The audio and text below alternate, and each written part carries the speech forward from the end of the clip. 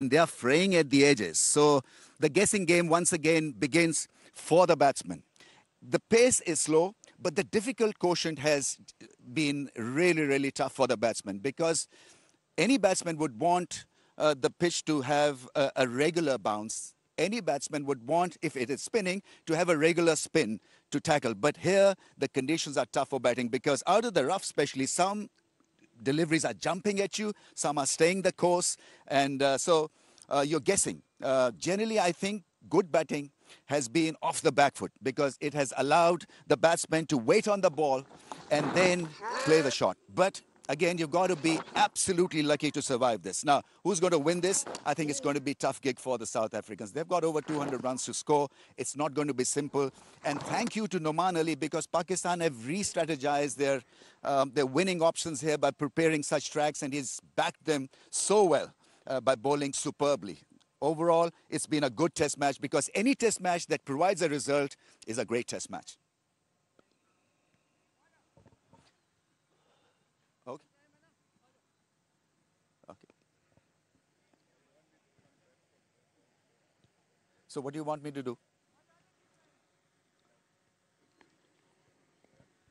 Okay. So just add that. Okay. Right. So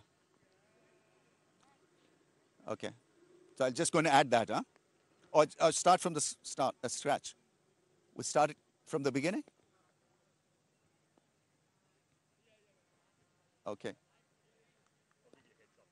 All right. Okay.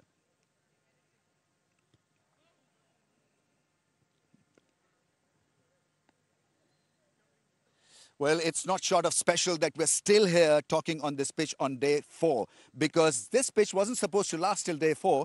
Even on day 1, it looked troubled and turbulent because there were cracks. What has happened now on day 4 is that the cracks have opened up and they're clearly fraying at the edges. Have a look at them. And the batting journey has been difficult because you see what happens on a surface like this is that there is pronounced spin, there is pronounced bounce, and then the variations take over and it can kill your confidence as well because the balls from the spinners have jumped at times. The balls from the spinners out of the rough have straightened as well. So the guessing game has begun right from day 1 till now on day 4. Noman Ali was outstanding because he bowled a regular line and allowed the pitch to create magic. Batting off the back foot has generally been the way to go because this pitch doesn't have a lot of pace. So what you need to do is once again camp on the back foot and hope for the best. Well, they say any pitch that provides a result is a good pitch. This may not be an ideal pitch for you from batting perspective especially, but we'll have a result, and I'm afraid it's going to be Pakistan who will win this. Thank you, sir.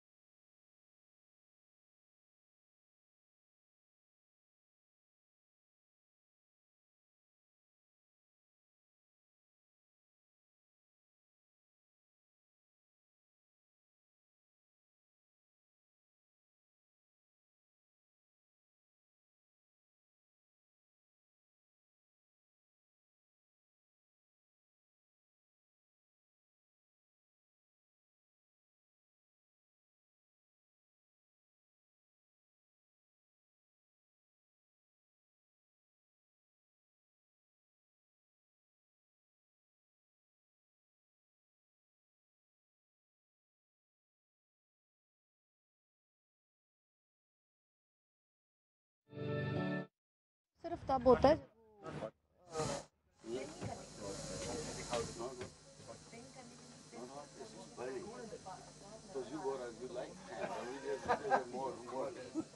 Hamza को और फारन पे वो अभी ready खड़ा कर रहे हैं ना।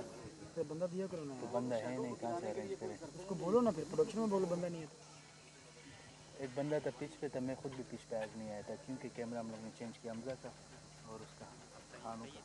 कल भी हम इतना वेट करते रहे, फिर क्या नाम है, टी के बाद हमारा बंदा गायब हो गया, उधर जाना था, ट्राईपोड लेके जाना था।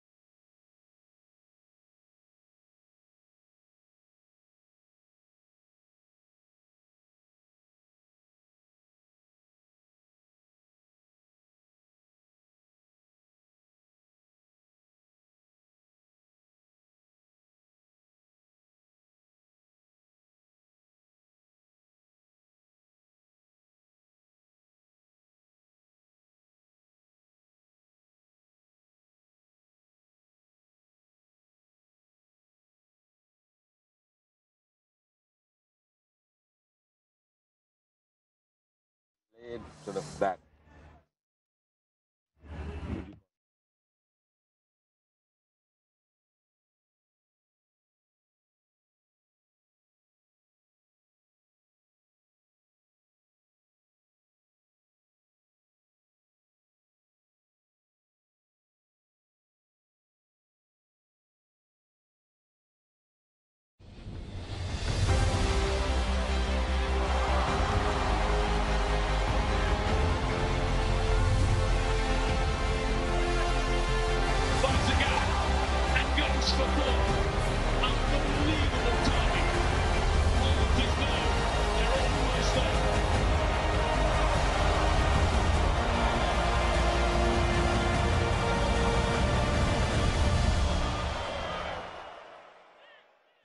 Day 3 here at Lahore. Opportunity to go deeper and try and get closer to that Pakistan score. And he plays it beautifully down to deep point. It's a fabulous inning. Catch it is the call, and is that taken? Beautiful delivery. Oh, there's the first one. Oh, quicker one, flatter one. Has to catch this one. Grasses it. Great try. 4 runs. Easy pickings for Babar. Oh, bowl him. That's his 10th. And thumped away. Oh, this time he tries to be aggressive, but I don't think the ball was in the right area. So that is the end of the play on day 3, with South Africa 51 for 2 in pursuit of 277 to win this test match. Back at Gaddafi Stadium, Lahore, where it's a day that will decide the fortunes of both these sides, Pakistan and South Africa, in this Vigotel Mobile presents Bank Al Falah Test Series. Welcome back on pitch side. Now, today is the day that will decide things for both these sides. It's been a great test match so far. We've seen a lot of fight from South Africa. Pakistan has been dominant in many aspects, and today is going to be the day that will perhaps be the most important one. This is how things have gone so far. Pakistan in their first innings, 378 is what they made. South Africa, like we said, put up a fight. Dezorzi once again, scoring 104 and making 269 is what we saw from them. In response, it was a poor effort from Pakistan. South Africa bowled really well to bowl Pakistan out on just 167. And at present, the way the situation is that South Africa need 226 runs to win today. Well, back on pitch side, Pakistan will be looking to close things today. That first session is going to be extremely important. One thing is for sure, we are getting a result. And if South Africa are to win, it will be a record chase on this particular ground. So the excitement is high, lots of anticipation, and all to play for. I've got with me Waqar Younis and Sean Pollock. Waqar, it's been a great test match so far. We've seen a lot of drama, we've seen a lot of action, a lot of fight from South Africa. But this is really an opportunity for Pakistan to get a 1-0 lead in the series. Yeah, it's an opportunity for both teams, I would say. I mean, 227, if you look at it, 8 wickets in hand. It's very much gettable. But yeah, surface says a little different. It's turning, it's not that easy to bat on, and to score runs is hard. I mean, you can survive maybe a day, but to score these many runs in on this surface, I think that is the tough part. So I feel South Africa's got to stay positive and play their shots if the ball is there, and be selective. And I think they are still in the game. It's not totally Pakistan, but yeah, more part or more percentage goes to Pakistan. South Africa, there was a moment when you thought that perhaps, they might get bogged down by the lead that is building up. But the way they came back after tea, taking all those wickets, and just in terms of that belief you spoke about yesterday, how important is that going to be today? It is. It's going to have to be there. I mean, the problem that you got with the two-match series is if you lose today, the series is done. You can't win it. You can only draw the series by winning the next game. So it's so vital that they bet put their best foot forward here today. I think batting-wise, as Waka said, is not going to be easy. But there's 2 men at the crease who've got runs in the first innings. So they'll be thinking, if we implement those similar plans to how we played first time round, let's see if those can be successful. I suppose the challenge for South Africa is that Stubbs and Brevis, very young, very kind of immature, if you want to put it at a test level batting standard. They got no runs in the first innings. So how are they going to go second time round? Will they be able to be positive? And if they are positive, does that produce a lot more opportunities for Pakistan to take wickets?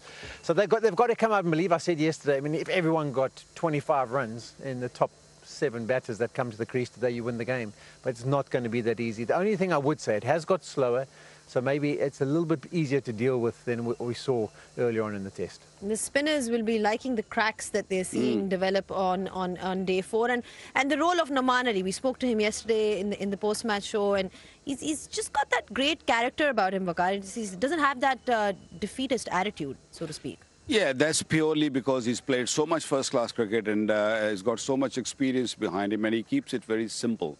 That's what he said it in the interview also, that all I do is I make sure that I land the ball in the area where, there's always uncertainty to the batter, what they're going to do about it. And that's what he's been doing for not only this series, but even West Indies, England, last 2 series. He's been very simple and having success. Yes, the pitch is hard, being prepared for the spinners here in Pakistan, but to get wickets, it's the pressure on spinners to get wickets. So to get wickets, I think that simplicity is really working for him. And what's also working for them is this surface. So far, we've seen, variable bounce. We've also seen some turn. Exactly what spinners love in these conditions. Time to find out from Ramiz Raja how the pitch is going to fare today.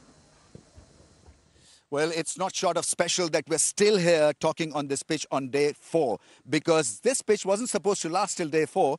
Even on day 1, it looked troubled and turbulent because there were cracks. What has happened now on day 4 is that the cracks have opened up and they're clearly fraying at the edges. Have a look at them. And the batting journey has been difficult because, you see, what happens on a surface like this is that there is pronounced spin, there is pronounced bounce, and then the variations take over, and it can kill your confidence as well. Because the balls from the spinners have jumped at times. The balls from the spinners out of the rough have straightened as well. So the guessing game has begun right from day 1 till now on day 4. Noman Ali was outstanding because he bowled a regular line and allowed the pitch to create magic. Batting off the back foot has generally been the way to go because this pitch doesn't have a lot of pace. So what you need to do is once again camp on the back foot and hope for the best. Well, they say any pitch that provides a result is a good pitch. This may not be an ideal pitch for you from batting perspective especially, but we'll have a result, and I'm afraid it's going to be Pakistan who will win this. All right then, Polly. That's a call. You got a call from Ramiz, so you can give all your calculations to him, the ones that you did yesterday. I mean, there's no doubt that they go in as favourites, but you got to think South Africa maybe would have a chance if one of their batters. I gave you guys a chance. I did. Did you? I did. Yeah. Good. Thank you. Maybe 20%, but I did. 20. Okay, even as high as 20, I'll take at this stage. South Africa definitely has a chance. There's a reason why they are the number 1. They are the Test champions. Polly, just on that pitch, the cracks. You could stick a pen in them, and they've definitely widened up. So it is going to be a tough one for South Africa. It is. I mean, we've heard some interviews where the players say, oh, we think it's actually played better than it looked on day 1. And I'd agree with that. I thought it was going to be very difficult to bat on, and if we got to day 4, it was going to be fortunate. I think the other challenge is that even the fast bowlers will probably get the odd ball to stay down and maybe get the ball to reverse. We saw Kagiso Rabada use that effectively. But it will be the spinners that are going to dictate terms, and South Africa are going to have those game plans in place. And I think what they've done well so far is the sweep and the reverse sweep. They'll have to do more of that. And as Rami said, that you want to try and play as many balls off the back foot. The only problem is every once in a while there's just that one that hits a crack and stays down. And we saw one yesterday where Dazorzi was just outside off stump.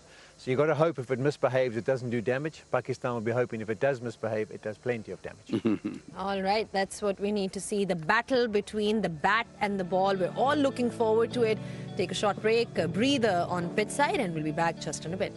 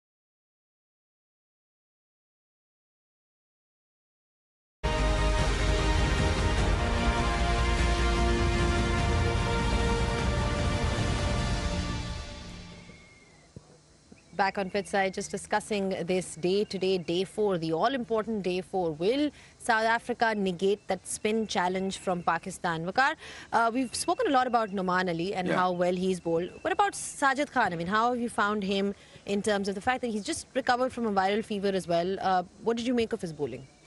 He's not at his best, one must say that, because his ball's coming very slowly. This is a little bit slow for his liking, this surface. He likes a little bit of pace from the pitch.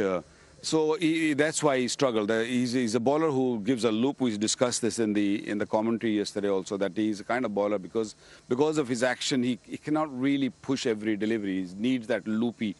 He needs that loop to get a little bit of spin out of it. But I feel that he needs to push the ball. He needs to bowl a little quicker. Even Noman now, I think going forward into the 4th day, you need to bowl a little quicker. Don't mind if it is spinning or not spinning, because of the variation, the bounce variation. If you bowl in the good area and bowl a little quicker, that the batters are happy to go back on the back foot.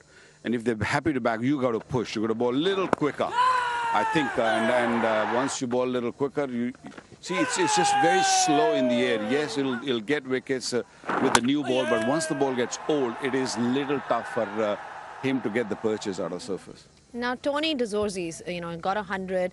He seems to certainly back himself. That's the one thing that we've seen so far.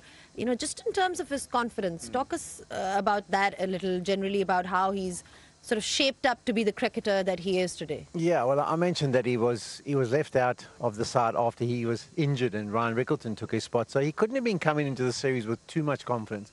He was a little bit scratchy to start his innings, but he's one of those guys who just backs his techniques, backs his mental strength, and he's got a self-belief once he gets himself in that he can go on and get a big score.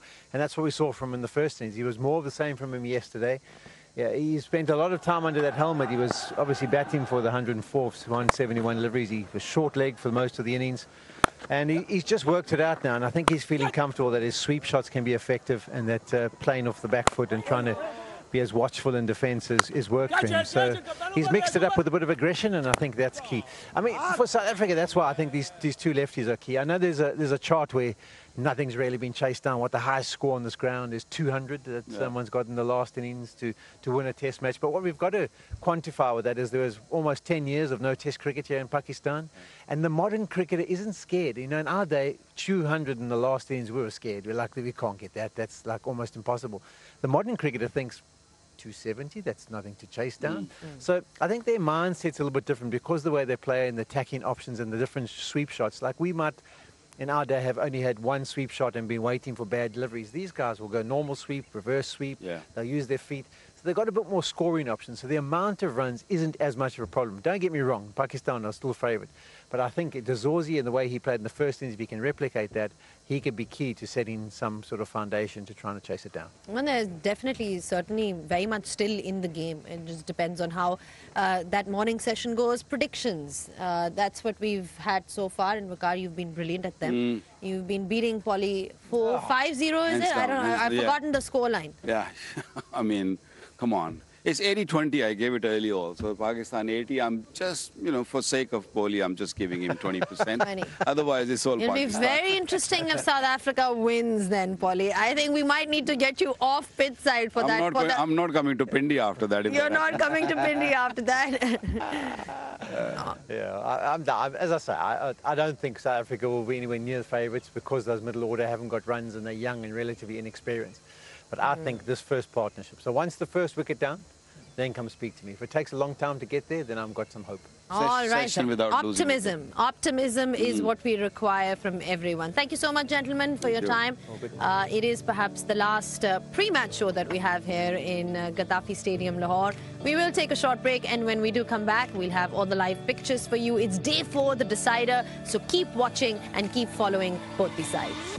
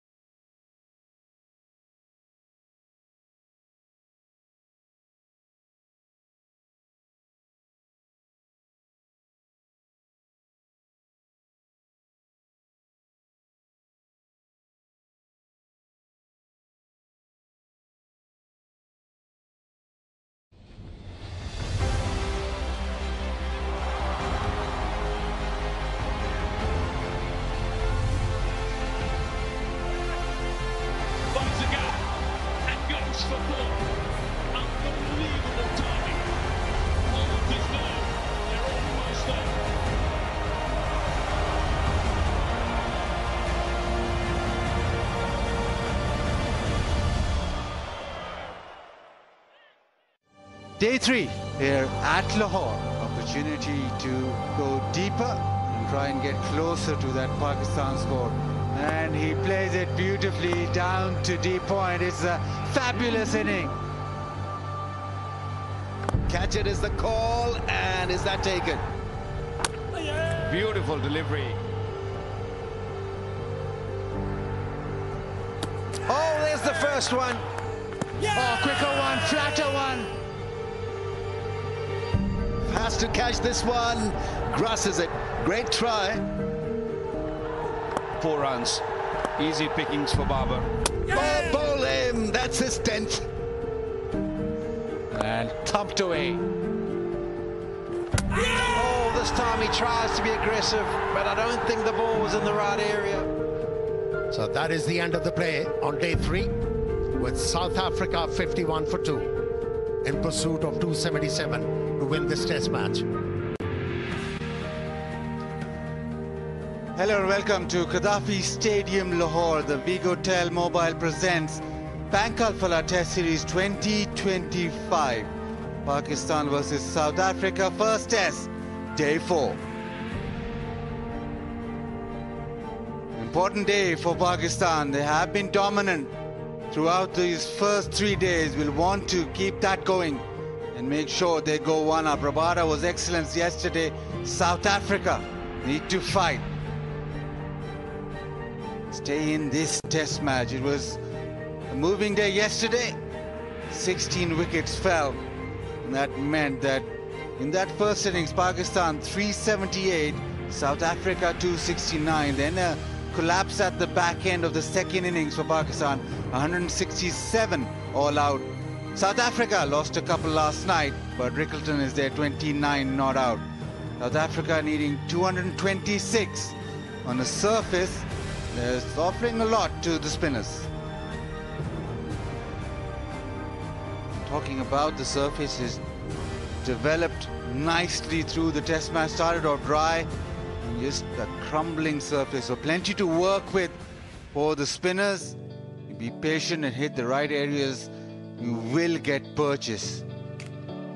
The only thing is that you got to get your pace right. For South Africa, they also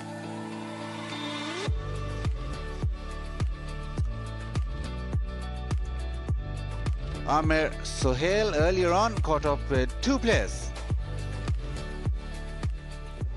Mutasami, it must have been a levitating experience for you to pick up 11 wickets in a test match. Yes, it was fantastic. It was an awesome experience. It's a huge privilege and a great honor to play for South Africa. And yeah, just thankful that I was able to contribute meaningfully towards the team. Okay, tell me, in the first innings, you were getting the ball to turn appreciably. But in the last innings, you were not turning every delivery a lot. Was it deliberate or something else? I think, yeah, I didn't get the same amount of reaction probably in the second innings as I did in the first. But it was just about finding a way still, you know, to be consistent and to create chances. Yeah, I don't know if things settled down a little bit for a while, for a little period, or if the guys batted quite well as well. Credit to the Pakistani guys. Yeah, it was just one of those things that it's just the ebb and flow in a game, I suppose. So with your answer, one feels that the wicket has slowed down. And if the wicket has slowed down, how many chances you have as a batting unit to get over the line in this test match? Yeah, look, I think we know what lies ahead for us. I think we're looking forward to the challenge ahead. I think we've set up a good base now with 2 in batters, so hopefully we can really extend the partnership and we can contribute meaningfully as the innings goes on, and really extend, have a few meaningful partnerships and extend this, and really do something special today. If you're asked to bat, how are you going to go about the job? Yeah, I'm looking forward to that challenge. I've got my plans in place, so yeah, I'll execute it to the best of my ability. जब आप turning विकेटों पे खेलते हो तो आप हमेशा runs करते हो, ठीक है, एक आधा फेलियर होता ही है. क्या स्किल सेट चाहिए ऐसे पिचेस के ऊपर स्कोर करने के लिए?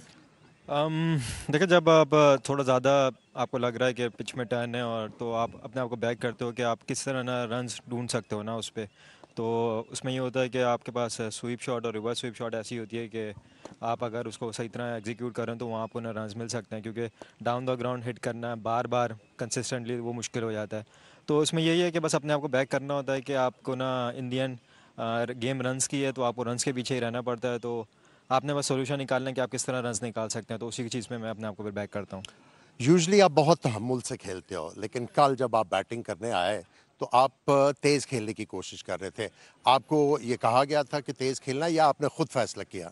नहीं, देखें मैंने फिर 2 ही शॉट्स की बात की। मैं जिस शॉट पे आउट हुआ उसके अलावा अगर जितना भी देखें तो वो वाले शॉट्स है जो जो इस पिच के मुताबिक लगने चाहिए, और वहाँ मुझे गैप्स मिल लेते तो मैंने वो सिर्फ एग्जीक्यूट किया। तो उसमें थोड़ा ऐसा लग रहा था कि मैं तेज़ खेल रहा हूँ, लेकिन यह है कि ऐसा कोई प्लान नहीं था।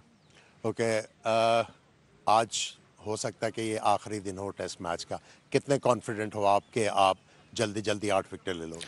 बिल्कुल देखें, हम फुली कॉन्फिडेंट हैं कि ये स्कोर स्टिल हमने सेकंड इनिंग में कोलैप्स किया, लेकिन स्टिल उसके अलावा जो है ना हमारा बहुत अच्छा बोर्ड पे स्कोर लगा हुआ है, और पिच भी आपके सामने बिल्कुल भी इतना इजी नहीं है रन्स बनाने के लिए। तो अर्ली ऑन हमें ब्रेक थ्रू मिलेगा तो हम इनको मंच में आउट करके जल्दी से फारिग करेंगे फिर। बहुत शुक्रिया साउद आपके टाइम का।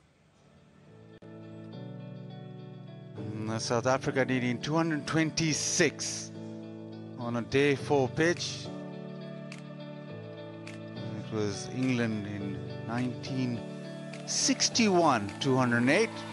And after that, it's been difficult, and especially on a surface where there is turn. But I've got Sean Pollock, who's very positive, very happy today. Okay, well, I'll give you a positive stat about this graphic that we've got in front of us. Obviously, there was 9 years or 10 years that there was no cricket here, test cricket played, so that's obviously the modern generation. And the modern generation isn't scared by totals these days. I mean, that's relevant because it's difficult on day 4. I mean, in the 4th innings of a test match here in Pakistan. So, yes, I understand it would be a record, but as far as records go around the subcontinent, around the world these days, 270 odd is not that massive a chase these days. But they have got their work cut out for him, so that's the positive aspect.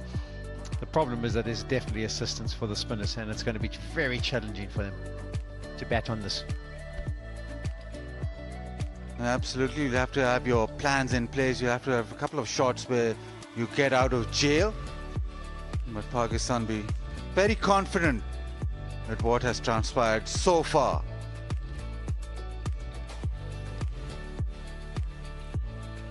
As always, just the final words of encouragement and just reinforcing the plans that will take place today. They've already discussed how they're going to go about it and construct wickets. Shan Masood won the toss, batted first. Everything has gone to plan, and they just need to make sure that they get that final wicket, get those 8 more wickets and go 1 up in the series, because these boys will be happy too. They've come out to witness a Pakistan victory, because the way the template that Pakistan had set before the test series, before this game, was to bat first, get runs, and then get the spinners into the game. And that'll exactly be the challenge for both these left-handers who batted beautifully in the first innings. Can they replicate that?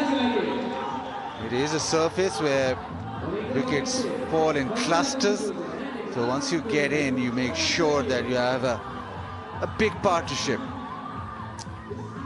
Yeah, a bit of support for South Africa too, but it'll be important for these two left-handers to be able to establish themselves and just maybe eat into that 226 and bat long. Pakistan be hoping to go bang bang straight away and put all those little doubts to bed. Yeah, they would be. Shaheen Shah Afridi is going to be opening the bowling. But if you look there, the problem for South Africa, I would say, is Stubbs hasn't been in great touch. Brevis, relatively inexperienced at this level, aren't they? So that's the middle order that will be relied on by South Africa to get over the line. So they'll have to just make sure that they work their game plans out. But Shaheen Shah Afridi will be introduced for the first time in this innings, and he'll be hoping to do something similar to what we saw from Khisa Rabadi yesterday, where he created quite a few problems, ran in hard, hit the deck, showed lots of energy.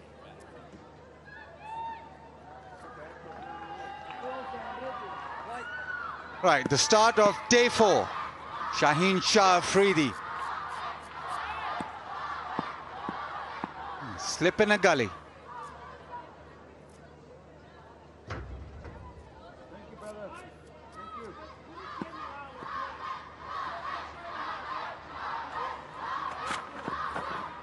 A little bit of shape.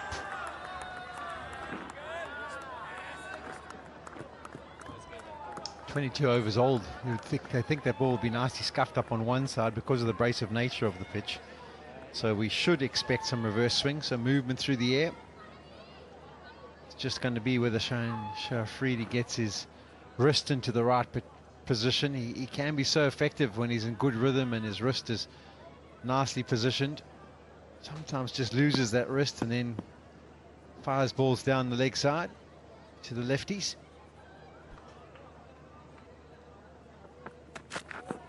Oh, there are only two types of leaves. It's dangerous to leave on this pitch, isn't it? I mean, we've seen countless examples. The Seamers haven't bowled many overs in the test match, but there's been plenty of examples, particularly from round the wicket this end, where the ball has just kept a little bit low. He almost played that like he would in South Africa. There was also movement back towards the stumps. Not an easy one for Rizwan to deal with as well. But I think what we're going to see is maybe De Zorzi going to go bat on off stump, because Afridi comes slightly wide on the crease and just back himself to try and play all the deliveries. There we go. We can actually see he's moved his mark now. He's moved across the stumps. Oh, big appeal. That looks very close and given. What a start. What a start to the day for Pakistan. Yeah, brilliant. They're going to consider whether they should send it upstairs. He's gone and batted on the off stump. So did he get outside the line? We don't think so. But will they send it up? But this is the start that they wanted. Shaheen Shah Afridi had little part to play in the match, but he's hit the ground running here this morning. He's fired up. He's hit the right area. He's got the ball to stay down. And is it the first wicket of the day for Pakistan? TV umpire 2 director will have a player review for LBW. On-field decision is out. Check the field placement and it's a fair delivery. Can I have a look at the front at first, please?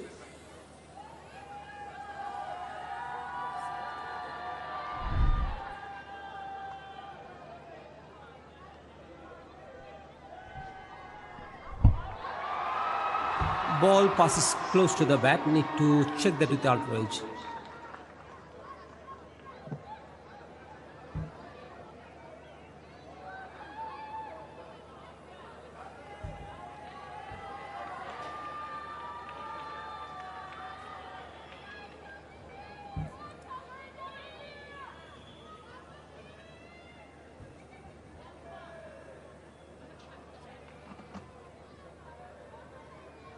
Rod waiting for outrage to build.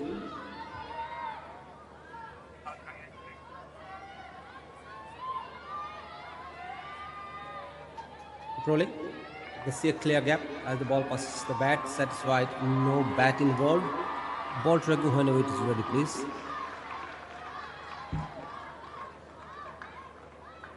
Original decision is out. Pitching outside of impact in line, wickets hitting. Rod, you'll be staying with your out decision. Stand by. You're on screen. Signal now. Afridi, wicket in the very first over of the day. Exactly the start Pakistan wanted. Not so South Africa. Yeah, smile straight away. One South African can smile. De Zorzi out for 16, 51 for 3.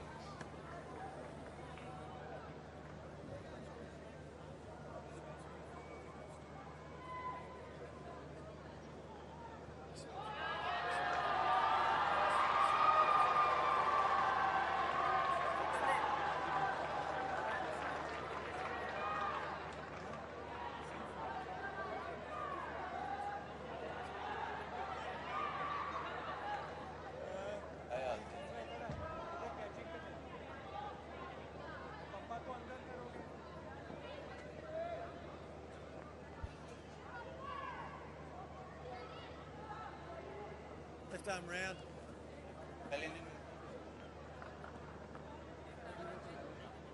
Tristan Stubbs.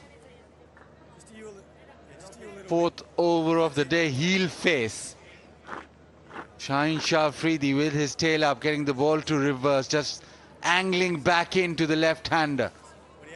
Yeah, Tony DeZorzi probably wasn't expecting this. He was probably expecting to face two spinners when he walked to the crease. And you can see how his head has fallen over there to the offside, and the amount of movement as it nips back. The only thing he was hoping for, because he had gone to bat on off stump, that was maybe contact would have been just outside the off stump. There was never a doubt it was hitting the stumps, but the contact he was hoping was outside. Not to be, and Shaheen Shah Afridi has had an impact. He'll be really happy about that, because as a fast bowler, he's kind of sat and just had to watch proceedings in this match so far.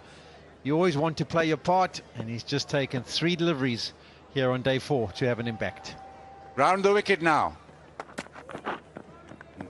That's that down the leg side, but the speed's also built up nicely through the over. Yeah, when we analyse what we've seen from him, it's just been the 3 deliveries, but there's always been a tail. The first one tailed back and carried nicely. The second one tailed back, didn't carry nicely. And then you'll see a big puff of dust as this one hits. And that means it probably hit one of the cracks and ended up staying down. Finger goes up. And he can celebrate, and so he should. Great start. He just wants the ball to, from that angle, straighten. And that's why he's gone round the wicket. Yeah, with the pitch as it is, if he was confident of being able to shape it back at the right-hander, he would stay over the wicket and try and swing it back, keep it low, and bring into the line the LBW. But I think he's actually only confident with his wrist position at the moment of going into lefties and away from right-handers. So that's why he's coming around to create the angle where he'll shape it away from the right-hander but target the stumps. Maiden and a wicket for Shaheen Shah Afridi, 51 for 3.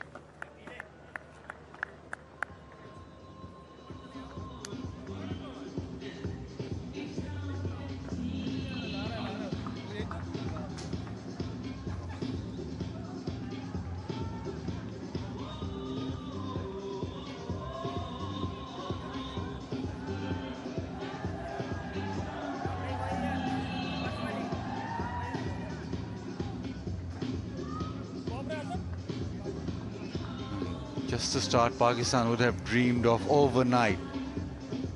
Get a wicket in the very first over. And that too via reverse swing. So it's all set up now for Noman Ali, who has been the go-to man. He's almost been the one-man army for Pakistan through this test match. Has bowled beautifully. Pakistan have got that initial breakthrough. से खैर यार single वैसे भी होगा हाँ ठीक है single वैसे भी हो थोड़ा आराम से और करो ही मैं के वो मेकअप कर रहे हैं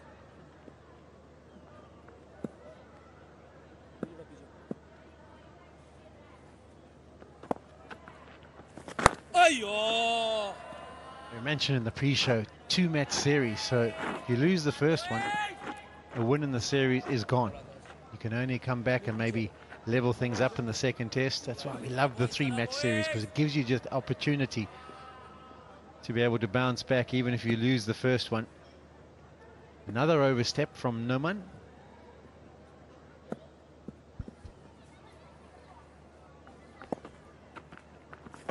Oh, beautiful, mate.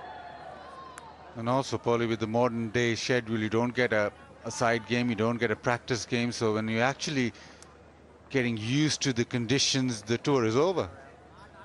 Very true.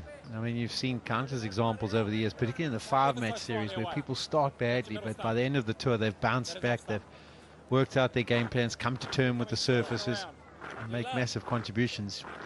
You have to hit the ground running these days, particularly in these 2-match series.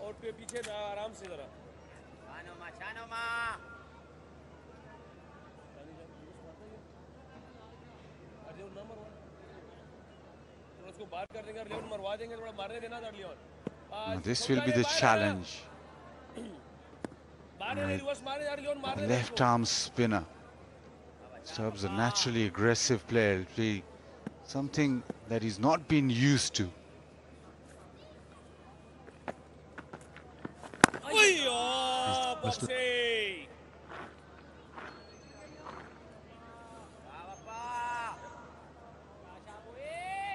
Yeah, when you've got out in a certain fashion against a particular bowler, all of a sudden your second innings, when you come to the crease, you've got a few more bees buzzing around in that head of yours.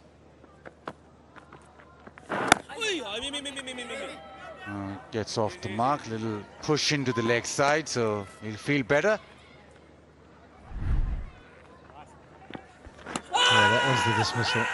So looking to stay leg side of it, but it was full enough where he probably could have almost looked to hit it rather than just defending. There's the feather of an edge. He actually reviewed it thinking he hadn't made contact with it, but the heartbeat was present and he had to be on his way.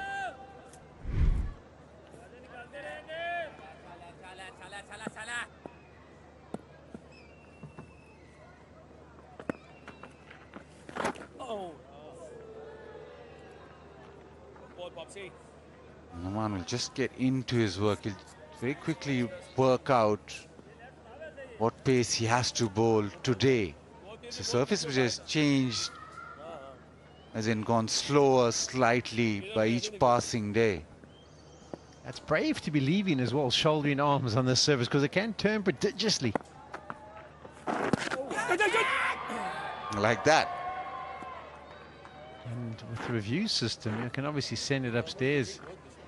Here is the pitch. Not much scoring. As you see, there's normally footholds from the faster bowlers further down the pitch, but not the case. But it doesn't have to be. It's so abrasive that just the ordinary surface has got enough grip and turn present if you land it somewhere near.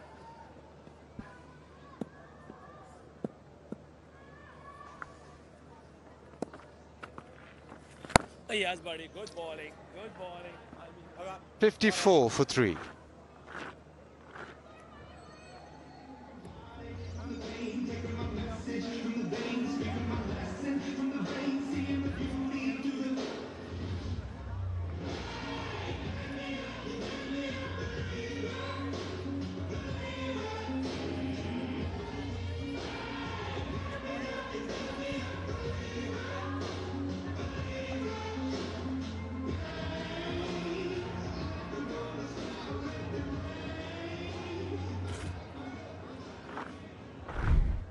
This is earlier on, Ramesh Raja on the surface showing the cracks, the development of the cracks.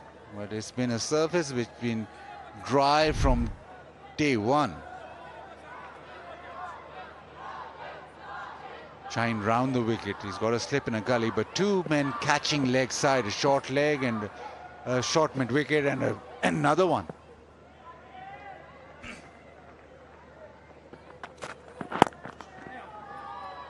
And he just finds the gap and gets a single.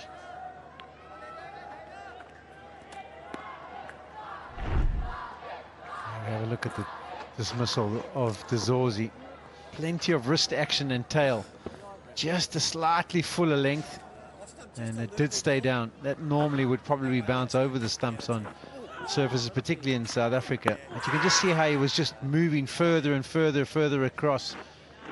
It's an interesting strategy. I know Bob Wilmer, when he was coach of us at South Africa, said to us, if it starts to reverse, actually give yourself more room. Go and stand outside leg stump so you get your pads out the way and back yourself, because it's not massive amount of movement. Back yourself to just present your bat nicely and make contact. Whereas if you do go across the stumps and you miss, you're gone, because it's obviously going to be LBW. Yeah, I'd go further back. I talked to Kepler Wessels and he said, actually, don't play with the swing, play against it. So you're giving yourself room, the ball's coming back, try and play it to cover rather than go with it and try and play onside, because that's more chance of you missing. Yeah, I mean, also, if you have a look at that one, maybe we can have one more look at it, Dazorzi getting out, is the fact that he's one of those guys whose his head falls to the offside. So if he does have that issue with a particular delivery, there's a little edge going for the Yorker. No danger, falls short. But if he does go over and miss it, his bat is working across the line. So, yeah, that was the way he used to try and get your bat to present from inside, much like what Rickleton's done there. So he's lining himself up for everything coming into him and trying to make sure that his bat comes from the inside, meets the ball where it is. It's actually a good stop in the end. And then try and hit it through the offside. Whereas Zorzi, he was falling over.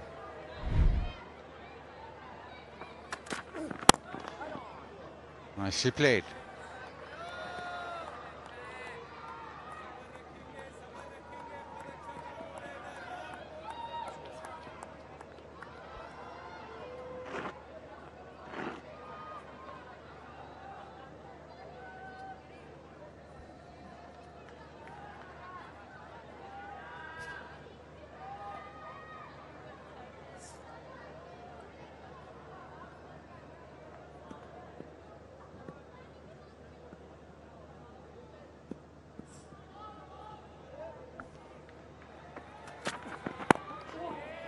Mix it up with the slow one. He's got his pace up. He's gone over 140 few times in this 11-ball spell. Just cutting across that one, trying to get it to grip on the surface. Let's have a look at Zorzi. Just watch his head. So he's gone and batted on off stump, but look at where the head is at the time of contact. Therein lies the issue. You have to try and keep that head staying leg side and look to play it through the offside with the shape. Because if you do fall across it and it stays down, you've got no chance. Very nice from Rickleton. 55 for 3.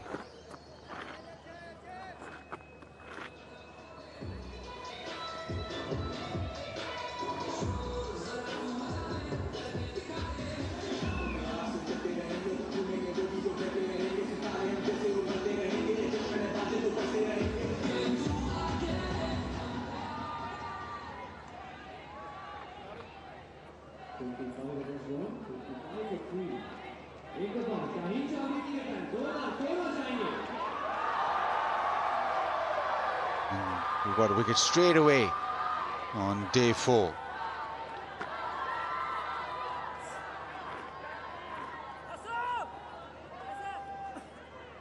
A slip and a gully and a short leg.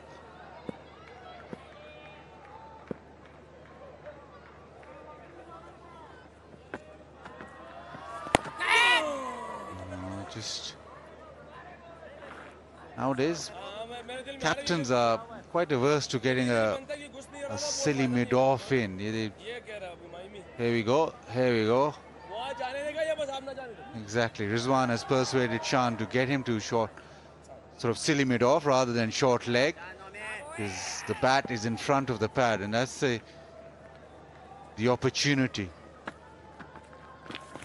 Reverse sweep and gone. And straight away the change in field, change in tactic from Stubbs, and another one goes. Tristan Stubbs just didn't want to be there, didn't back his defence maybe. He wanted to try and release the pressure, and with the field changing, he had the guy in his eyesight. But he's not 100% convinced whether it's hit his glove or not. They're going to send it upstairs to have a look. TV umpire to director, we have a player review for court. On-field decision is out. I've checked the field placement and it's a fair delivery. Start with frontal, please.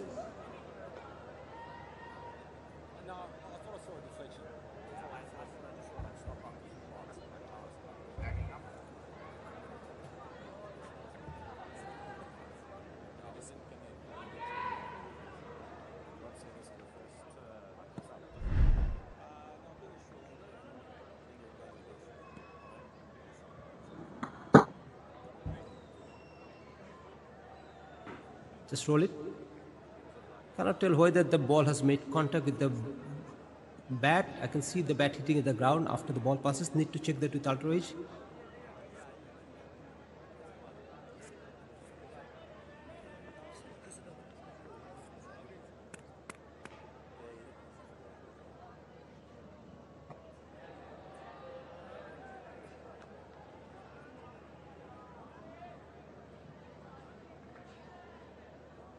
Keep rolling. Yes, I can see spikes as the ball is just rolled back. Yeah, freeze it there. I can see a clear spike as the ball is next to the bat. Satisfied that the ball has made contact with the bat, Charlie will be staying with your out decision. Stand by your screen. Signal now. And the reverse sweep didn't work. Pakistan have another stops. Caught at slip. He's gone for 2. South Africa sink further. 55 for 4.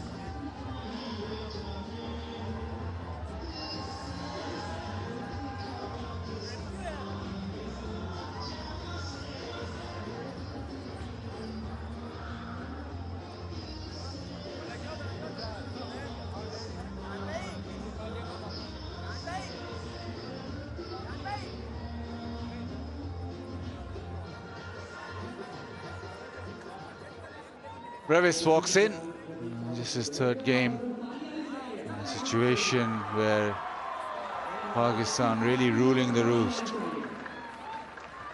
Noman Ali in particular getting the ball to turn. He's now got 9-4 the match. There's a change in field, silly mid off in play, so change in tactic, the reverse sweep, and just an easy collection at slip for Salman Ali Agha. He's done this twice in the game, reviewed twice when he's edged it.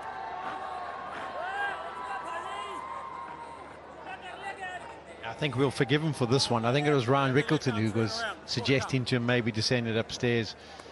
But you do get the feeling he wasn't confident enough to just back his defence for a period of time. He wanted to feel a bit of a release, see some runs on the board. He does play that reverse sweep well normally, but that's kind of when he's in. Maybe went too early. Well, anyway, give up Brevis now. That's a straighter one, just angling down leg. Huge appeal, but I think it's with the angle, just maybe down leg side. There will be a discussion. Numan saying it turned. Yeah, he might get into trouble with that follow-through. He ran right across the line of the umpire. Are they going to send it up? He believes that it's pitched on and he's got enough turn on it to make it go straight on to hit the stumps, and they're going to send it upstairs. Review umpire to director. We have a player review for LBW. On-field decision is not out. I've checked the field placement. It's a fair delivery. Can I have a look at the front foot first?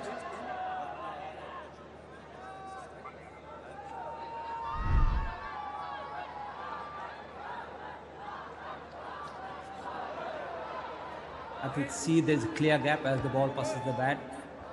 Satisfied, no bat involved. Ball tracking whenever it is ready, please.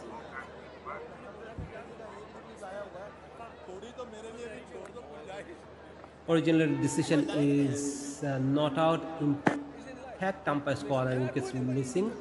Charlie will be staying with your not out decision. Stand by. Your screen signal now. Heart would have been in his mouth. Brevis is still on a pair.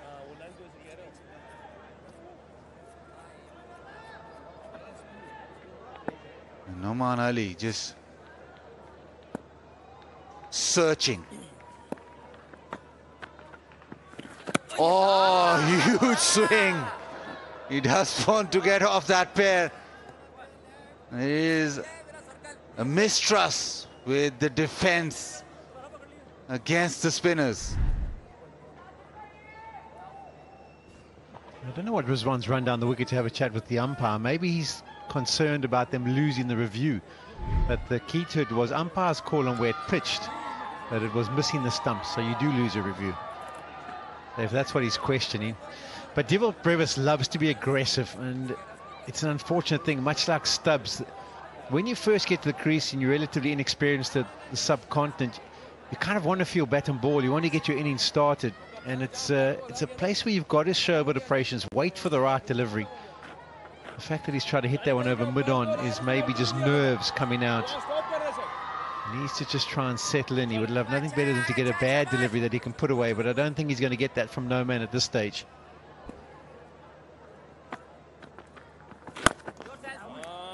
Gets off the mark, just down the ground.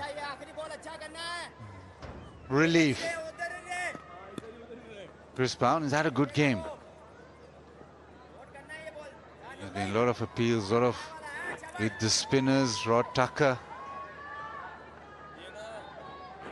Yeah, it's difficult, isn't it? I mean, you think of certain test matches, you play in Perth, for example, it's hardly any LBWs. You're basically just looking for the caught behinds or something along those ways. But here, the turn, the bounce, the low bounce, always having to be on your feet, having to make decisions. 56 for 4.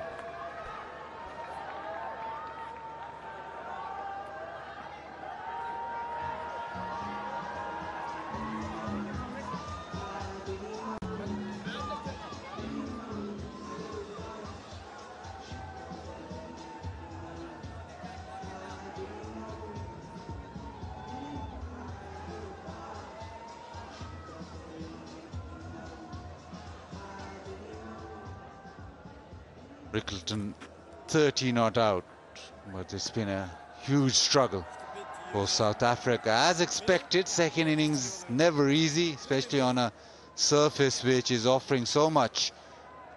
Abrasive nature of the surface, reverse swing and turn, so it was always going to be tough. Round the wicket.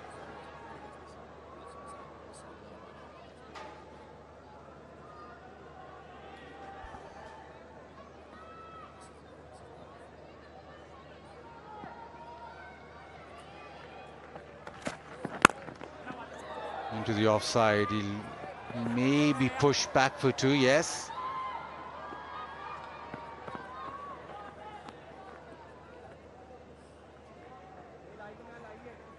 With Bank Alphala's 1100 plus branches, open your current account from your nearest branch to enjoy various free services and earn orbit rewards by maintaining or growing your balance.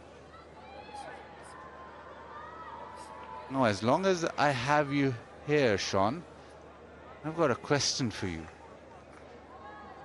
World Test Championship defenders, South Africa. Down the leg side. There's a batting order which now has just one player. Rickleton, after that previous innings, averages over 40. What do you put that down to? Previous eras, 40 was just normal for a batter. Now it's sort of gone down. Yeah, that's been the biggest thing, actually, when they went on to win that World Test Championship. For the whole entire time, there wasn't anyone averaging 40. Rickleton ended up getting there because of that 200 he got on New Year's Day against Pakistan. But they found a way. That was the key. There was hundreds different players. It was almost dovetailing where one person in each innings would kind of get a score. But it is a concern. It's something that they're definitely looking to work on. They want to get more consistent.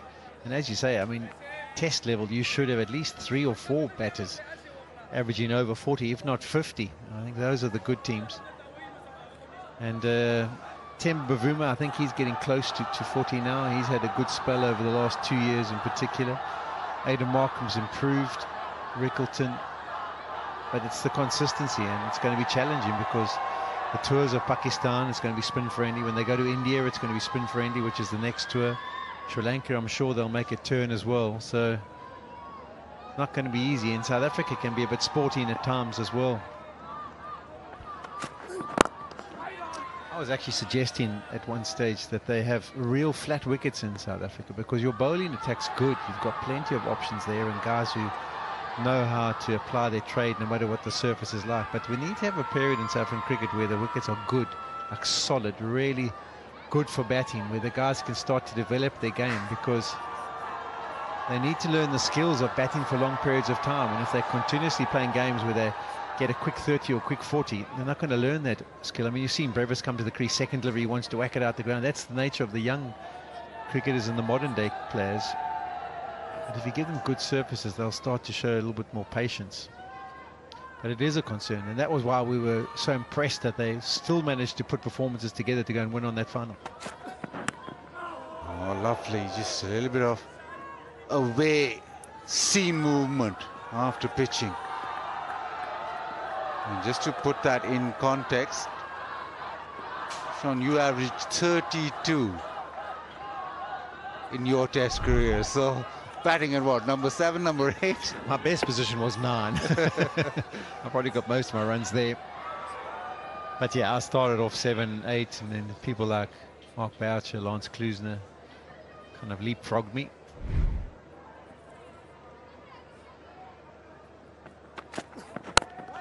Nicely played. South Africa 60 for 4.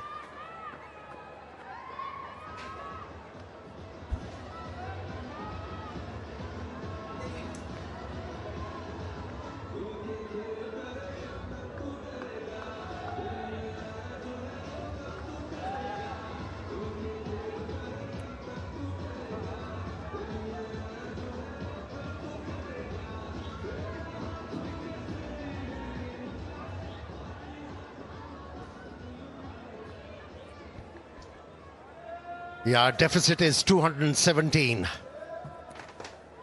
This is required by the South Africans to make an impression in this Test match series.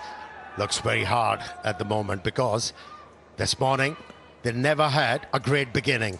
Actually, they lost a couple of wickets in no time. Oh, chance. Chance was created. But you have to give it to the wicketkeeper. It was very difficult. The ball was dying on him. Lateral movement was huge. Did well to stop that one. Rizwan behind the stumps. You're walking out of the crease at your peril on a surface like this and clearly beat an extravagant spin. It was a toughie for the keeper. Had to collect the ball from a very wide angle down the leg side, and so tough, real tough gig that.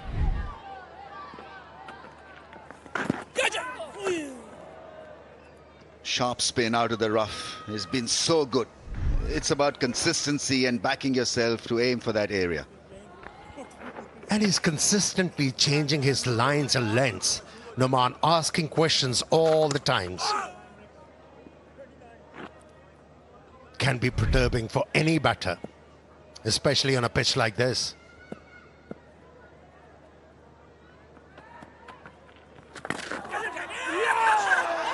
Go for the appeal. Umpire is not moving. I think it's a not out. What is it going to be, Pakistan thinking? Noman Ali pushed the button last time. Coaxed his captain to go for a review. Timer is out. And the batsman is not out.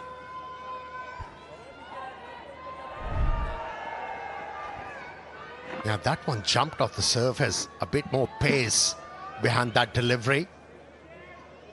And there was an explosion.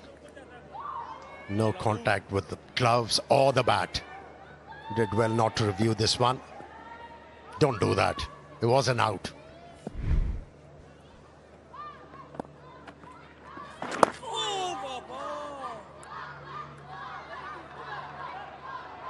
You've got to admire Rickleton's tenacity and how well he's dealt with the situation.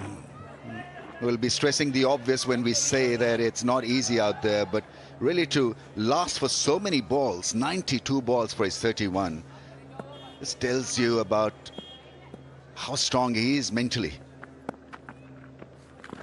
Oh, that's the problem. You see, that ball should have spun back into the stumps. It straightened out of the rough.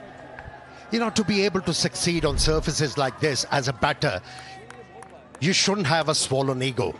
If you are beaten, forget about it. Be ready for the next one. Yeah, it's hard. It's very hard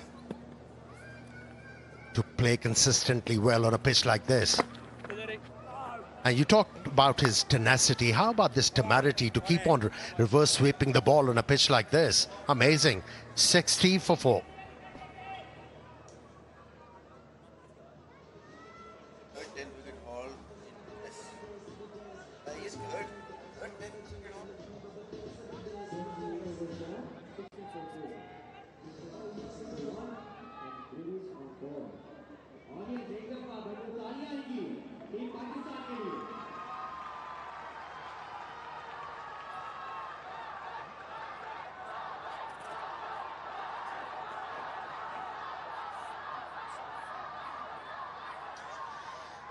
Yeah, it's a punishing session so far for the South Africans. 6 overs, 9 runs, 2 wickets.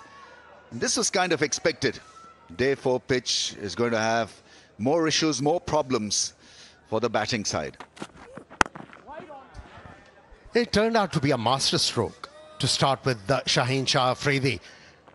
It was a surprise for me as well, because Shan Masood is a reluctant captain to use faster bowlers on surfaces like this. But he must have been asked, why not experiment? Ask him to bowl back of the length. If there is reverse swing, he can break through. And he did in the first over. That ball probably hit one of the cracks, and they've widened these cracks, so you'll get the variation, lack of bounce at times. Edge, and well, it was a toughie for the first slip fielder. The ball was kind of on its way down when it got through keeper and Salman Ali Agha, who is an excellent slip fielder. What a delivery. What a delivery from Shaheen Shah Afridi. To be able to move the ball away from that angle from the right-handed batsman has to be a brilliant effort. Why not conventional first slip? Why not? We have seen the ball flying past this region so many times.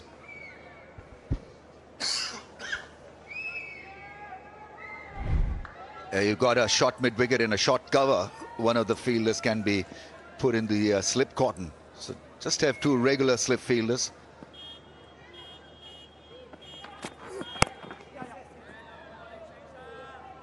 Brevis, known for his exciting, dazzling display. But this is a different chapter altogether. He's got to somehow survive and take a leaf out of Rickleton's book. Yeah, went hard at that one, Brevis. But that's a difficult angle really to negotiate. Over the stumps, the ball shaping away slightly, but shaping away nevertheless. Yeah, this is the peril.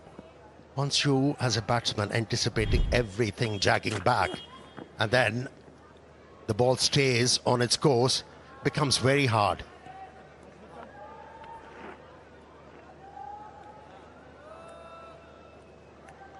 Now bowled with a big heart, Shaheen Shah Afridi. He's bending his back, he's getting the ball to deviate.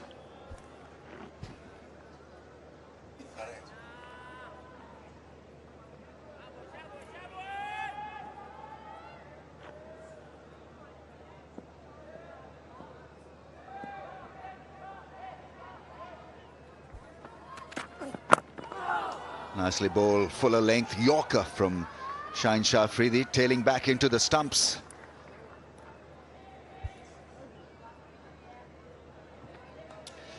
Here we go. Vigotel Mobile selfie moment, crowd selfie moment with Vigotel smartphone is always a special moment for the fans.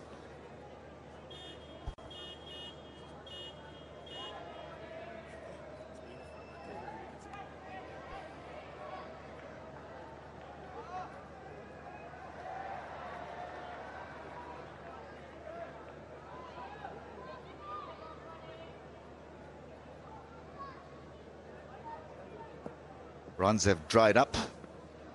Shaheen Afridi has bowled a very fine spell here. Attacking the stumps, varying the length to go with remarkable accuracy. 65 for 4.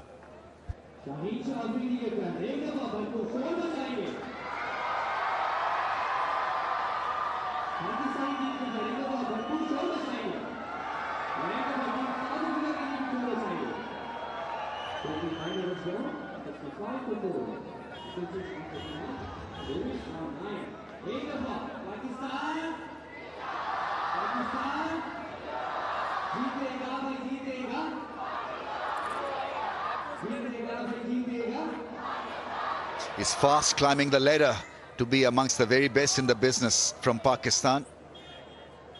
Yasir Shah had a tremendous career, 89 innings and 16 times 5-wicket haul. Kadir and then Canaria, 3 leg spinners featuring in that list. The only left armer, Noman Ali.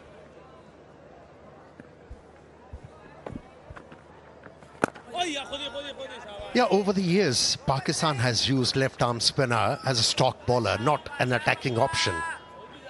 And that's why we haven't seen so many left-armers in that lineup. But he has changed the mindset now, Noman Ali. He has given a message that a left-arm spinner can be used as an attacking option, even in the first innings.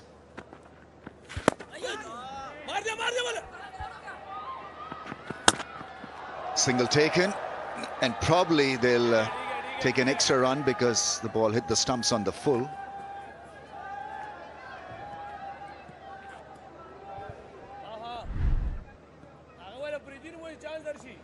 Yeah, you had to find a way to survive, and Tristan Stubbs there top edging that one to the first slip fielder. It had more bounce and top edge, carrying quite nicely to Salman Ali Agha.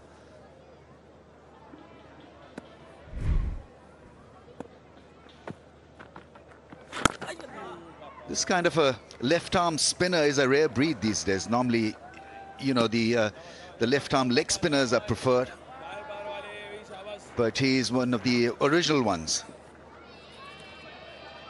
It's a dying art, this left-arm spin bowling in Test match cricket. Unless you're something special, only then you're preferred. Otherwise, there's this room for leg spinners to come in and left-arm sleight of hand to come in. Oh, close. Yeah, he's exceptional. He's very observant. He takes notes of everything. Yesterday, when he dismissed captain of South African team, he changed his guard. He was batting from middle stump. He picked him up with a leg spinner in the first innings. In the second innings, he kept on bowling arm deliveries to him, frustrated him and forced him to play an expensive stroke, and he cleaned him up. And that is the reason why. Because he's observant, he takes notes of so many things. He meets success, Noman Ali. And that comes with experience. Moral of the story is to never give up. And Noman Ali is an excellent story where persistence has won the day for him.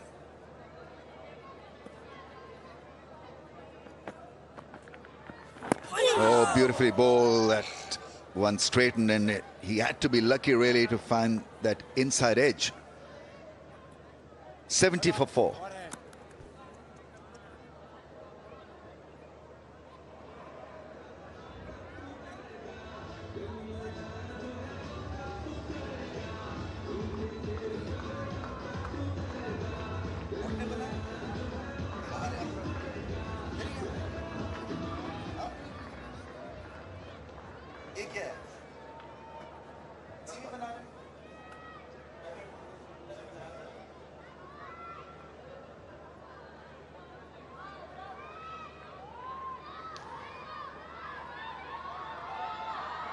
Practice facilities of the National Cricket Academy, and the living quarters just next to it. On the left side, what we believe is a hotel accommodation. Specially made for you, Ramesh bhai.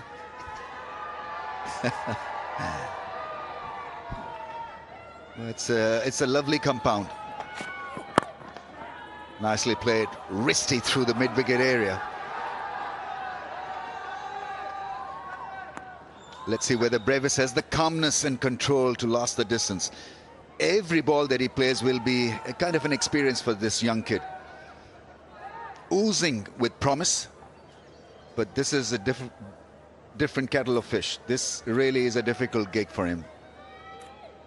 Yeah, Rickleton has to keep on guiding him, keep on encouraging him, and keep on reminding him the reason You are here representing South Africa. You have the talent. You have the ability. Now is the time to prove it. Who knows, with that kind of encouragement, it might come good in this arduous situation.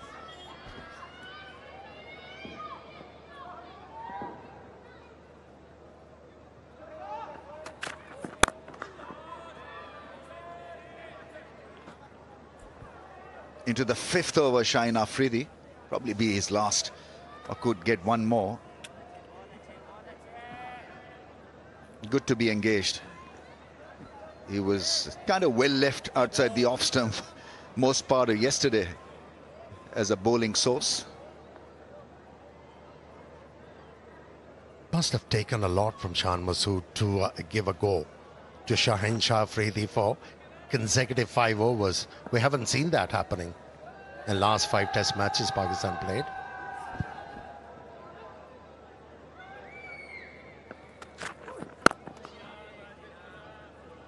He's bowling the correct line. He's attacking the stumps. We know that the outside edges have not really carried in the slip cordon.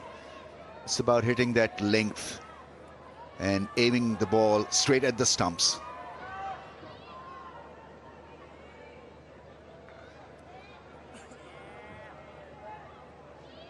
The feel that he's got, I think maybe there's this need to vary the pace, try an off cutter or leg cutter. 2 at short mid-wicket, 2 men at short cover.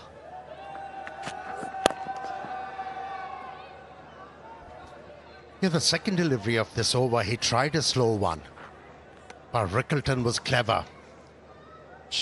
Just played it solidly. Yeah, he's certainly making the bowlers work hard. Rickleton playing with the right attitude.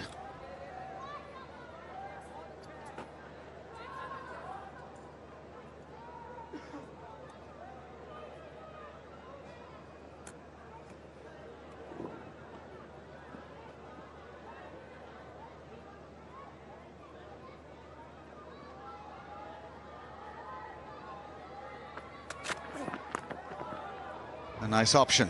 Short pitch delivery attempted and played very nicely by Rickleton. Good roll of the wrist, kept it all along the ground.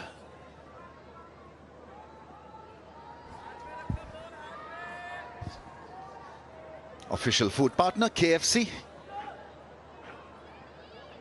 That is one big basket for you.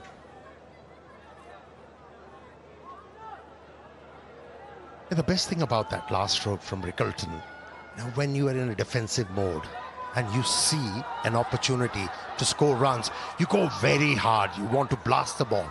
And he just timed it. Roll of the wrist. And he was off strike.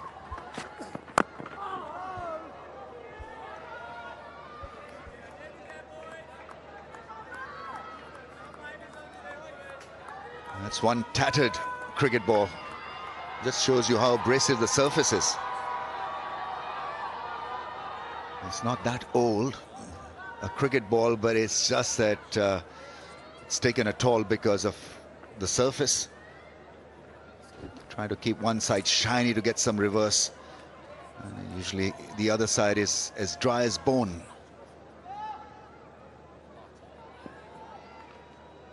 Masking the ball just a little bit to not show which way it's going to go.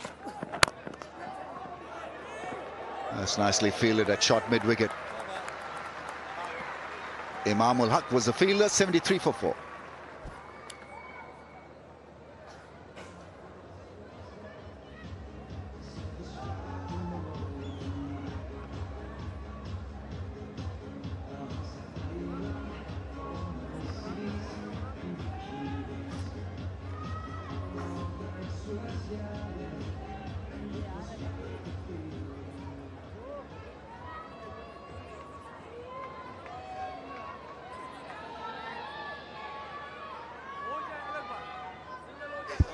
That's a lovely structure, a very good idea of the importance of reading books.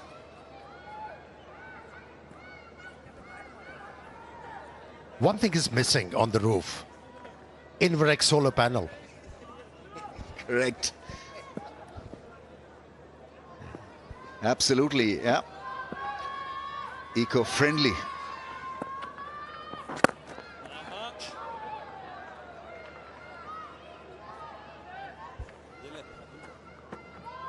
You must enjoy batting to survive on a surface like this. At times, you know, you want this because your skills are being challenged, your temperament is being challenged, and you want to prove a point to the opposition, maybe to yourself also, that I'm good enough to last the distance. Let's see if you can get me out. And he's got a definite plan, and it is working right now for Rickleton.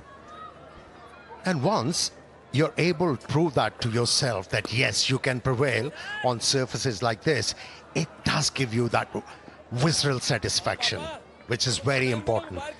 And from there on, there is more belief in yourself, and you are battle hardened to be exposed in any condition.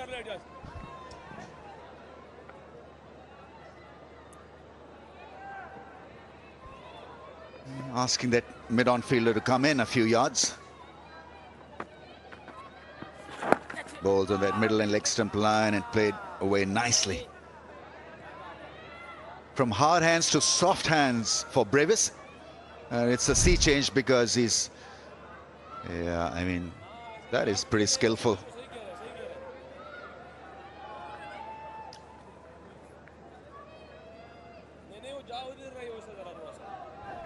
So you're trying to say he has a career after retirement from cricket?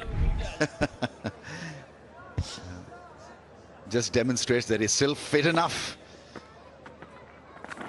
Oh, beautifully bowled and well played in the air, and he was probably beaten halfway through the flight and the pace of that delivery, and then adjusted very nicely. Played it with a straight bat. Got out of a serious tangle.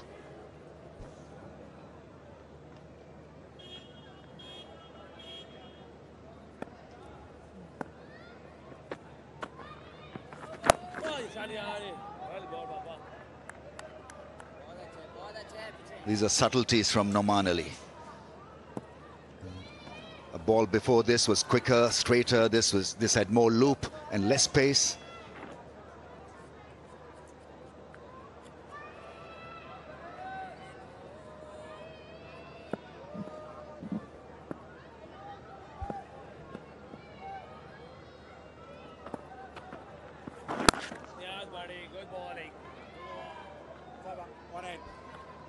End of the over, 75 for 4.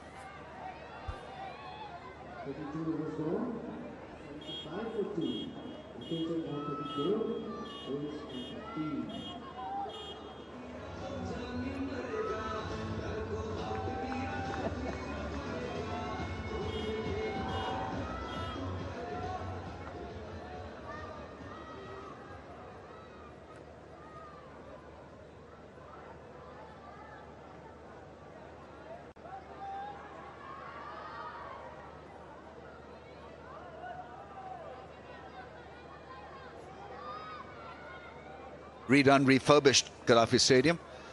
And that is the match summary. Well, South Africa are making it tough for Pakistan. If you are to beat us, then we'll make you sweat. But we're going to give it our mightiest try to hang in there. And so, after an uneasy start, this partnership is now looking a bit decent. 20 from 41.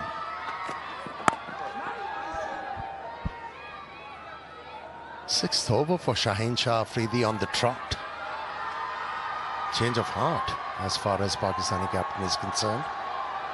Maybe the reason he's not feeling confident with Sajid Khan?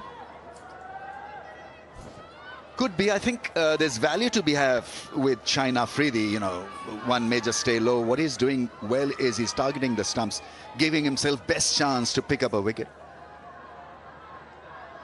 And I guess he wants to bowl also, so use that interest.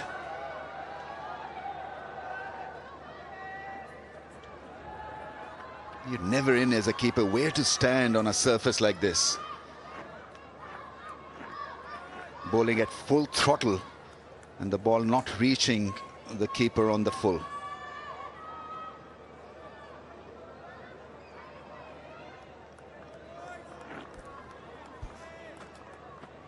Yeah, he must be enjoying bowling a longer spell because he has been playing plenty of T20 cricket. He hasn't featured in a longer version for a while. Bowling well. That was a well-directed Yorker. Well defended by Rickleton. He's been watchful. Yeah, shift in strategy, because in the last over he bowled a bouncer, and this beautifully bowled Yorker that tailed back into the stumps and well dug out by Rickleton. He was ready for it in a way.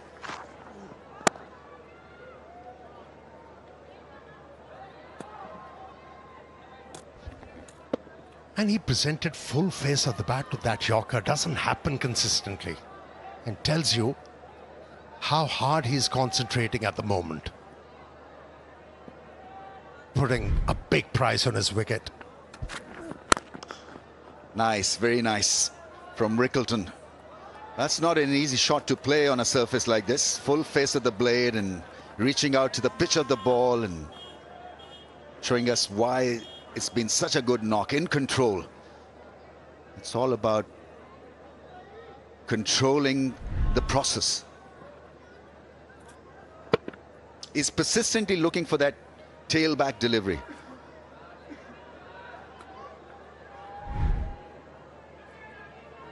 Might as well use that Yorker length again. 2 balls left in the over. Probably his last.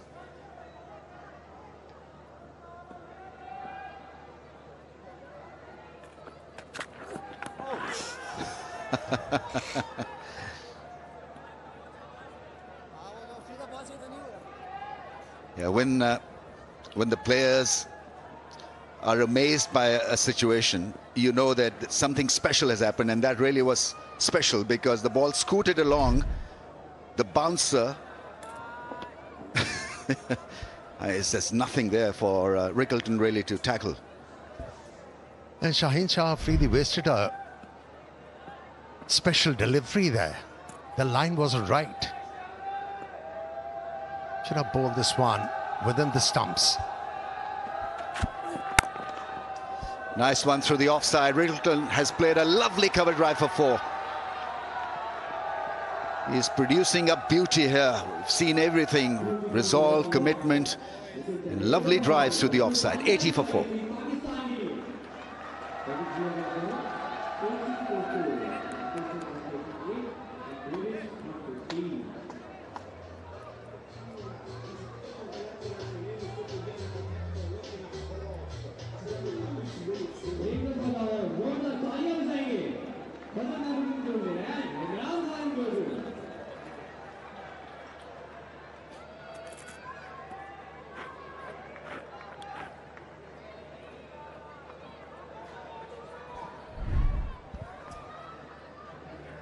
Yeah, he's been beaten plenty of times, but we haven't seen any crack in his resolve so far. Got the opportunity to find a boundary and he was ready for it. Brilliant. That's a good stroke. In the air and clears the fielder. Picks up a boundary. Brevis. Sliced it. I think Noman Ali is asking the question why that fielder was not back enough. Turned out to be a good hit in the end. But this is his game. Clearing the front leg and backing his natural instincts. Slightly slicing it and getting it past Shaheen Shah Afridi.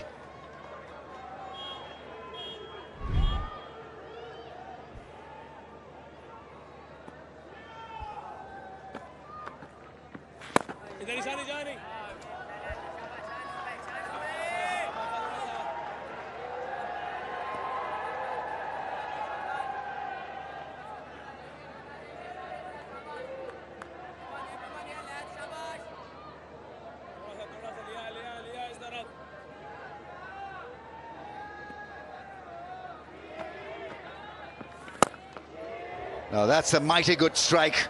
That's gone all the way. Absolutely nailed it, Brevis. In the slot, and he's not going to stop himself from playing such shots. Beautifully struck. Yeah, trajectory on that occasion was low, and that made the batsman think it's not going to be turning away from him. There was plenty of room to free his arms, and he was ready for it. A brilliant hit. And it should release a lot of pressure on this youngster from the middle of the bat.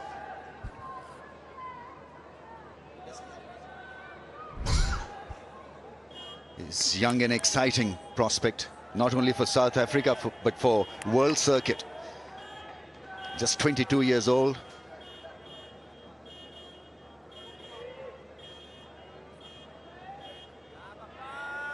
.25 of 26 on a tough pitch. That's a cracking pace that he's gone at. Figure free moment. Definitely yes. Download Figure Free app and have a life insurance.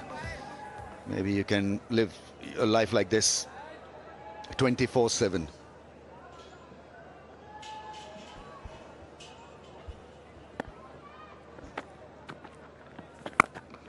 Yeah, it's another slog in the slot, and he's punishing Noman Ali. Beautiful bat swing, and easily doing it across the line against the spin. Terrific hitting. Yeah, he had a closer look what Noman Ali is looking to do, and now he's prepared to take few chances, and he's going after Noman and doing it quite well, unlike his captain who tried similar kind of a stroke last evening where he was cleaned up by Noman Ali.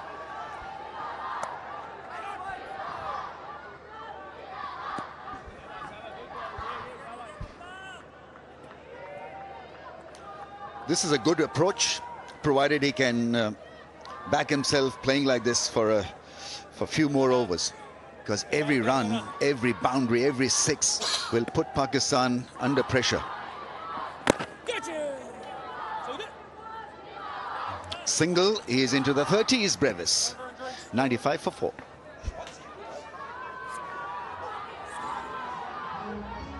Right, we'll take an extended pause here because it's drinks time.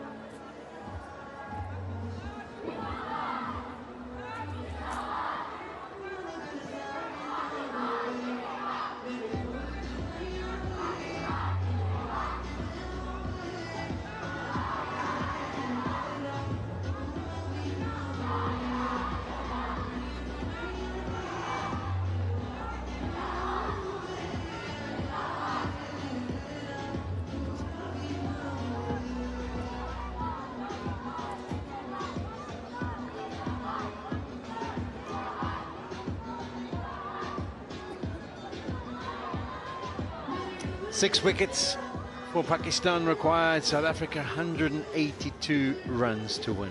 Rickleton has stand strong on 38 off 110. There's been a different approach from Deerveld Brevis. 30 off just 29 deliveries.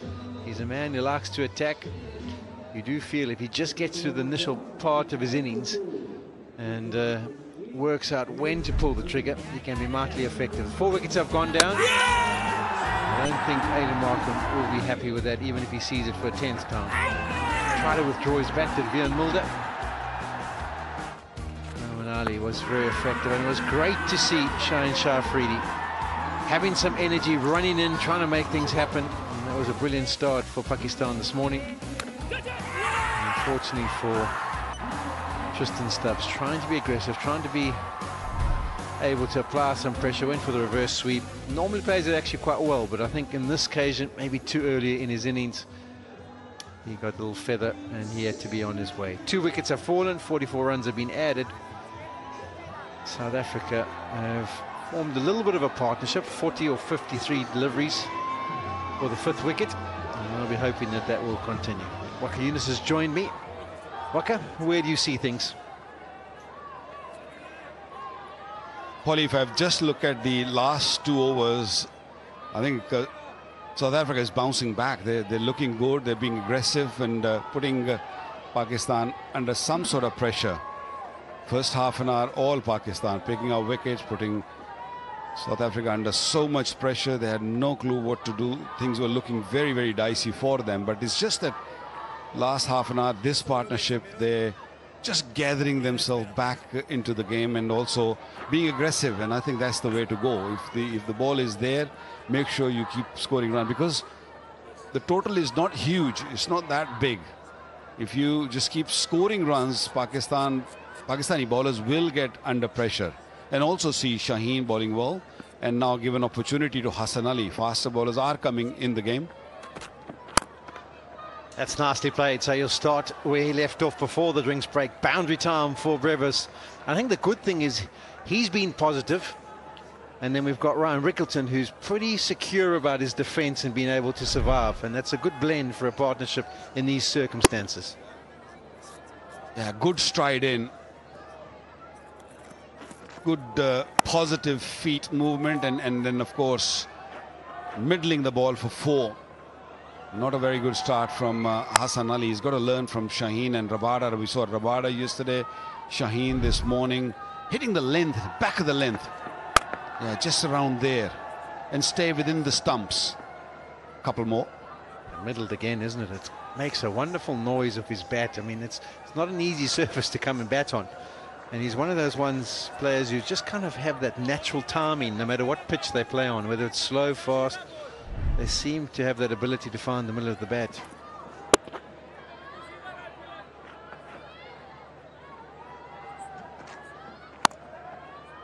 No real swing for Hassan Ali. Is just warming up. I guess once he get few deliveries in, he'll find the right line, right length. And it's reversing a little bit.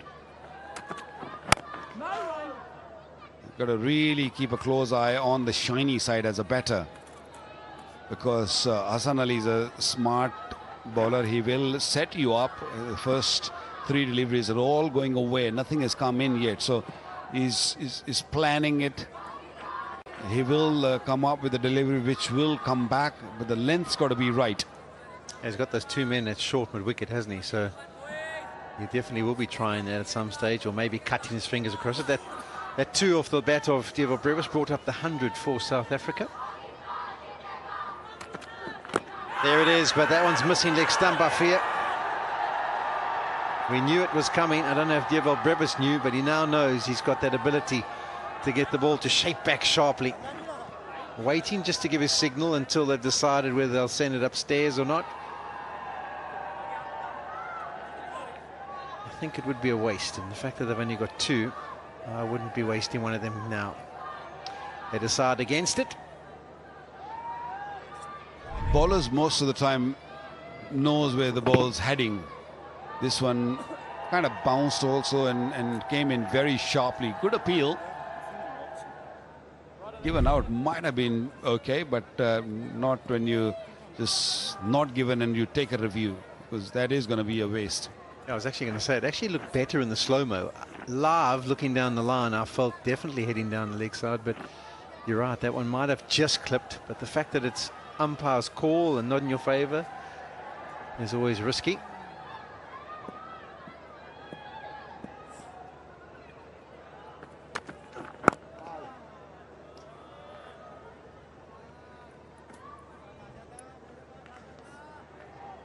Rickerton played really well. He made sure that he presents the full face of the bat. Is not closing the face. He knows the ball. If even the ball keeps low, I've got a chance to defend it.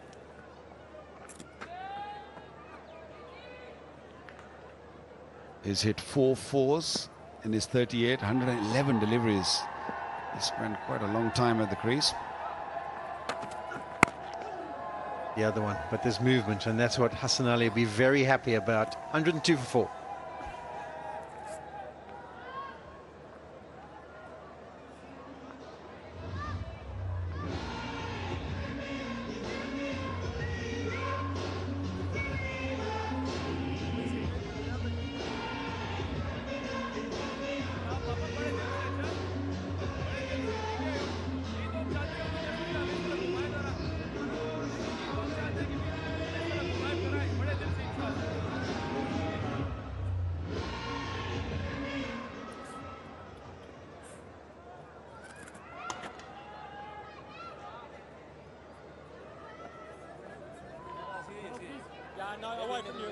There's the contributions. Rickerton, he has been head and shoulders above from a consistency perspective. 71 in the first innings, 38 not out. Good innings in the first innings from Dazorzi. Brevis has got the award of most improved. 0 in the first innings, 37 not out this time around.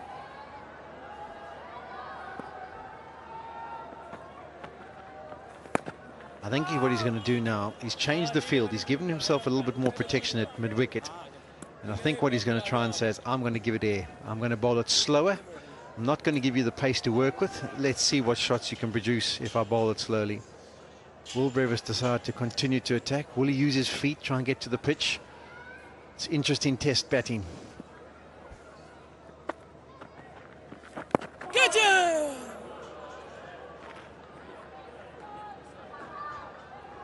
He doesn't sweep, does he? Or is he just being extra careful? I think he does sweep. I mean, obviously his go-to is the slog sweep. I think he can still play the orthodox sweep, but I think he likes to do it against the off spinners more than the left armour. But we'll see.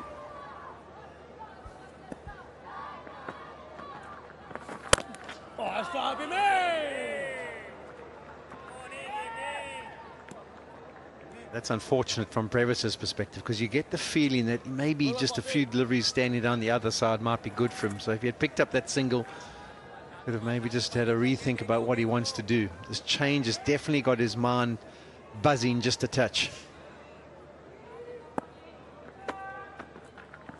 Oh, yeah. There you go, Waka.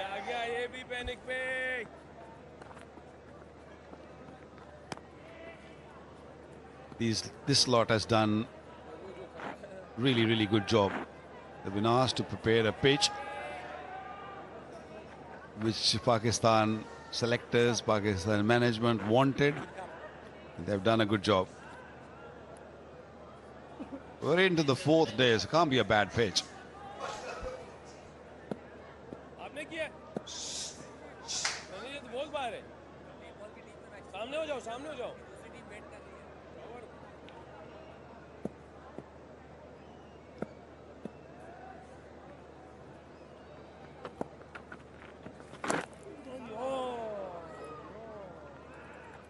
Yeah, he's got lots of protection behind square on the offside. You see a slip, and you see that man positioned at like a short third man, and then there's one a bit squarer on the boundary as well.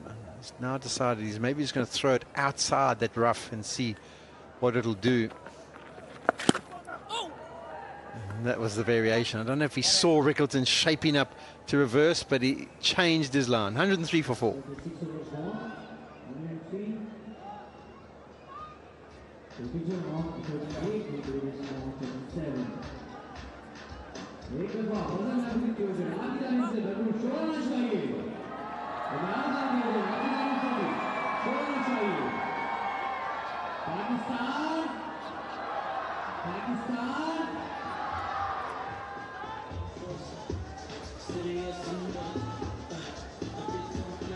Yeah, I think they've been given the day of school. That's why they're so excited and enjoying their time here at the Test match. Okay, Waka, I'm going to pick your brain in this over about reverse swing. Now, your action was wonderful from a wrist perspective and what it did to a ball that was reversing. You got it to swing in, obviously, but because of your wrist position, you also got it to dip. So almost you came out with a bit of a 45-degree wrist angle, and the ball came out kind of like a little bit like a saucer going down at the batter. So what it did is it swung in properly, but also dipped on the batter. Hassan Ali is more upright. So with your action, you could back yourself to go full. Would you say with his action, he needs to back himself to be swinging it in, but be on a length? Like that kind of length and then looking to shape it? Or do you believe he can still go for the Yorker from time to time? Yeah, my action probably suited reverse swing the most, you know, with a little bit of sling in the action. And that happened after my back injury.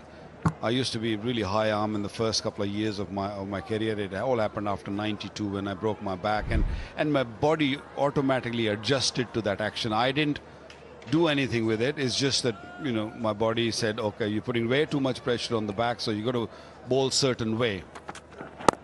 And that is why it just all happened so naturally. But once my arm sort of dropped, then I learned that, okay, reverse swing is, of course, the ball moving toward the shiny side. But if I can just sort of drop the wrist a little bit and the ball and push the ball outside the off stump to bring it back, so the ball will travel maybe 16 yards or 15 yards straight toward the off stump, or maybe the 5th, 6th stumps, and then not only it comes back, it just sort of dips down. And once I sort of figured it out that it is working for me, and then I started using the crease, coming close to the stump and sort of throwing it like a saucer, as you said. So throw it like a saucer, ball goes away, batsman committed outside the off stump, and then ball sort of dip back. With his action, because he's high arm, and the batters, of course, they know what reversing is all about nowadays, and they keep very close eye on the shiny side. Our days were different. Batters didn't know that, so we took advantage of that. Now they're more careful. So with his action, it will swing, but you can pick it from sort of 16, 70 yards. You know, it's just coming in. You know that unless or until you don't go across, don't put your leg across, you're okay. You play inside the line. There's a slow delivery, just changing that up. They'll probably trot back for a second, and they'll make it comfortably. Yeah, if we could just come back to the envision. He has his action. So what we're saying is Waka was more round arm and his wrist was more of a 45-degree. There's a slight tilt to Hassan Ali when he gets to the point of delivery. This is the slower ball, so it's not really going to give us that understanding. And you could see by the way he changed his grip. It was a slow delivery also, so you can't really tell, you know, what he was trying to do. When you talk reverse swing, that's reversing. You saw it swinging from maybe 14, 15 yards that is coming in. So you can, you know, you can actually manage as a batter. But if it doesn't swing for a bit longer than that, yeah, there you go. The shiny side is more toward the umpire. That means from that end it's going to be coming in. And he's not a complete side-on bowler. He's a front-on bowler, and it's a little bit easy to pick. So for him, it's so crucial, important that he should hit the length, allow the ball to do something a little bit more from the surface rather than in the air. Really what he's getting away with, running on the wicket. Did you see that follow through, that second step? You haven't seen it much in the Test match, but he's creating extra holes for the spinner. 105 for 4.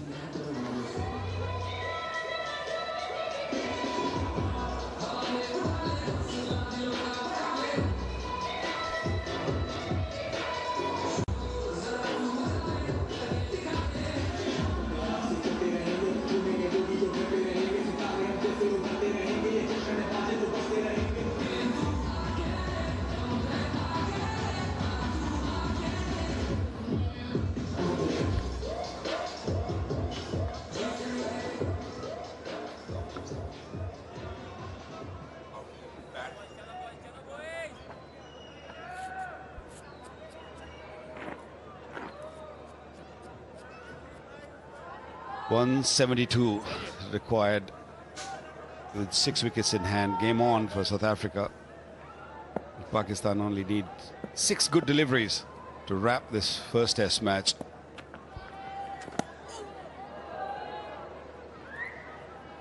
Yeah, I suppose South Africa would have said, it's always the talk in the dressing rooms and partnerships, partnerships. If we can get some partnerships, they'll be happy with this one. It's 50, the partnership, of the 72 deliveries. It's happened at a rate of knots as well. There's that area that he's looking to land in it, very similar to where Hassan Ali was landing with his second foot. Well, you see it from here. Umpire didn't see it, so might have to see a replay or two. Oh, that's spun long way, and this might be 4 byes. A rare bad delivery from Noman. Yeah, you'll get them as he gets tired up into his 19th over, considering how many overs he bowled in the first innings as well. Sajid, you think we'll see him at some stage? Because he's been held out of the attack now. I think Shan Masood realized that the faster bowlers hasn't really had a real good go at the batters, so giving them the opportunity. I think soon you will see Sajid coming back.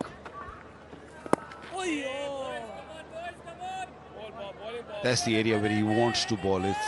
It's very crumbly, very dusty, and the odd ball spins, and the one which doesn't spin, that causes more problem. He's ready, Sajid.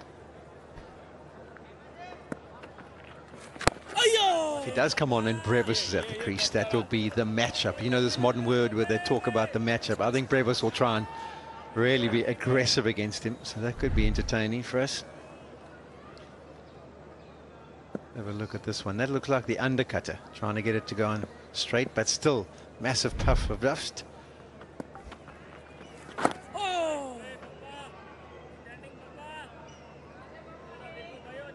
Fourth day pitch, you do expect a little bit of dust from the footholds if the spinners throws the ball in it, but this is a little bit too much, I would say.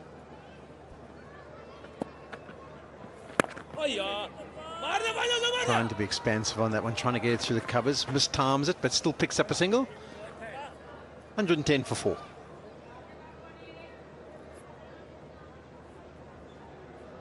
Taking it over zone, 110 for 4. Wicket on 39 and Davis on 39. Raise the ball, Lahore. जोरदार शोर चाहिए. एक बाकी line छोड़ना चाहिए. And इनाम line को अंदर. एक दफा मिलकर तालियां बजाएंगे.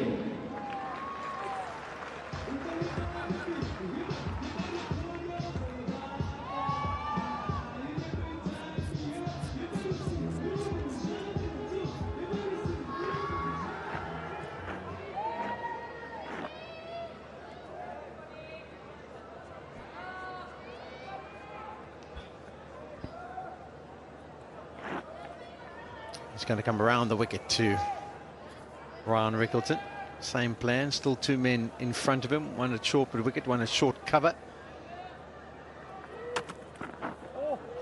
That's nicely bowled. I think that might have been the gripper or the cutter. It's certainly held up in the surface. Ryan Rickleton say, well, there's nothing I can do about that. That's gone square. I probably missed it by a metre. Well, don't bowl too many of those deliveries, because Shan Masood will be thinking it's time for an off spinner. I don't think this was a cutter. It was a seam-up delivery, to be honest. Just hit the crack, didn't it? Yeah.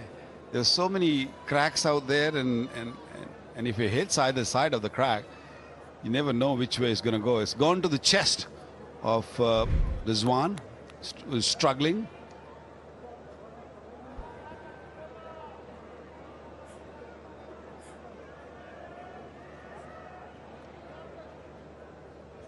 KFC are the official food partner of the series, and the Flip the Bucket Challenge. You have to do a flip with a KFC bucket, wear it on your head as fast as you can. The fastest person will be a winner and get some KFC finger-looking good prizes. Rizwan, he's not looking about any prizes at this stage. He just wants a bit of ice and a bit of tender loving care to get himself back up.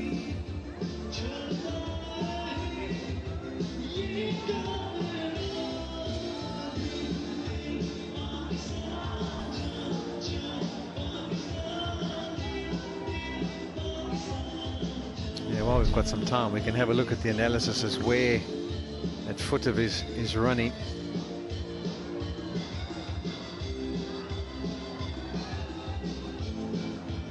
Okay, here we go. Let's see if he is getting into the danger area. It's not the first foot, it's that second foot. I think that one might be one where he's slightly wide on the crease. Getting pretty close. Come on, Polly, he's fine. He's out of that danger area. Over the years, you have been just walking through that region, that red bit. No, not me. Not with my long delivery stride. That second one I was heading off. The first one I was, because it was so long, I took a long time to get over the front leg, and that one was sometimes a danger one. But by the time, talking about the eagle eyes watching to see whether he's run on the pitch or not.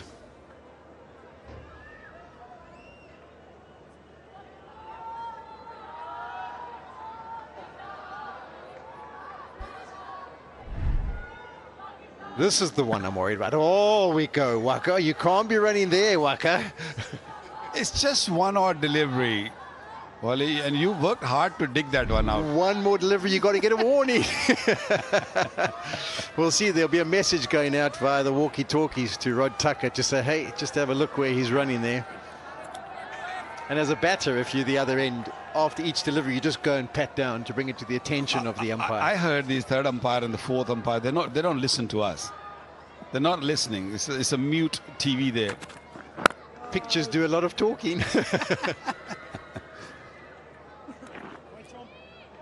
I think from around the wicket, Hassan Ali is fine. It's just the over the wicket. Sometime when you push it and you can go in that danger area. And the umpires, on-field umpires, they're very, very watchful, very careful.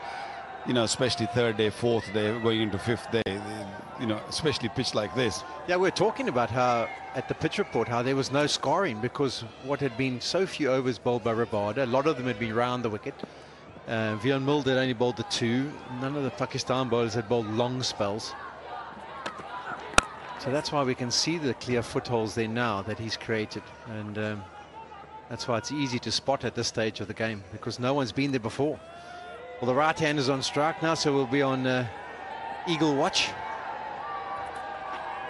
These are the old tactics, Polly. You know, the bowlers running on the surface, fourth day, you know, just helping the spinners a little bit if they can. Some of the bowlers used to go for the longer sparks. Do you remember that? They'd put the longer sparks to make more damage. There were so many stories. Yeah. So many. Anything to try and help your spinners out.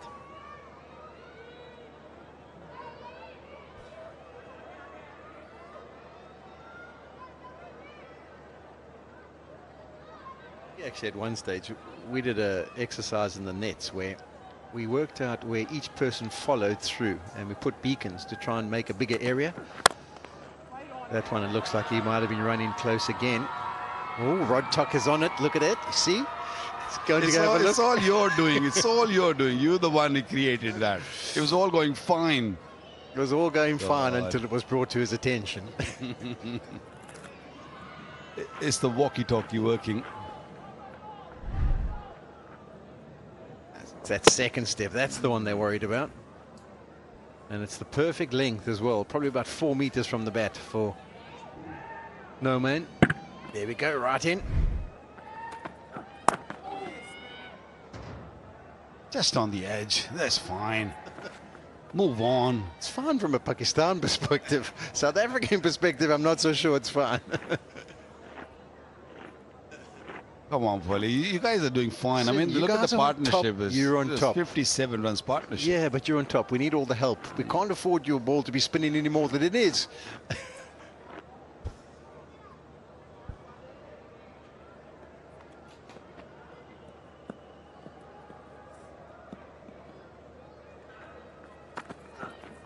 Oh, another good delivery, but this time doesn't do any damage to Rizwan. 112 for 4.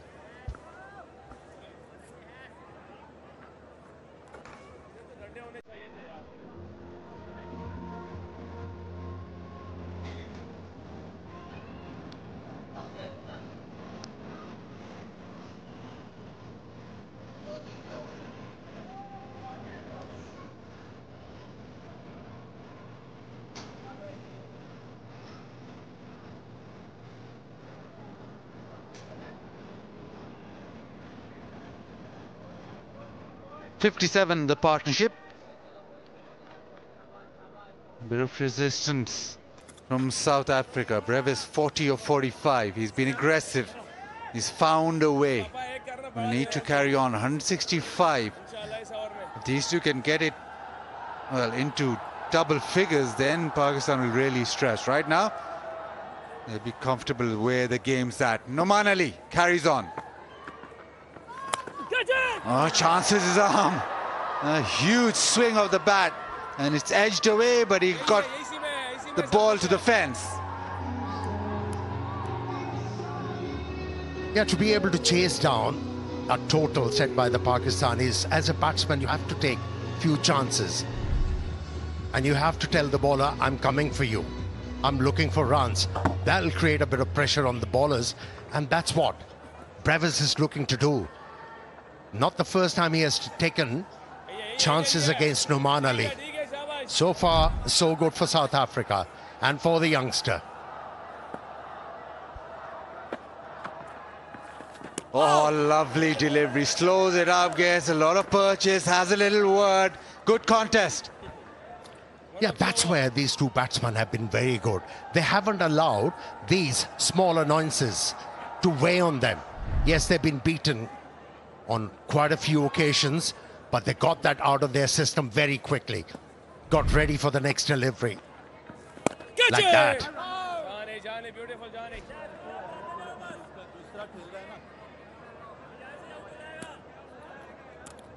And Noman knows that he's in a fight. He has a long off in place. But Brevis is not shy of still trying to belt him down the ground. Isn't it surprising, Bazid, that Sajid Khan, who bowled so well in the second innings, and on turning tracks, he hasn't been introduced? I was just going to ask you about that. You beat me to it. Yeah, it's just been Noman and fast bowlers from the other end. No sign of the second spinner so far.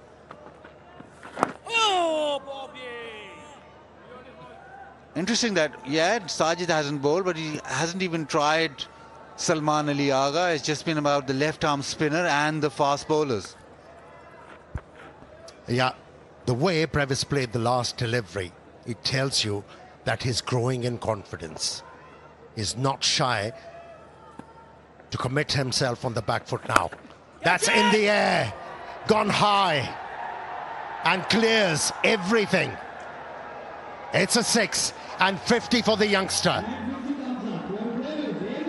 Given the fact that he was dismissed on a duck in the previous innings, came out with all the confidence in the world, and he's producing goods for South Africa. Fabulous innings from him in just his second test match, 50. But in the fourth innings in Pakistan, where the ball is turning, this will mean a lot to him. So he needs to carry on, but a runner ball 50 from Brevis has given South Africa hope. 122 for 4.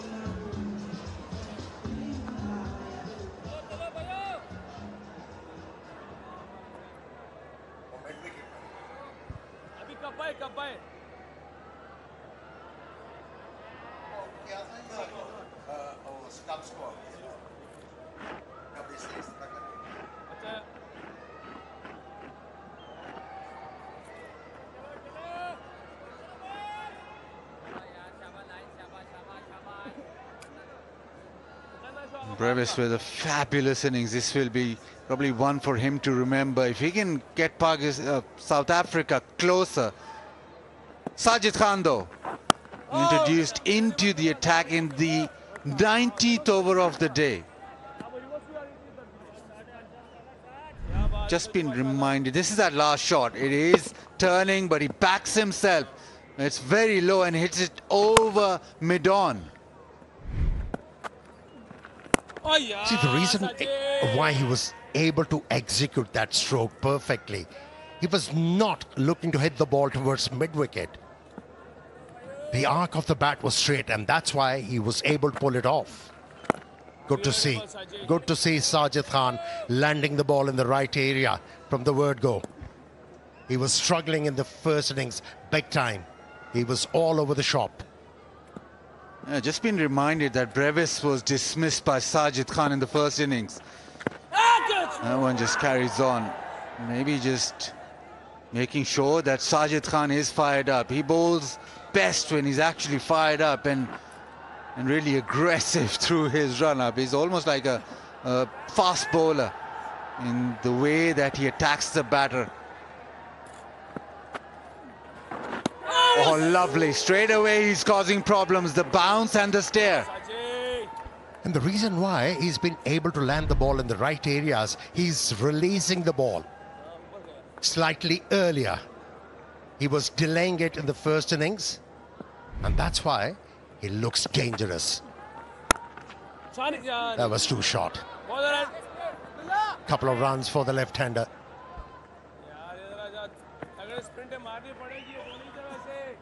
124 for 4.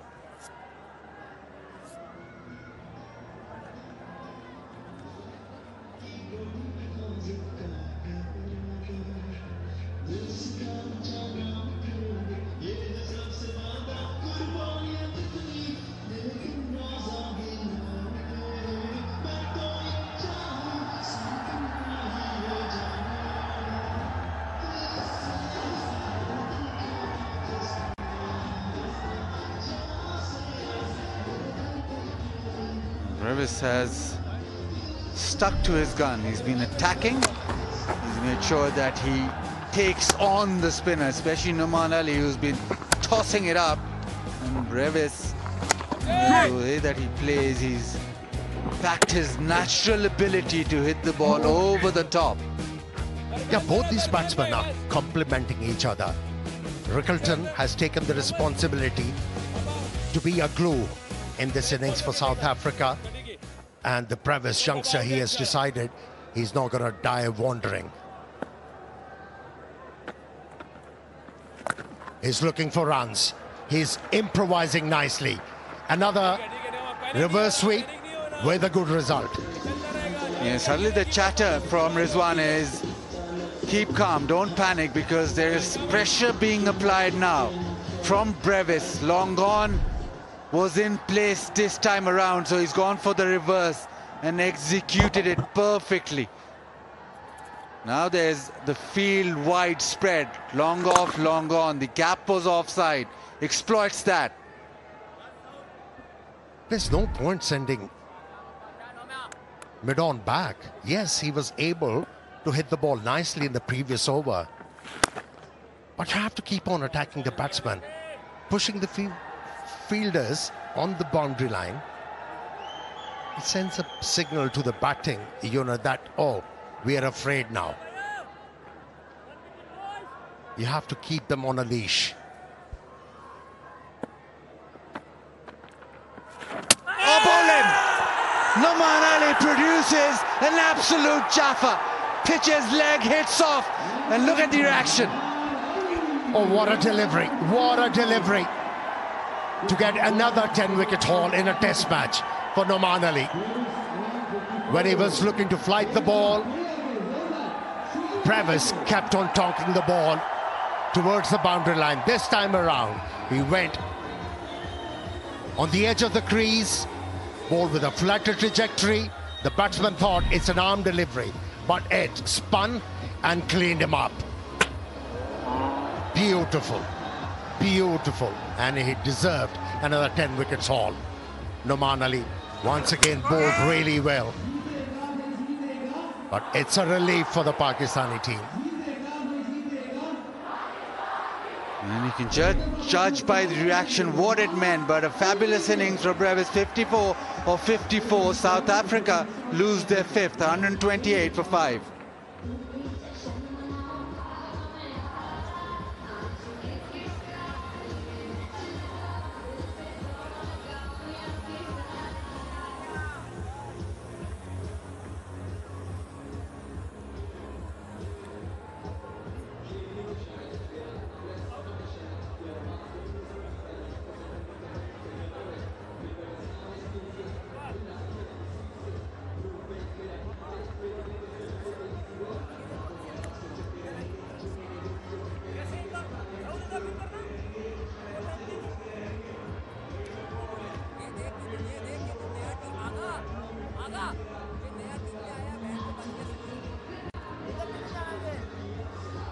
wicket-keeper batter, Verena, walks in with South Africa 5 down.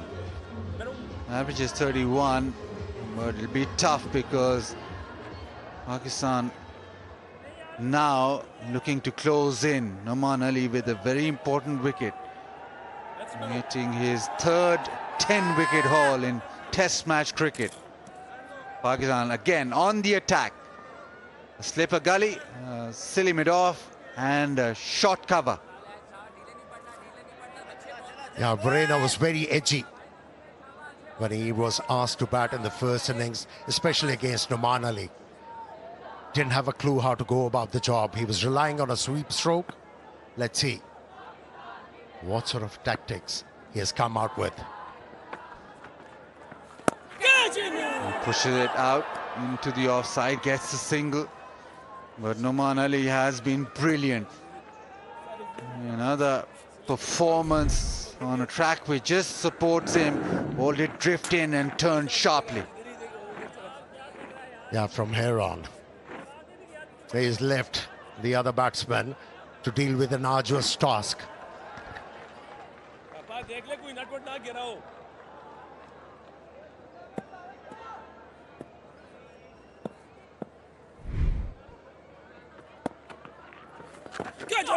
Ball turning, spitting. He's been the bowler for Pakistan in this Test match. His third 10-wicket haul. In the last 5 Test matches, since Pakistan have gone the route of turning pitches, it has been Noman Ali. Last 5 Test matches, he's had 3 10-wicket hauls. Incredible, isn't it?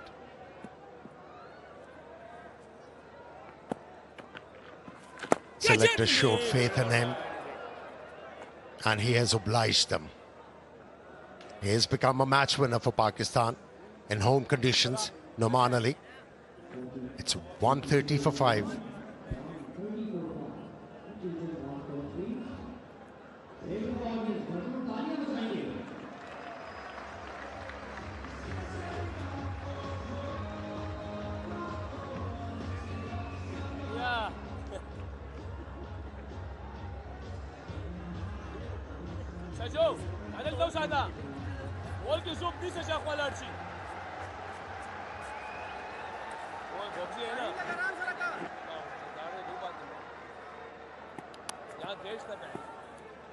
Yeah, the danger man brevis dismissed. Pakistan can breathe easier from now on. He's really taking the game to Pakistan.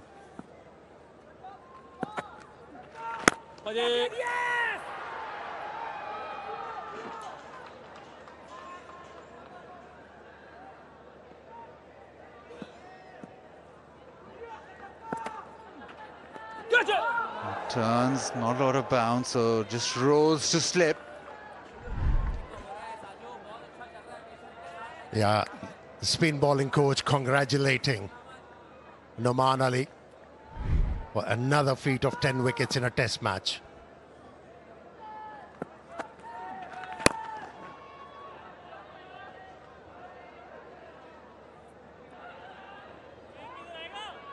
Inverex, the EV car, Inverex Zeo, performance, style or savings, everything at one place.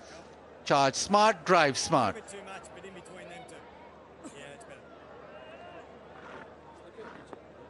Now with the right-handers, Sajid, I think, will prefer this. The new man on strike. Ball is turning, is biting. There's a leg slip, short leg.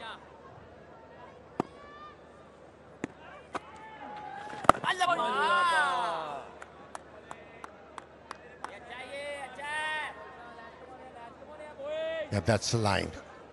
That is the line for Sajid Khan. Keep looking to bowl outside the off stump. Oh, good one, good one. And the amount of turn that he will get, that is the attacking line he wants to bowl at. Try and make that batter play through the offside. Exactly there. Inside edge. Would have gone anywhere really, or maybe onto the stumps.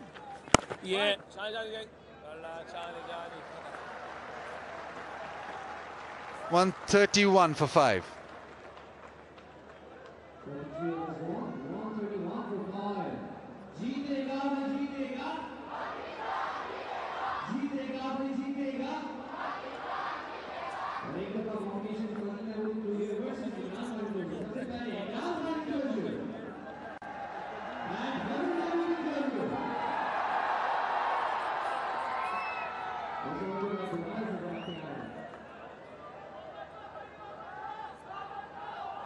Now, Muthusamy got 11 for the game. Numan Ali 10 and counting.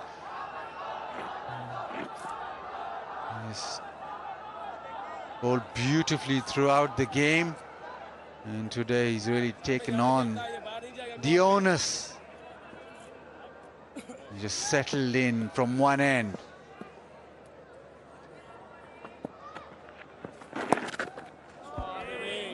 Yeah, we have spoken enough about Numan Ali. How about Rickleton? He's garnering himself a reputation of a reliable batsman in all conditions. Immense concentration.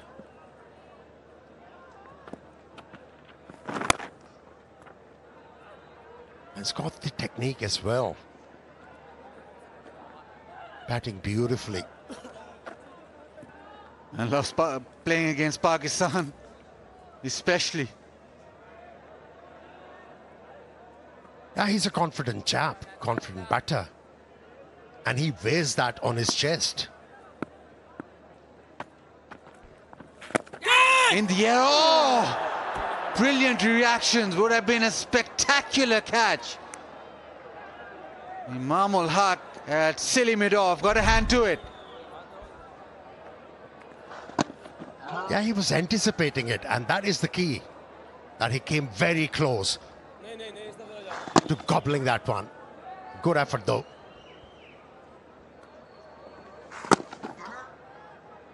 You just feel with the new man to the crease, it is so difficult.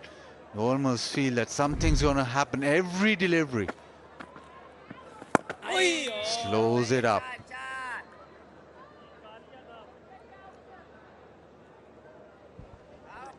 Yeah, the idea is to keep him on strike. He's edgy and nervy. Don't let him off strike.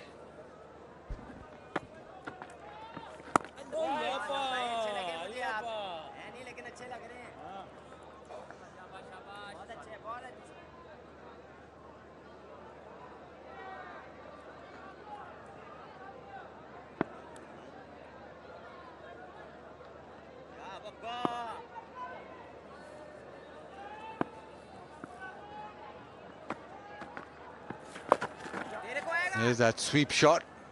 Plays it well, plays it way in front of square, so a chance to come back for 2. 134 for 5.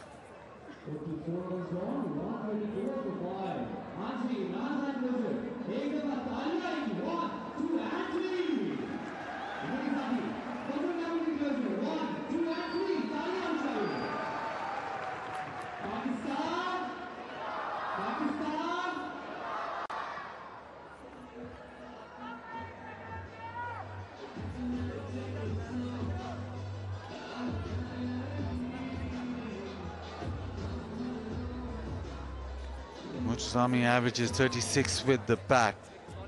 But I reckon this partnership is crucial. They need a partnership that can really eat into the score. Otherwise, Pakistan, as long as that lead is over 100 or maybe 80 even, they'll be very happy. That stays low. It was way outside the off stump though.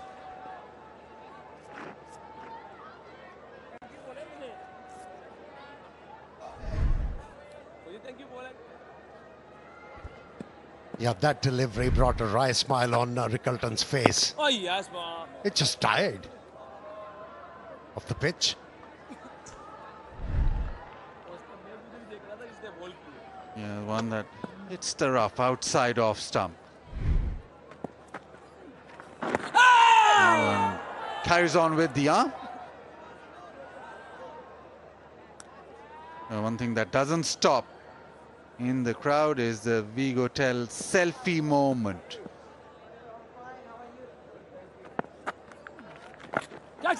Reverse sweep, just in the air for a little bit.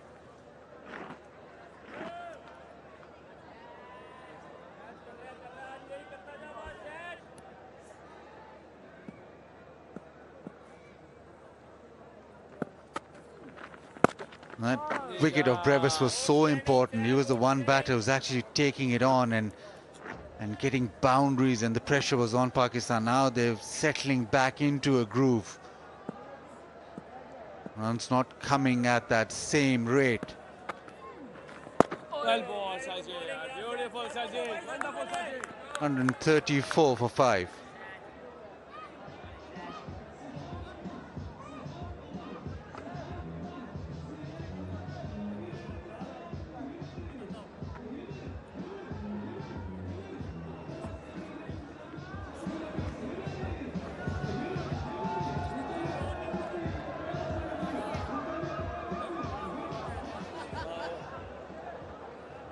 That's it.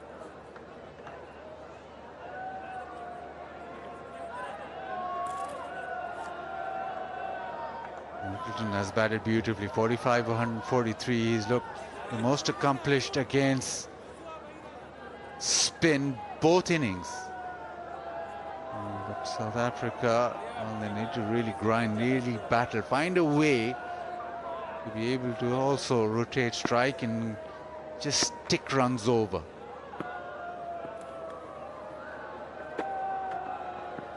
Oh, yes, buddy. Yeah, a combination of stamina, endurance, and guile. And that's why he keeps on coming strongly for Pakistan, Noman Ali.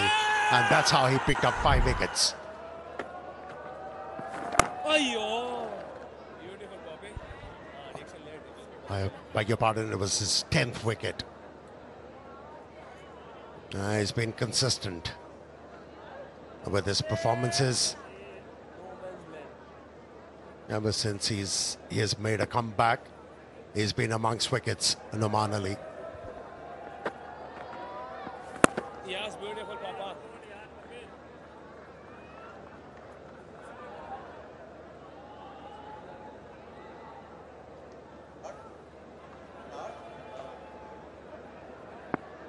लटका दे पापा इन्हों जरा यार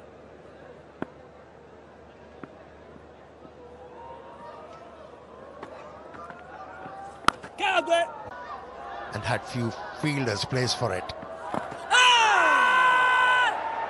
Another decent over from Noman Ali. It's 134 for 5.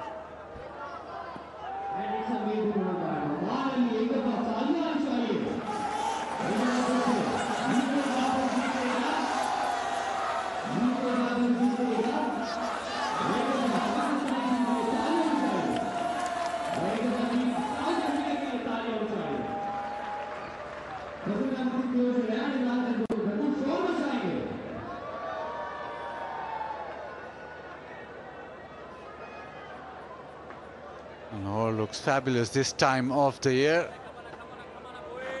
The weather's also just turning, not as oppressively hot. It's pleasant weather. And whatever the weather is, whatever pleasantries there are, it is always a Tapal tea moment in the Tapal Tea Lounge. Pakistan's own brand. Turned low and taken. Straight away, the ball turns from leg to off, the outside edge found. He's certainly a bowler for second innings. Sajid Khan, he was out of sorts in the first innings. He was all over the shop. But this...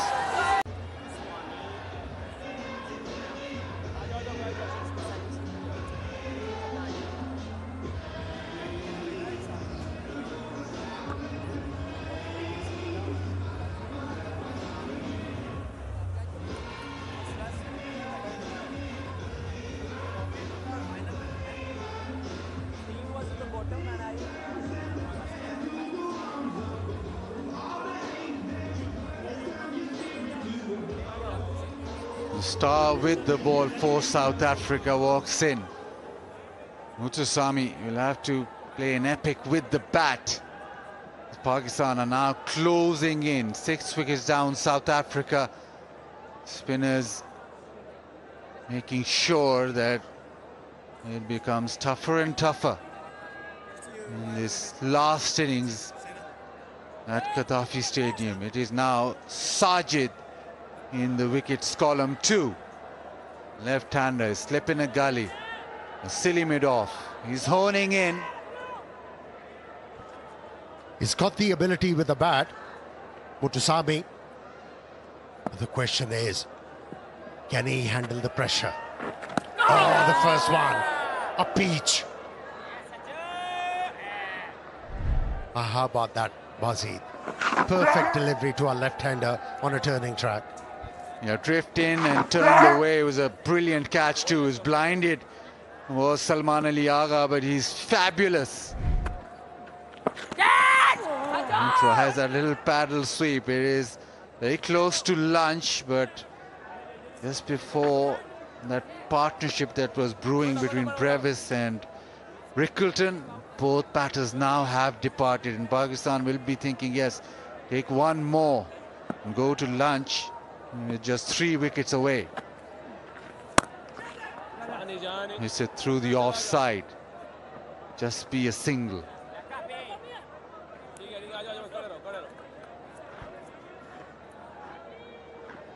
That huge wicket should boost the confidence of Sajid Khan.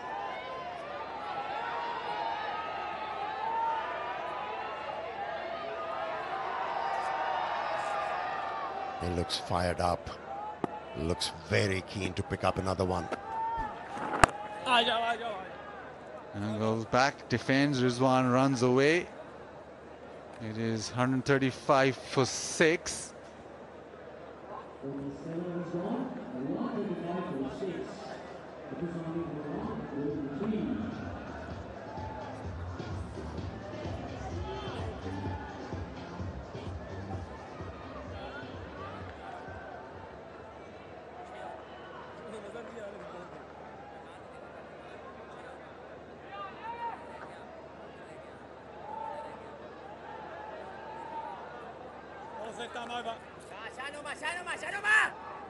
Last over before lunch.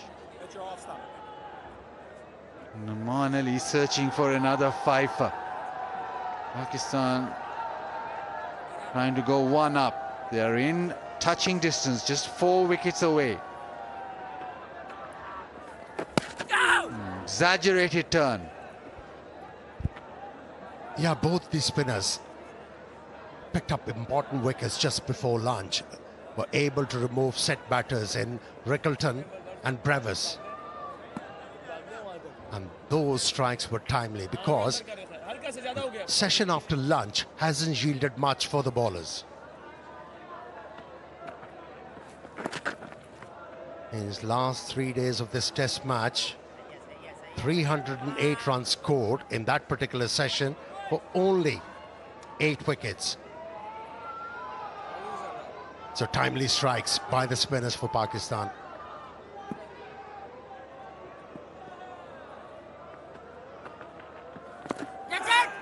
Is the sweep shot.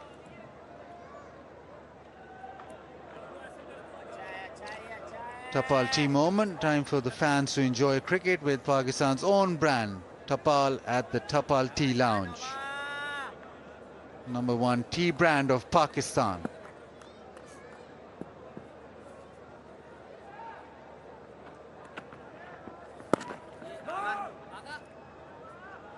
A couple of deliveries remaining. Pakistan have got 4 wickets in this session.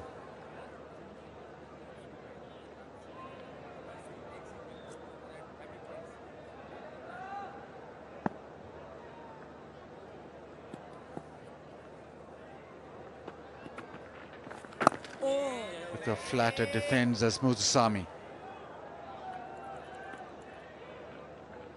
There was resistance throughout that session, but as you rightly mentioned, the 2 set batters dismissed right before lunch.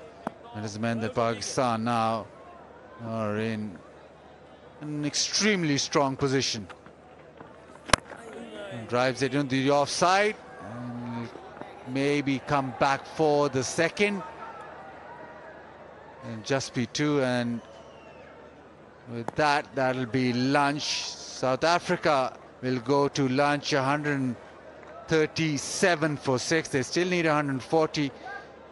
Pakistan, having gotten 4 wickets in this session, they'll feel that they are very close to going 1 up in the series. Yeah, the odds are heavily stacked against South Africans. Pakistanis need only 4 good deliveries to get over the line. And for South Africans, 140 runs. On a pitch like this, with 4 wickets remaining, tough. These are the 2 unbeaten batters. 86 runs were scored by the South Africans in this session. But importantly for Pakistan, 4 wickets, important wickets were picked up. Very satisfied, especially Nouman Ali, 10 for him again. In Pakistan, he's been brilliant in the last 5 test matches. Again, holding this bowling unit together is Nouman Ali. Pakistan will go to lunch very happy. That lunch will taste very nice after having got those 2 important wickets just before lunch. South Africa have rallied. There's a wicket straight away when Shaheen got Tizosi in the very first over. Stubbs went quickly, but a partnership between Brevis and Rickleton gave South Africa hope. But Nouman Ali and then Sajid Khan removed those 2. And now it's 137 for 6. Yeah, to be able to chase down a total in the 4th innings of a test match, you need big partnerships. At least 2 of them. Only 1 can be seen here of 73 wicket between Rickleton and Brevis, and that actually threatened Pakistan. Now, talking about Nouman Ali and his effort as a captain, you have to just throw the ball to him. You don't have to advise him. You don't have to ask anything. He'll deliver. He's done that again. So as it stands, 378 plays 269, and Pakistan in the second innings bowled out for 167. Now South Africa have lost 6 and they're 137. Still need 140 runs. Pakistan need 4 wickets.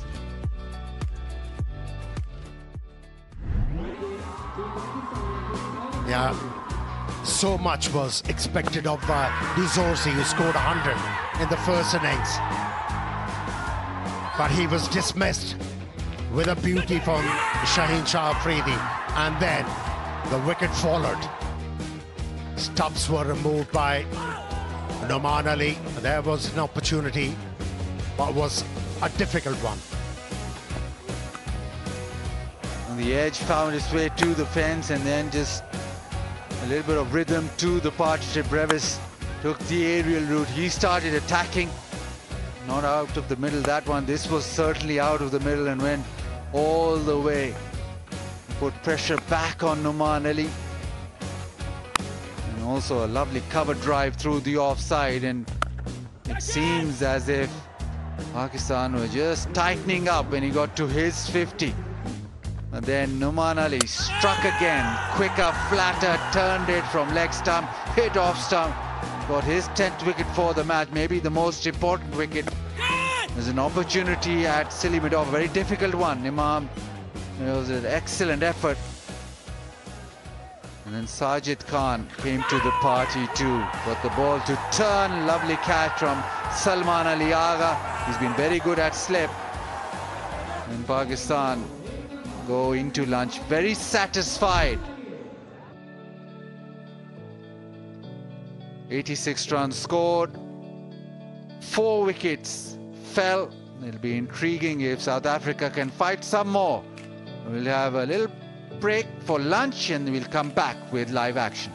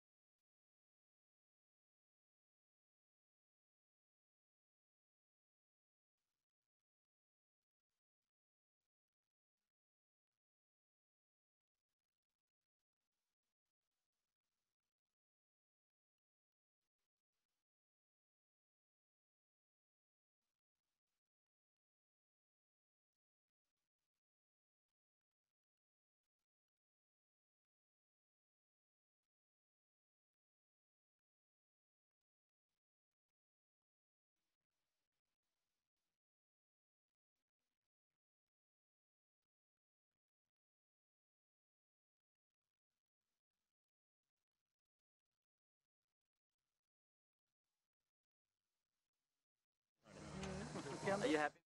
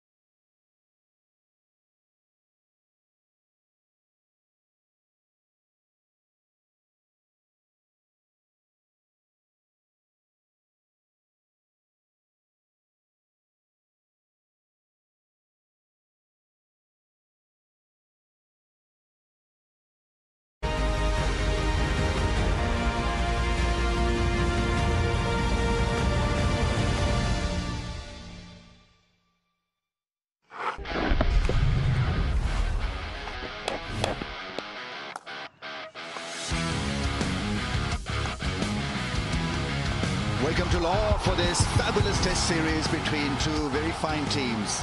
First test, day one. At the toss, it was Shan Masood who called correctly.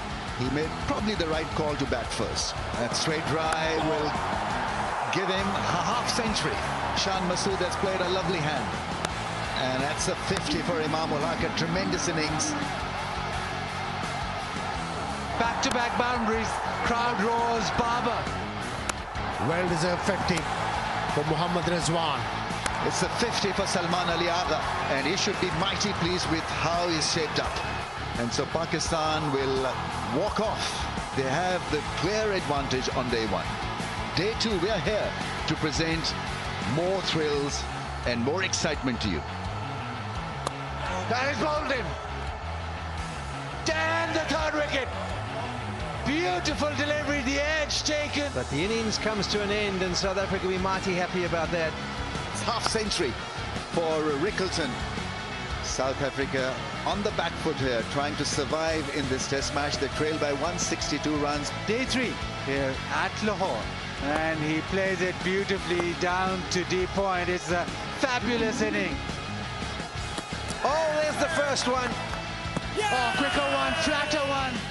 Oh, bowl him. That's his 10th. Oh, this time he tries to be aggressive, but I don't think the ball was in the right area. So that is the end of the play on day three. with South Africa 51 for 2. All right, back on pitch side at this lunch break, Pakistan firmly in control of the situation here in this test match, 137 for 6. They took those 2 crucial wickets just in that last half an hour before we entered lunch. So lots to talk about as we head into this session after lunch. I've got with me Amir Suhail and Sean Pollock. Amir, those 2 wickets were crucial. Brevis sort of took the attack to the Pakistan spinners, so it was important to break that partnership. Yeah, especially with the fact if you go by 3 days of cricket play after the lunch session, 308 runs were scored and only 8 wickets were picked. So I think that those 2 wickets were timely, and that has changed the complexion of the game, because another 15 runs gathered by those 2, Pakistan would have been feeling a lot of pressure. Absolutely. He definitely did sort of create some sort of panic, I would say. When there is a batter out there, Polly, who can sort of really take you on, as we saw with Brevis. I mean, that was a wonderful innings. Of course, he got out, but just he did create some concerns in that Pakistani, bowling department. Yeah, you guys can now see why we're so excited about him as a prospect in South Africa, because of the way he plays, how quickly he scores. You know, his playing of spin is very good. He can stand at the crease, and if he gets the right ball in the right area, he can make it pay. But that was a good night. He probably will regret not being on the front foot trying to play that one. Brian Rickerton, gee, I mean, he fought so hard. So, it's unfortunate that we lost those wickets. I think that partnership, while I was on, it had to be those 2. I think there were 2 things. We had to get a partnership up front this morning. We didn't do that. We lost 2 quick wickets. And then that partnership, once it had established, needed to go for a period of time. Now, you think the writing's on the wall, because to be able to get 140 odd with just the 4 wickets in hand doesn't seem likely. But they fought hard, and they've made Pakistan think about things. So that's positive, but I don't see them ending up on the right side. Brevis, like Polly pointed out, he's been one of the sensations from South Africa generally across formats. And today, the kind of play that we saw from him against spin, what did you make of his batting, Amir? I think that is the way to go on a pitch like this. You have to back your natural talent. There is no point, wondering what am I supposed to do. If you have the ability to go after the bowlers, go for it. And I think that a little partnership between these 2 was a real compliment. If you want to do a job, one is defending very confidently, other is looking for runs. That is a headache for opposition captain.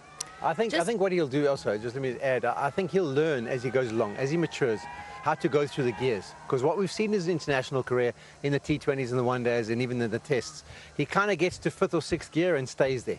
Where the art of batting for long periods of time and winning matches and compiling big scores is, you can go to 5th or 6th gear, but then just bring it back every once in a while, back to 3rd, and just bat for a period of time, absorb a little bit of pressure, then attack again, and then come back and absorb. And I think he'll learn that. And once he does that, I think he's going to be a real force to be reckoned with, particularly in this format. Also a word on Pakistan's slip catching. It's been pretty impressive. We've had 1 catch down or something, but Salman Ali Agha in particular has been great in the slips. Oh, he's safe as houses in that particular region. Not the first time we have seen him taking exceptional catches. His concentration is amazing. And what he does so well is he's anticipating everything coming towards him. And that's why he's ready and he's eager. Some of these slip catches, Polly, I mean, you know how it's out there. It's never easy to be in the slips, taking these low diving catches with the heat on your face and just the conditions. Just talk us through how tough it is to be in the slips. I think the toughest thing is how close you have to be here. Because of the nature of the surface, we've seen a lot of catches that don't really go above knee high. It's all around ankles. So you have to be able to get yourself flexible enough to be able to get down and grab them. You can see he's obviously been a slipper for his state or whichever first-class team he plays for, because he looks so natural there. It's not like it's an effort at all. He has his hands on his knees, and as it comes, he just puts his hands down and grabs it. You can see other guys who go and they look uncomfortable. They don't look like they're naturals. He looks like a natural. See, what's encouraging for Pakistan in that particular region? When Salman Ali Agha is bowling, then you have Babar Azam in the slips. And what about that catch he took? Yeah, absolutely. Of Salman Ali Agha's bowling in the slips of Rickerton? That was amazing. Absolutely, absolutely amazing on Salman Ali Agha's part, and generally slip catching has been great from Pakistan. Noman Ali, is he Mr. Dependable now for Pakistan, because we've seen him just do the job? And again, somebody who's not very animated. He's not one of those really animated characters, but he just quietly does his job, Amir. He knows what to do and how to do it. You know, what he does so well is he takes note of every little thing. He gives attention to detail. I'll give you an example. Last evening when he was bowling to South African captain, in the previous innings, he was bowling leg spinners to him, and he picked him up there. When he saw him taking the guard of middle stump and off stump, he started to bowl those armers. So it tells you that he take notes of everything and then adjust his thinking and strategy. And that's very important, for a bowler, Polly, to be sort of reading the batsman and then judging and then making a decision as where to bowl to him. I think he's also worked out, when you mature as a bowler, you get to start to understand this. You know, as a young kid, you come in and you're worrying about other things, like what am I going to do, when am I going to spin it? Whereas now he understands his game and how he can be consistent and watches those, as you say, the movements of the batters. I think he must say, I mean, he had to be patient to get his opportunity, but he must be counting his lucky stars that he's come into an era of Pakistan cricket where they've decided to prepare surfaces that suit him. Because over the years when we came here, some of them were flat and the spinners had to work really hard.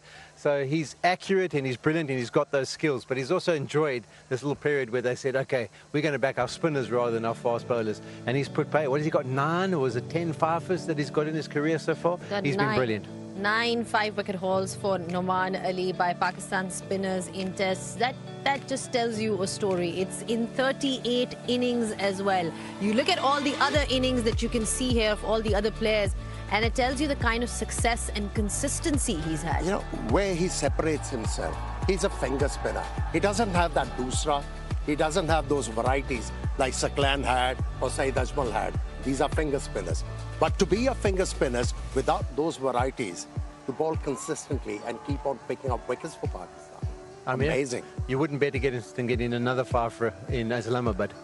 Oh, hopefully. I'm saying, I mean, he's got to be thinking, I'm going to get another one. Because if his surface is similar, I mean, he's just the ingredients of consistency. You know, it's not like he's going to bowl badly. I have to ask him one question. You know, you hit the gym to develop your muscles. How do you make your fingers strong? I have to ask him that. Because for a spinner like him to keep on bowling for longer spells, it's amazing. Yeah, those fingers need to be strong. Yeah. Just also, Amir, with regards to him, a lot has been spoken about his age. You know, everybody sort of highlights that. But with age comes all that experience. You know, so what do you make of that? The fact that we've seen him in the latter end of his career. He's not been somebody who's a youngster who's sort of been thrown in to bowl all these overs. Look, at times, as selectors who make mistakes, you know, it's okay to have a young fast bowler thrown in the deep end. There is no doubt about it. He'll bowl in longer format of the game at international level. He'll learn. But for spinners, it's very important that they have that experience of first-class cricket. They should know what is their game. And that goes for the batters as well. You know, we have seen so many youngsters thrown in earlier, and then, you know, they just were forgotten. Hassan Raza was the prime example. So the selectors should only throw these players at the highest level when a player is assured of his game. Otherwise, that player will struggle. I agree. I mean, he could have had in his career, I mean, he's made his debut at 34. He could have been given his debut, say, at 23, where he didn't have that experience, he didn't have that maturity, he didn't have that consistency. He might have got 2 or 3 games, never played again. But the way it's worked out for him is he's come into the equation later on, and because it's been later, he's developed every part of his skills, his mental approach, his finger spinning, his fitness, his endurance, and that's why I think he's been so successful. Yes, the conditions have suited him, but I think those other things have contributed massively as well. All right, obviously South Africa on the back foot, Polly, but what can we expect from them? And you want to see a fight, defiance, try for that. What are we looking at? You want to see them fight to the end, but for me, unfortunately, it's a matter of time. It's a matter of time until those last 4 wickets are acquired. But I think for the next test match, people like Mutasami, Varane, who are at the crease now, they need to work on their game plan and feel comfortable after this innings that they know how they're going to bat in the next game. That's what can be gained for them. All right, then there you heard it from Polly as well. That just get a bit of match practice out there with the bat as well. Pakistan spinners, of course, Sajid Khan and Noman Ali, a lot rests on their shoulders. Noman Ali has bowled brilliantly throughout this test match, and we're just moments away from all the live action. The players are also beginning to come out, so it's over to you guys in the commentary box to take us through this session. A great last session for Pakistan as the duel will begin again. South Africa would want to make it tough for Pakistan and make them sweat just a little bit more. It's also about recognizing the difficulty of the situation, of the pitch condition, and then somehow applying yourself accordingly, not only for this part of the game, but also for the next test match. It's so important for them to feel all right as far as skill level is concerned. I'm talking South Africa. Pakistan have got no such issues after winning the toss, and that toss moment was so critical in the outcome of the game, because that first innings score on day one, 313 for the loss of 5, has set up this game so well for Pakistan. They've not really looked back ever since.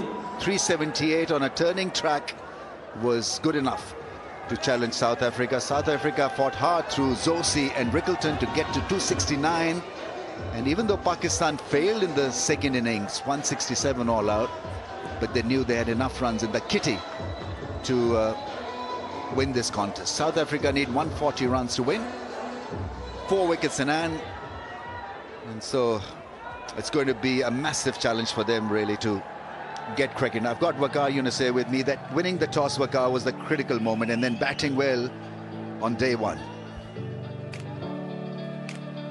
Yeah, on a dry pitch, toss become very, very crucial, and it was a good toss to win by Shan Masood, and then batting really, really well in the first inning. Anything over 300, especially playing on these sort of pitches, becomes a match-winning total, and South Africans didn't help by dropping those catches. Things would have been different if they would have taken those catches. Pakistan might have scored only 250, but at the moment, it's all Pakistan all over South Africa. Spinners are doing a fantastic job once again for Pakistan. When we talk of adjusting to conditions, and these are different conditions compared to South African conditions, so it also entails fielding conditions and getting acclimatized to fielding posts. In Australia, for example, you can sight the ball so well because of how the stadiums are placed, how the sunlight works there. And here, at times from the backdrop, it can be difficult catching the ball unless you played here for many years. This is a tough pitch and a tough gig as a result for South Africans. To adjust in these sort of conditions, I think you got to come earlier. If you just come maybe 2, 3 days, 4 days, and expect to sort of play really well and win test matches, it is difficult. It's not that easy. So England coming to Pakistan in the past, they spend a lot of time in Dubai, maybe not in Pakistan, similar conditions, and they prepared pitches which were good to bat against spin, and also the bowlers got used to for those pitches too. And South Africans, I think they're definitely undercooked, and with the very young spin bowling attack, it took them time to adjust, although Mutasami, I thought he bowled beautifully, picking up 10 wickets in a game. That's something really, really special. Nicely played. There's a fielder there. Sweep shot, as mentioned earlier, is definitely on this pitch. It's getting used to the condition. Acclimatization is a big part of test match preparation. These players do not have a lot of time these days to prepare well for a test series. And test series, unfortunately, more in subcontinent, have got kind of a filler. They're not your main program anymore. Your white ball cricket has overtaken test match cricket in subcontinent. 141 for 6.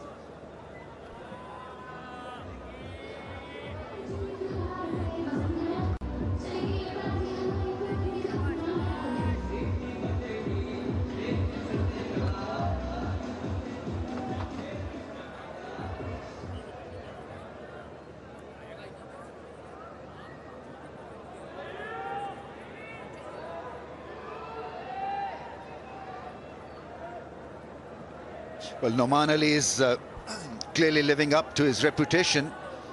He absolutely decimated England. West Indies also bore the brunt of his skills, and then South Africa here is rolled them over with a 10-wicket haul. At 39, to be bowling so well is just tremendous, and testament to his fitness also.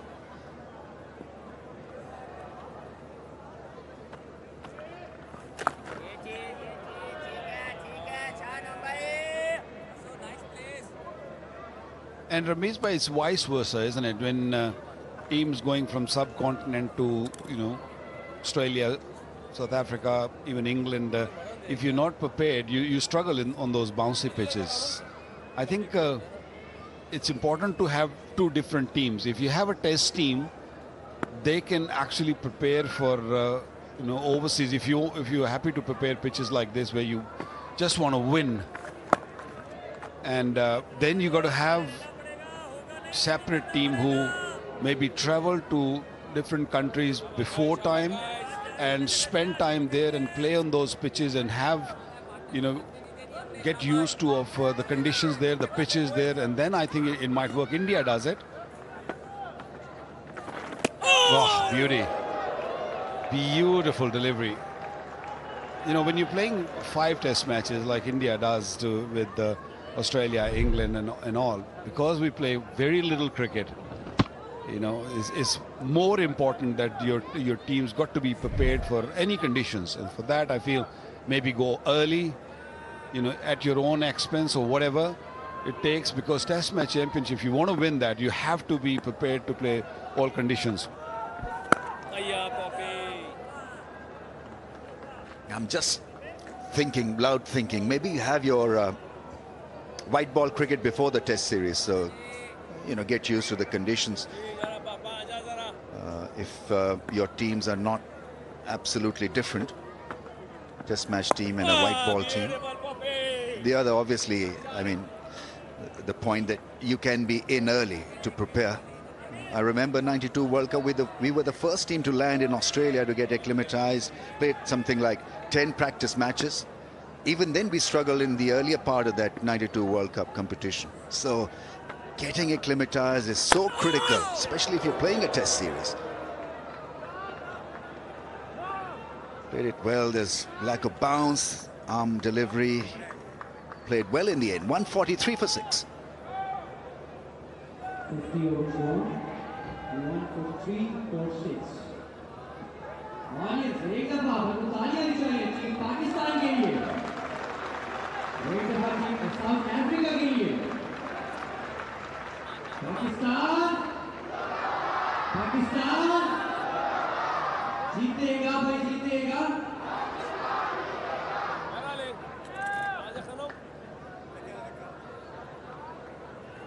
I don't know whether Pakistan will make a lot of changes for the second test match. Maybe get Asif Afridi in place of a pacer if the conditions are going to be similar to this track.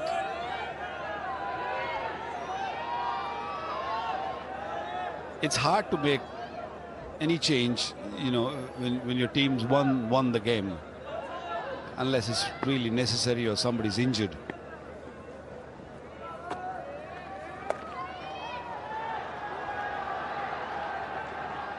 I don't think the faster bowlers have done badly.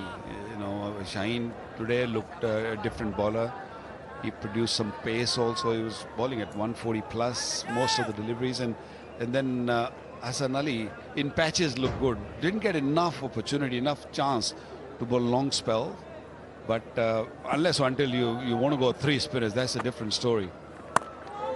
But bowlers, I don't think they've done a bad job. I think this is a much balanced bowling attack. 2 pacers and 2 frontline spinners. Then Salman Ali Agha is someone who can fill that position for a brief spell. Given by the umpire. Loud appealing from Pakistan. Sajid Khan picks up a wicket. Are they going upstairs with this?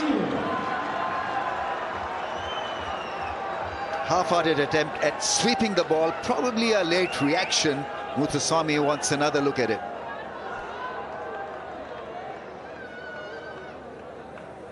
TV umpire to director, we have a player review for LBW. On-field decision is out. I've checked the feet placement and it's a fair delivery. Let's start with frontal, please.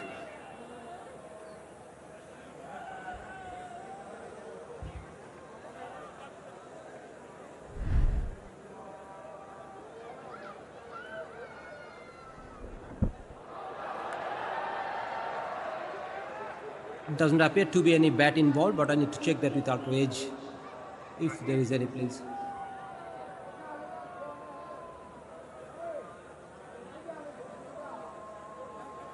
Keep rolling.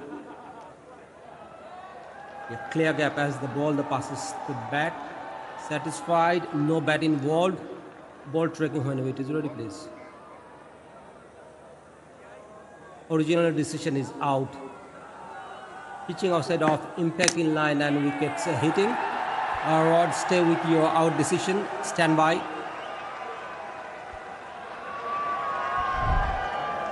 You on screen. Yeah, I mean, he was a dead duck. The moment he missed the sweep shot, he was done. Accurately bowled by Sajid Khan.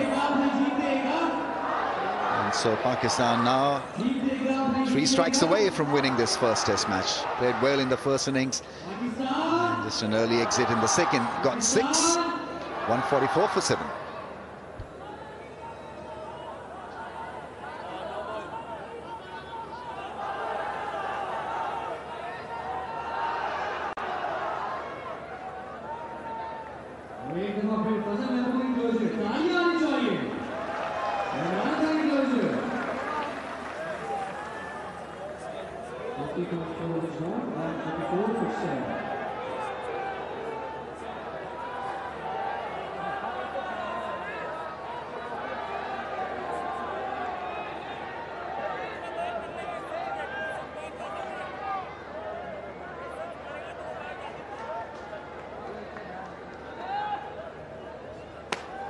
Harmer is a newcomer.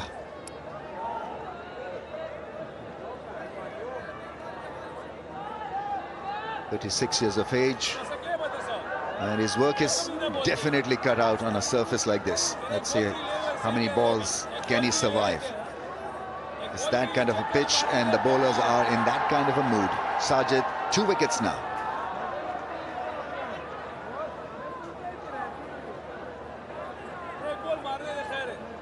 Sweep shot becomes so dangerous when the ball is keeping low and the odd one bouncing. We saw earlier also ball keeping low and LBWs came into play. Ooh, this one went straight with the arm, a little quicker on that occasion. Coming over the wicket, Sajid, and this was a beautiful delivery. Just a perfect line, perfect length, hitting the middle stump. Can't ask for more from... Oh! It's all happening. 144 for 7.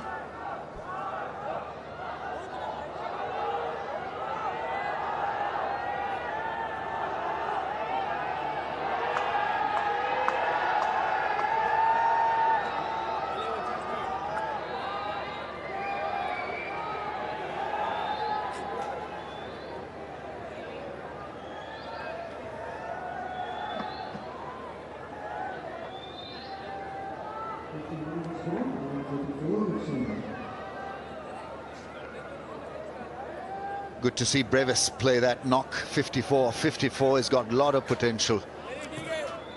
It could be the highlight in Test match circuit as well, his batting. Approached the contest in a refreshing way. Attacking in approach, 22 years old. He's got a lot to offer.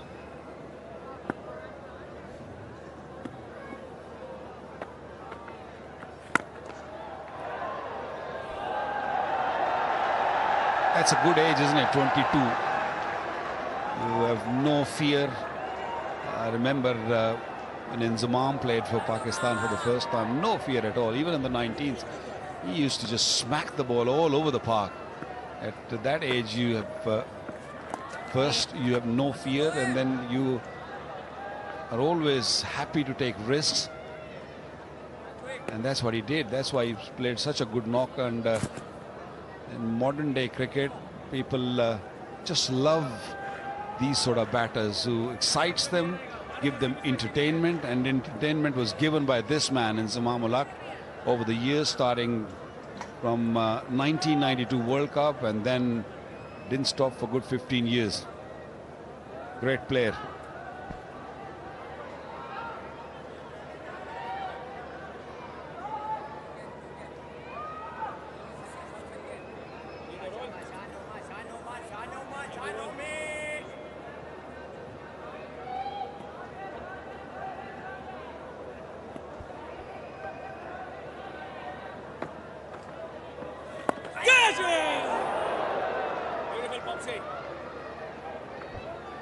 Time for the fans to enjoy cricket with Pakistan's own brand, Tapal, at the Tapal Tea Lounge.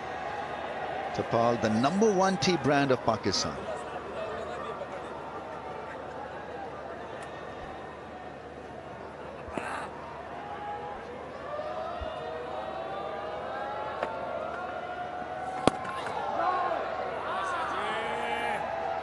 Talking of the great players, you know, Ramesh bhai, your good friend Mushtaq Ahmed, you know, has produced really great performances for a good couple of years, and he himself, he feels that he's among the top greats of the game.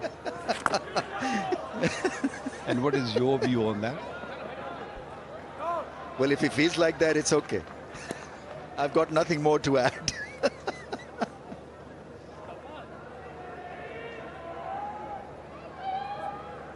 He was overshadowed by you guys for a very long time. Waqar and Wasim used to sign a lot of autographs. Fans used to take a lot of pictures, and poor Mushi was left behind, even though, you know, he wanted to be a match winner and be in the spotlight, but you absolutely took away that moment from him. So very wrong of you. 146 for 7.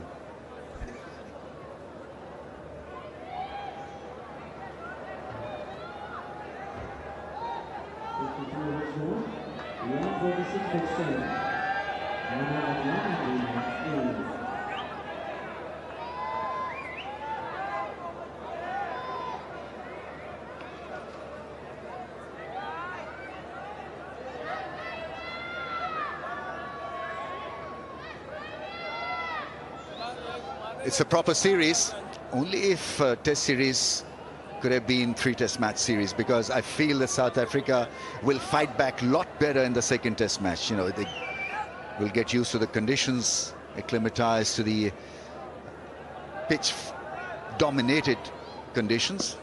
And we have the T20Is and the 3 ODIs in Faisalabad. After a very long pause, we're having international cricket in Faisalabad. So good news for Faisalabad and all the adjoining cities. A lot of interest there. Gotcha. Well, Ramesh, I'm not going to take any blame for what you just said regarding Mushtaq Ahmed, that we overshadowed him. Nobody can overshadow him. He's a kind of character, you know, he's produced goods over the years. I mean, playing for Sussex for a million years, or then played for Somerset for many years. Over 1,500 first-class wickets. Always wanted to, you know, compete with us. I mean, he's a spinner, and sometimes he forgets. With the spinners is a little different to fast bowlers. The charisma is different. So, yeah, he was good, but when you say great, I have my doubts. I hope he's not listening. Just hope. I want him to listen to this, but he'll get the information. That's nicely put away and well fielded. Got a good bounce in the end. One thing is for sure, he's not going to be happy with me, but I can take that. We grew up together, you know, in playing cricket. Inzamam, myself, and Mushtaq Ahmed played a lot of cricket, starting from under 15, under 16, under 19. You know, Pakistan A.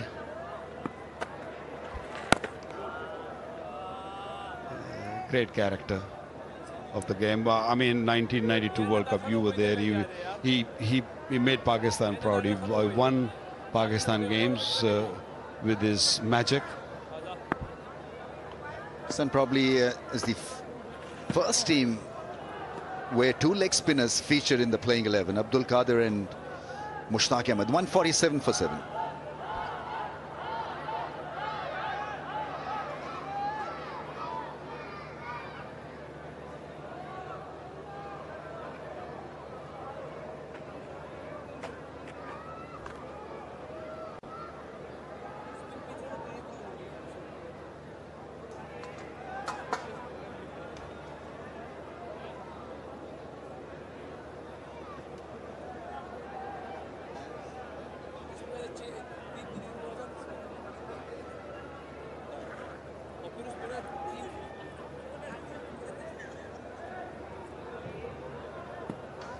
Matt Sumry, South Africa, trying to put up a valiant fight here.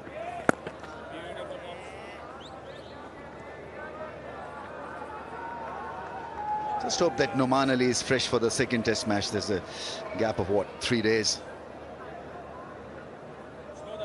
Because you have to really bowl at a certain pace, at certain speed to extract results, and you can have a very heavy bowling arm.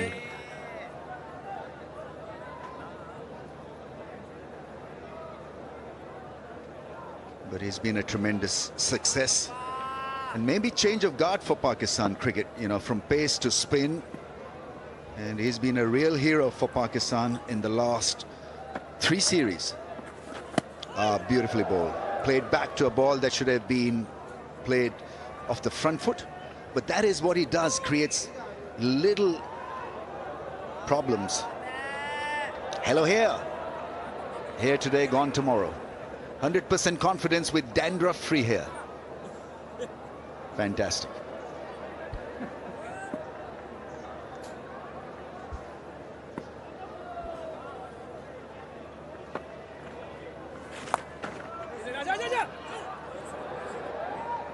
There's protection there. But this shot is definitely on. Something that has been added in Test match cricket batting. So it's not improvisation. This is part of the deal now on spinning tracks. So nothing new now about this shot. Yeah, once the ball gets a little old, I think this shot is very productive. But ball harder, and when it's spinning and bouncing, then it becomes little dicey, little dangerous. Yeah, right now the ball, what, 53.4 over old, and it has gone very, very soft. That's why Noman have to really push hard to get something out of the surface. And he's also bowled over 60 overs in this game only. So 3 days rest might not be enough for him. Yeah, it's a lot of bowling. But he's produced the match-winning performance.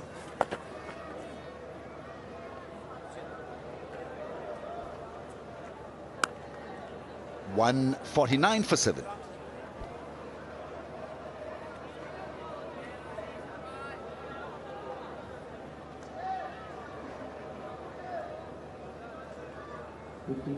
54 overs gone, 149 for 7.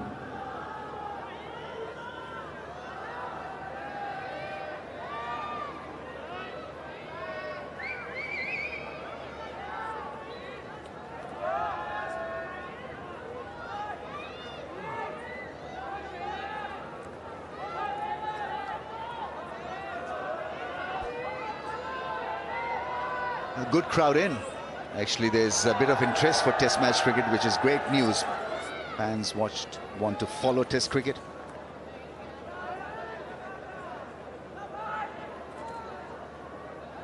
And it's a good cricket season for Pakistan also. One-day cricket after this Test series, then we've got a tri-nation. There's a series against Sri Lanka. It's a bilateral one. And it's a good weather. This is a perfect weather for Test match cricket. Edge. It's going to fall short of Shaheen in the deep. 150 up for South Africa. Still long way away. 127 still needed. Pakistan need 3 good balls to finish this Test match. One thing really needed, I mean, there a lot of good work has been done at Gaddafi Stadium. I think if we're gonna regularly play Test match cricket here, this ground needs a shade. I think people are coming in. They love cricket. They love Test cricket. Any sort of cricket. The old Lahoris, they always come to the ground to watch cricket. So I think the shade is crucial if we want to just play Test match cricket. During the afternoon sessions, it gets really steamy sometimes.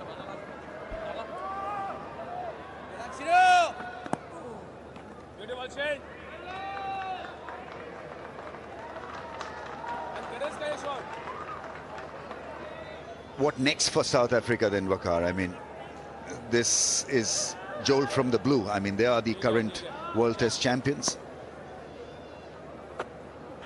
Their pride will be hurt. And they were always up against it. I mean, conditions were not South African. They knew it from the start. But you think they'll be better prepared for the next one, or do you think Pakistan will dominate again? Well, heads were really down in the first inning. I thought the South Africans, when they started this game, they were down. They were not really pleased. Even, you know, when I saw Rabada bowling in the first inning, it really indicates that they're not really happy with the conditions. But when you're playing in naive conditions, you've got to get used to it. And I think with the few really good performances, they probably will feel that, you know, they can win Test match. 153 for 7 will continue this. 55 overs gone, 153 for 7. Audience, bring up a तालियां आनी चाहिए. राजस्थान की ओर and फजल की ओर जीतेगा भाई जीतेगा, जीतेगा भाई जीतेगा.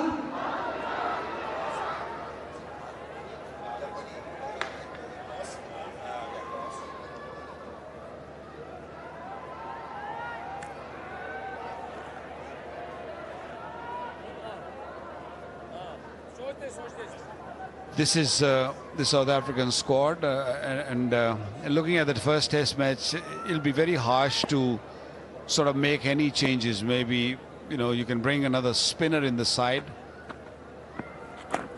because, you know, when you're playing on such surface, especially as a batter, you do need a bit more time, bit more, you know, cricket to be played in this part.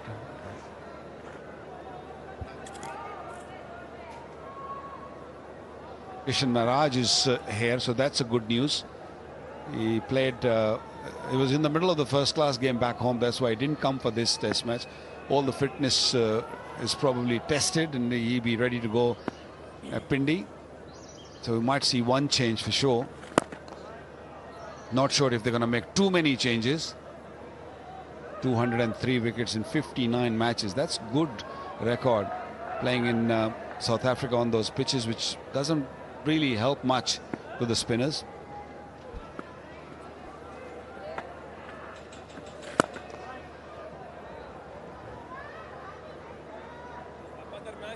It's important that they're still a happy chappy bunch in the dressing room. because lack of performance can pull you down. So it's important when you're on a tour, you stick together. Usually teams do, players do. But also look at what can be done a bit better for the next match, and also not let go of a good working environment and good spirit. Any little fighting performance by the tail would give them, hope and keep that spirit going, because when the tail enders are fighting, you know that the spirit is intact. I mean, it's not over yet, but they need partnership. This partnership, what, 12 now? Can they just drag it, till T without losing any more wicket? If they do that, who knows? Seen funny thing happen in Test match cricket. Yeah, clearly. I mean, I didn't mean to disregard the effort or what can happen. We know that things can happen. Very unusual spots you see team winning and creating history. It's just that the odds are stacked against them. And so somebody really will have to be lucky and play a magical hand to win this for South Africa. 157 for 7. 156 for 7. एक दफा लाहौर शोरा चाहिए. बदलाव closure, बबू शोरा चाहिए. And now खाली closure. जीतेगा भाई जीतेगा. जीतेगा भाई जीतेगा. Pakistan. Duty of the senior professionals to keep the dugout environment calm and nice and engaged with the non-performers, maybe. I mean, in cricket, if you're winning, it's quite funny. You can be more critical, and if you're losing, you got to be absolutely quiet and not let your emotions run high. It's so important that you have that sense of calmness and sense of moment.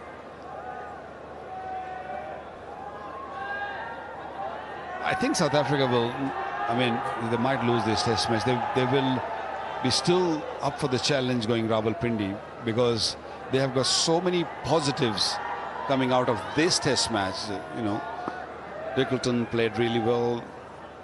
Zosi's 100. Muthusami getting 10 wickets. There's so much happened. Yeah, the middle order and the toss. I think they're the two important things. That's not good wicket keeping and not a good bowling. First delivery from Shine down the leg side, 4 byes.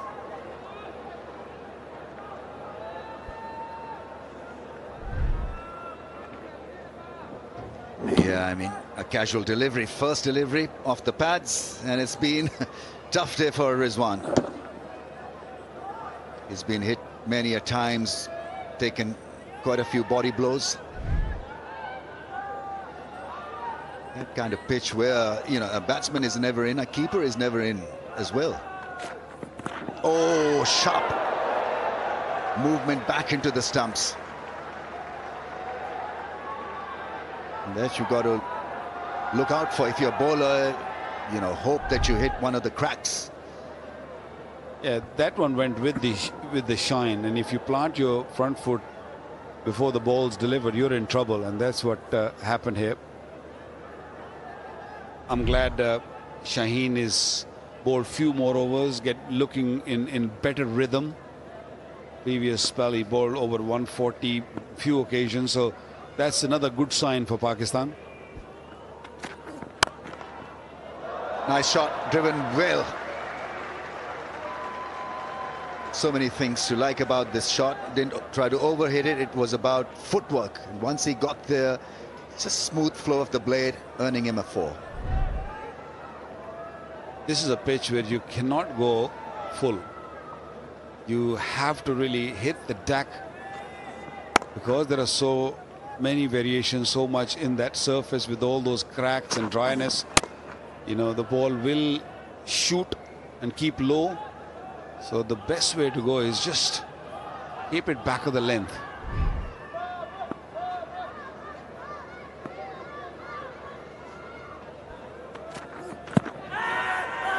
missing the stumps, I think. Ball keeping low. Once again, a bit off target. There's much better length. Maybe the line down the leg side, but the length was just perfect. Shiny side on the left, and ball coming in, keeping low. There's so much. I feel this is a very good pitch for the fast bowlers if you bowl straight at stumps on a regular basis.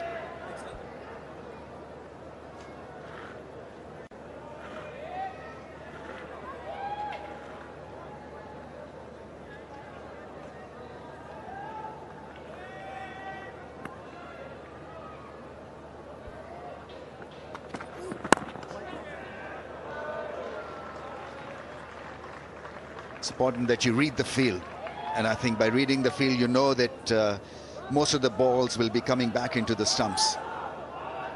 Look at the shine also, and that's another way of playing reverse swing. Look hard at the shine of the ball. Reverse is actually the ball swinging or seaming with the shine.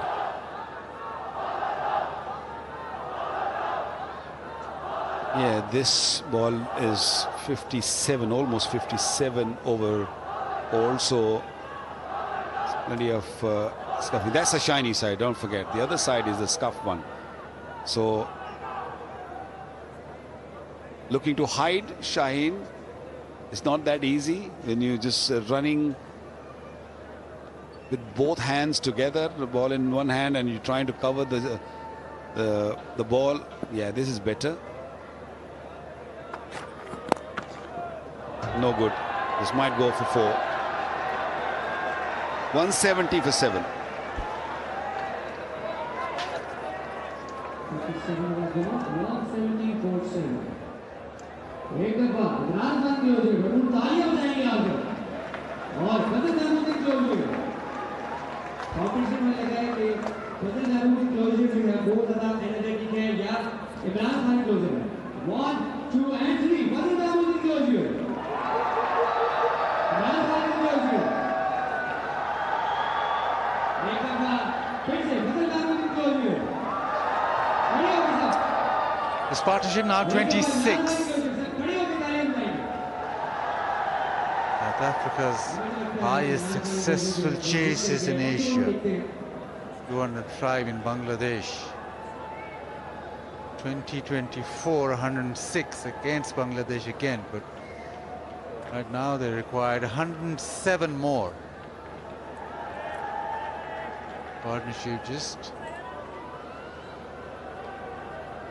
making sure that they don't fold and try and just bat as well as they can. Sajid now.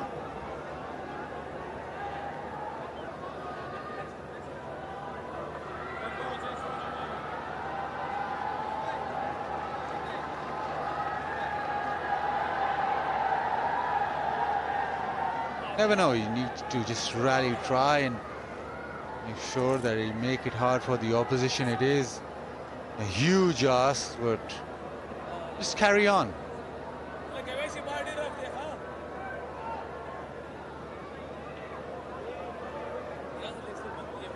Session after lunch to tea is the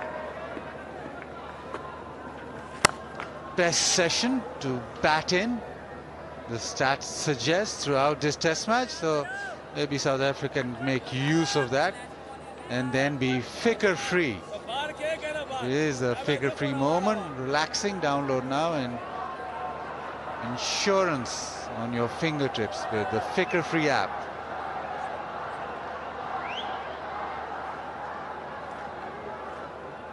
What can Sajid Khan do? The short mid-wicket and a slip in place. To the right-hander, he is bowling from over the wicket now. Discussion about the field. Yeah, change.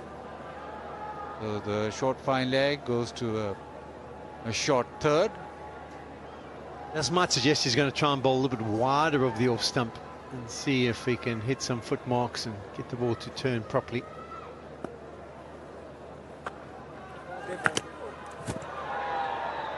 Yeah, That's the perfect line. Ended up middle stump. Sandholm not quite ready. Sandholm likes to sweep and reverse sweep, so I'll try and employ that strategy.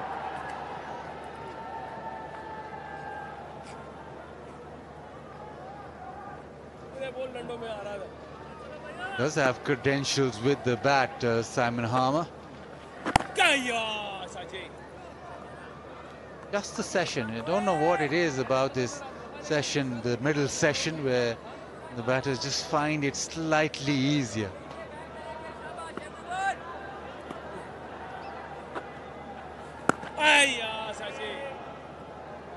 Got a couple of first-class centuries, Harmer, so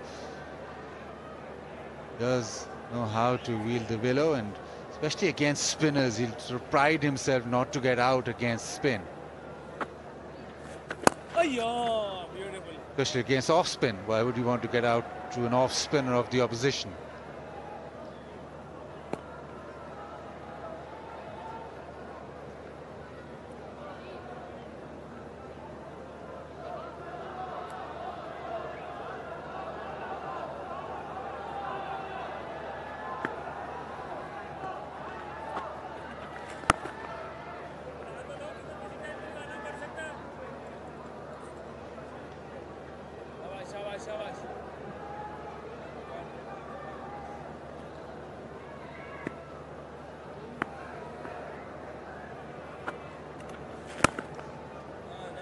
Down the ground, another over negotiated. South Africa 173 for 7.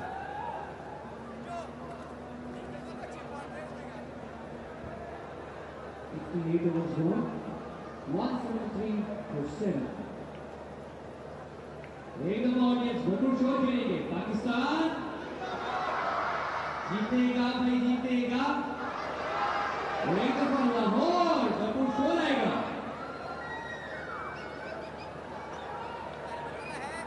Bears, baseball ground, explain. FC College. Pakistan do have a baseball team. Any good?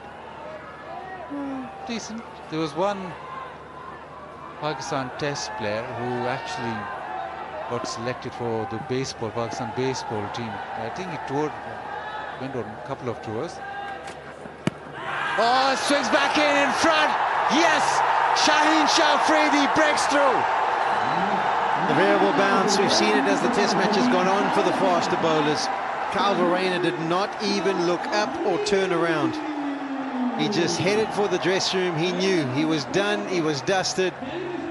Round the wicket, the ball hit the pitch back of a length, much like Waka Yunus was stressing. That's the length to bowl on this pitch, because there is that variable bounce, and if you're as tall as Afridi or Kahisa Rabada, you can get that ball to land and stay down. Might be a puff of dust, we'll have to look, but it doesn't get high at all. Hits him well below the roll, on the shin, no doubt about that. He barely looks around. Finger goes up. Second wicket for Afridi. He's been so much better today, so much better. His energy, his approach, everything. Really good. Kyle Verreynne goes for 19. South Africa now 173 for 8.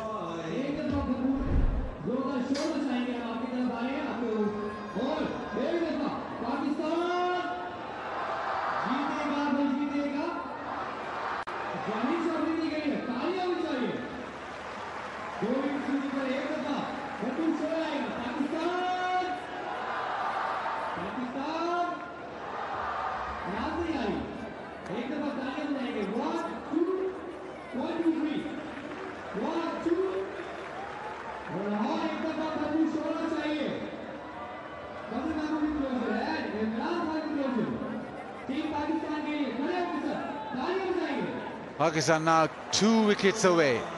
So Brian comes in. There is reverse swing. Shaheen Shah Afridi. Ace is up.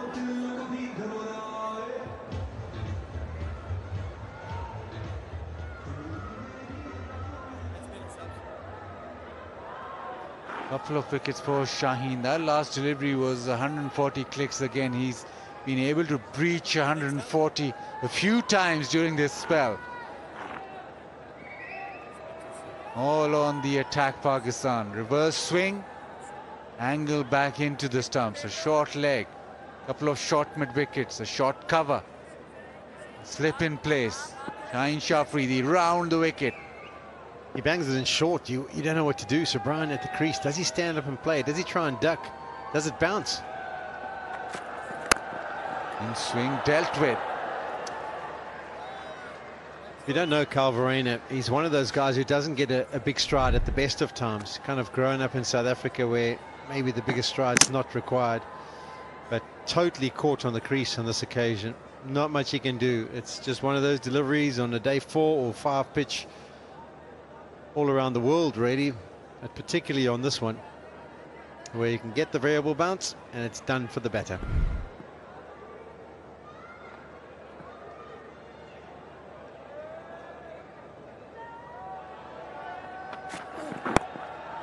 Oh, just manages to clip one in their leg side. There were plenty of fielders, but he avoided them all.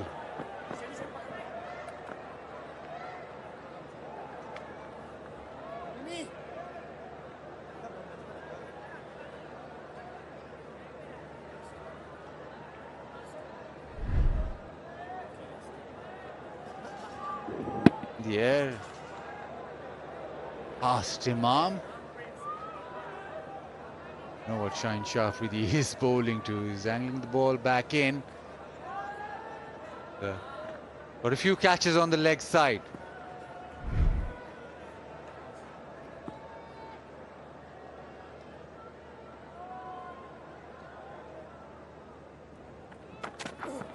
Oh, playing a miss. That one just seamed away. Even if it's a spin-friendly surface or not really bouncing or carrying around too much, as soon as you've got some movement, you look like a different customer. That's exactly what Afridi's been able to do. Have a look at that. The angle coming in, but because it's reverse swinging, once it pitches, just shapes and goes away. Good carry.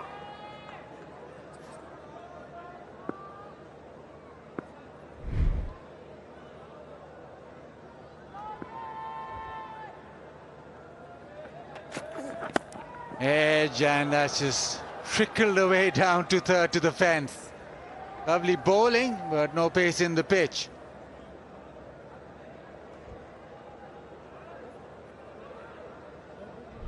Yeah, fortunate boundary.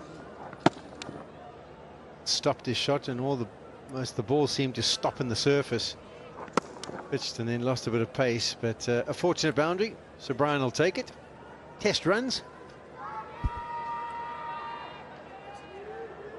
Talked about the fast bowlers when they've got movement.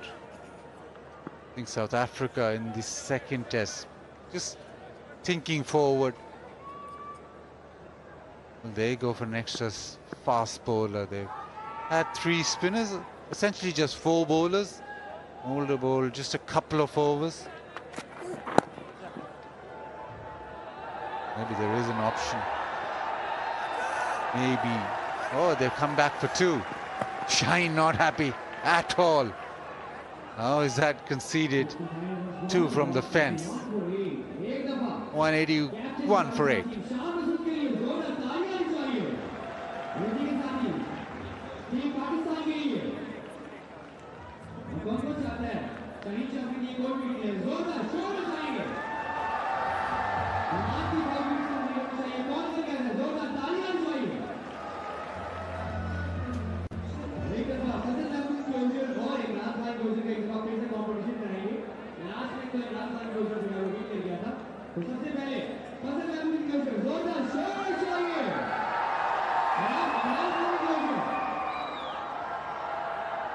They've got the Marco Jansen option. Or do they stick to 3 spinners? Maharaj should come into the playing 11. I mean, you can't drop Mutasami. He's just picked up 11 wickets. I thought that Simon Harmer bowled nasty, so those 2 spinners. Then you would think that Keshav Maharaj was coming. Maybe they go with the 2 left-arm spinners. The good thing for them is, bowling-wise, if they do decide to go with Jansen or even Bosch, they're quality batters as well, so they'll contribute to the depth of the batting lineup. I can't see them changing. I think the change will probably be Subrian gives way from Maharaj. That would kind of make sense. And then Bedingham maybe in place of Stubbs. Stubbs has struggled. Maybe we can actually have a look at what he's done in the last 5 or 6 test matches that he plays. I think he's just got some single figure scores. We've got nothing of substance, so he may miss out.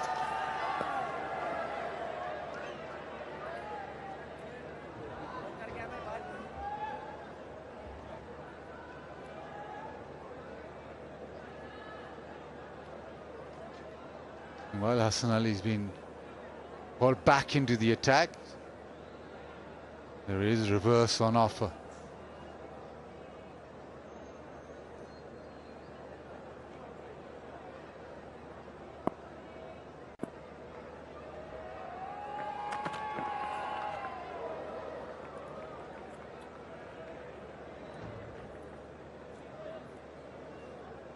That confirmation. KFC flip the bucket challenge. All you have to do is flip the bucket, the KFC bucket, and bear it on your head as fast as you can, and the winner will get KFC finger licking good prizes.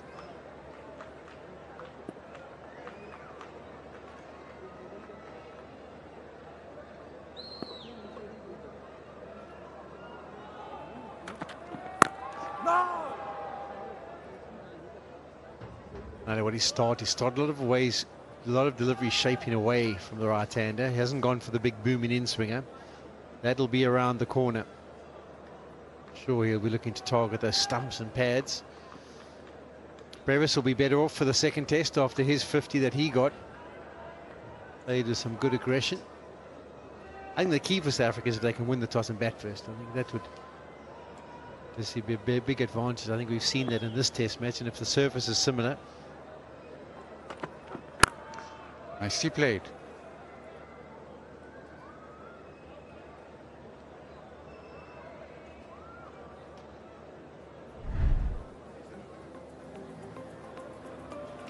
Was quite aggressive. That one went through first slip and the keeper, but then with Noman Ali, he made sure that he hit it over the top, backed his natural aggressive ability, and he got the runs flowing at a rate. Run a ball, and that's the in-swinger. Played nicely, didn't fall over.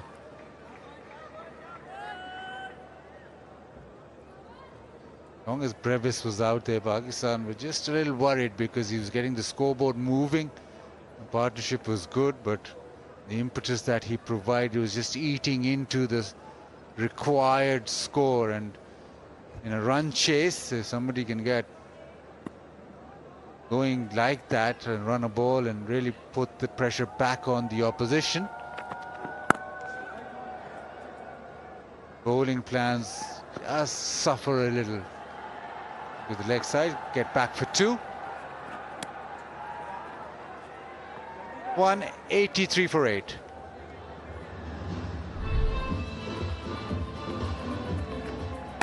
Rickleton throughout the game, first innings and second innings, very assured, very good against spin, very good off the back foot against the spinners. Just allowed the ball to come to him. And he also has these shots over the top. That was probably his best shot, through mid-off.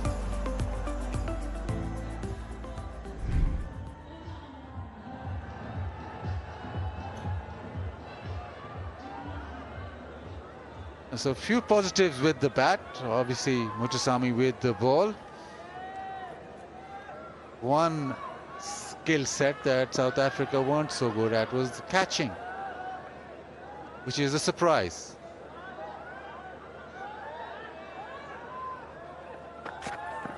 Oh, perilously close.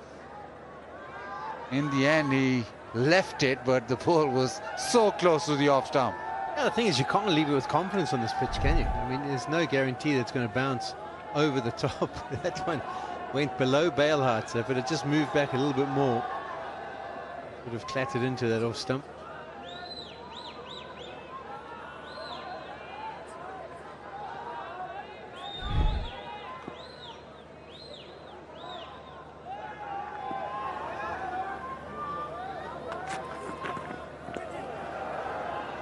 Just down the leg side, Rizwan diving away.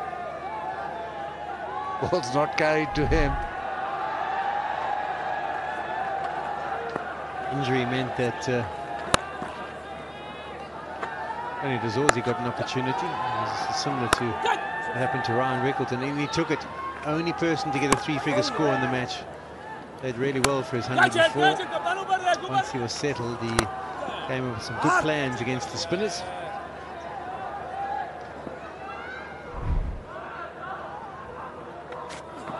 Oh, bowling! That one's gone the other way and hits off stump. That's the delivery that Wasim Akram used to use so effectively. When it's reverse swinging as a lefty, you go around the wicket, and if you can get the ball to swing from straight, it's an awesome away swinger to a right-hander. Have a look at this on the angle. It looks like at one stage it might head down the leg side, and then no. Puts the indicator on, starts to swing, and then clatters into the stumps. That's nasty balls.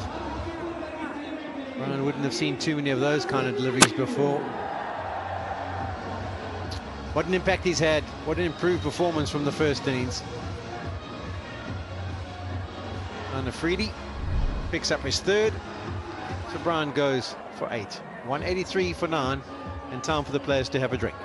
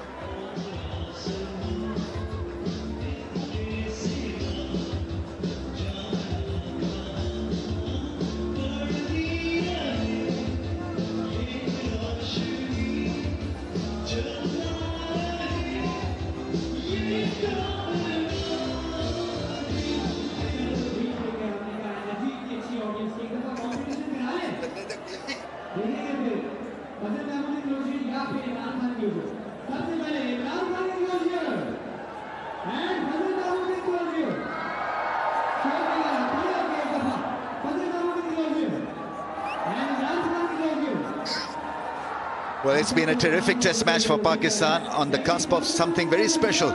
South Africa are a great test match side, and undone by superb spin bowling.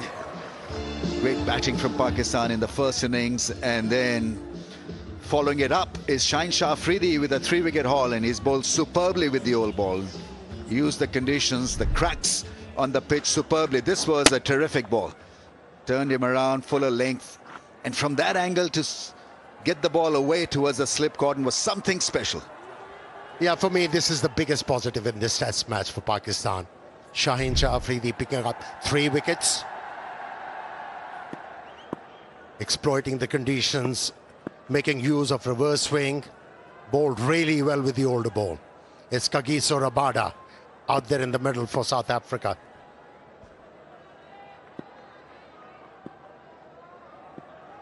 Just a strike away from winning this and going 1 zip up, Pakistan. Oh, bowl's a good one. The Yorker, was there a little bit of inside edge to it? Yeah, he'll walk back to his run-up. Umpiring really has been very good.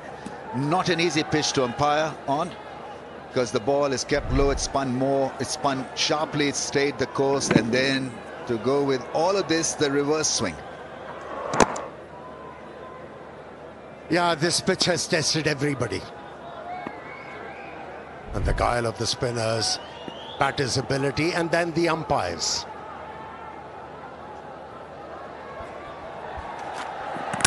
Oh, yes. Beautifully bowled, and that is the end of the test match. Shaheen Afridi picks up his fourth. And we saw great reverse swing bowling from Shaheen Afridi. Great cricket from Pakistan. The fans absolutely loved every moment of this. They needed this big breakthrough for Pakistan cricket, and well, it has come Pakistan's way at Gaddafi Stadium, Lahore. They were the better side, and after winning the toss, they did not look back. Performances from the spin department, pace from Shaheen Afridi, runs from Pakistan's top order and late middle order, and so almost a perfect hand from Pakistan. Yeah, a clue for Shan Masood as well, that you can rely on faster bowlers in these conditions. You know, as a captain, you have to be flexible, not stubborn that, okay, it's a turning track, only the spinners are going to do the job for you. It's the fast bowlers like Shaheen Afridi can pick up wickets for you. But it's a fitting result for Pakistan. The first test match of new cycle of test match cricket championship.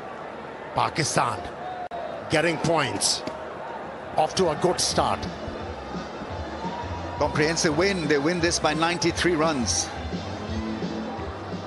And so everything worked perfectly for Pakistan. They prepared the pitch that suited the talent that they produced in the playing 11. Noman Ali, the chief wrecker. Once again, terrific bowling performance. He's had it absolutely made to win matches for Pakistan. Great spinning pitch, but then you had to bowl properly to be a winner, and so he was an absolute winner once again. Yeah, not only he picks up wicket, but he gives control to the captain as well. He doesn't leak runs. He's so economical and yet so threatening, Noman Ali. Ever since he's been picked to play for Pakistan on these turners, he has come to the fore. He's not looking back. He'll pocket that ball as well as a souvenir. But a 10-wicket haul, 5-wicket haul in his short career. Hogging the limelight and making Pakistan win this contest. They win this by 93 and lead to Test Match Series 1-0. South Africa did put up a fight. Spare a thought for them as well. They were on a very, very difficult pitch, alien conditions for a South African batsman and a bowler, and they really had to adjust after losing the toss. It was an uphill task for them. And it's good to see both teams shaking hands. It's getting out of fashion. It's getting out of hands.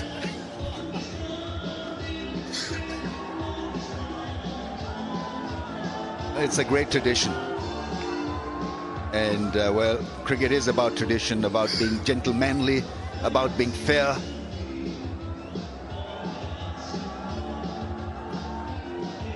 Yeah, it's important for South Africa to maintain saneness in the dugout. They've lost the game, but they did not lose the plot.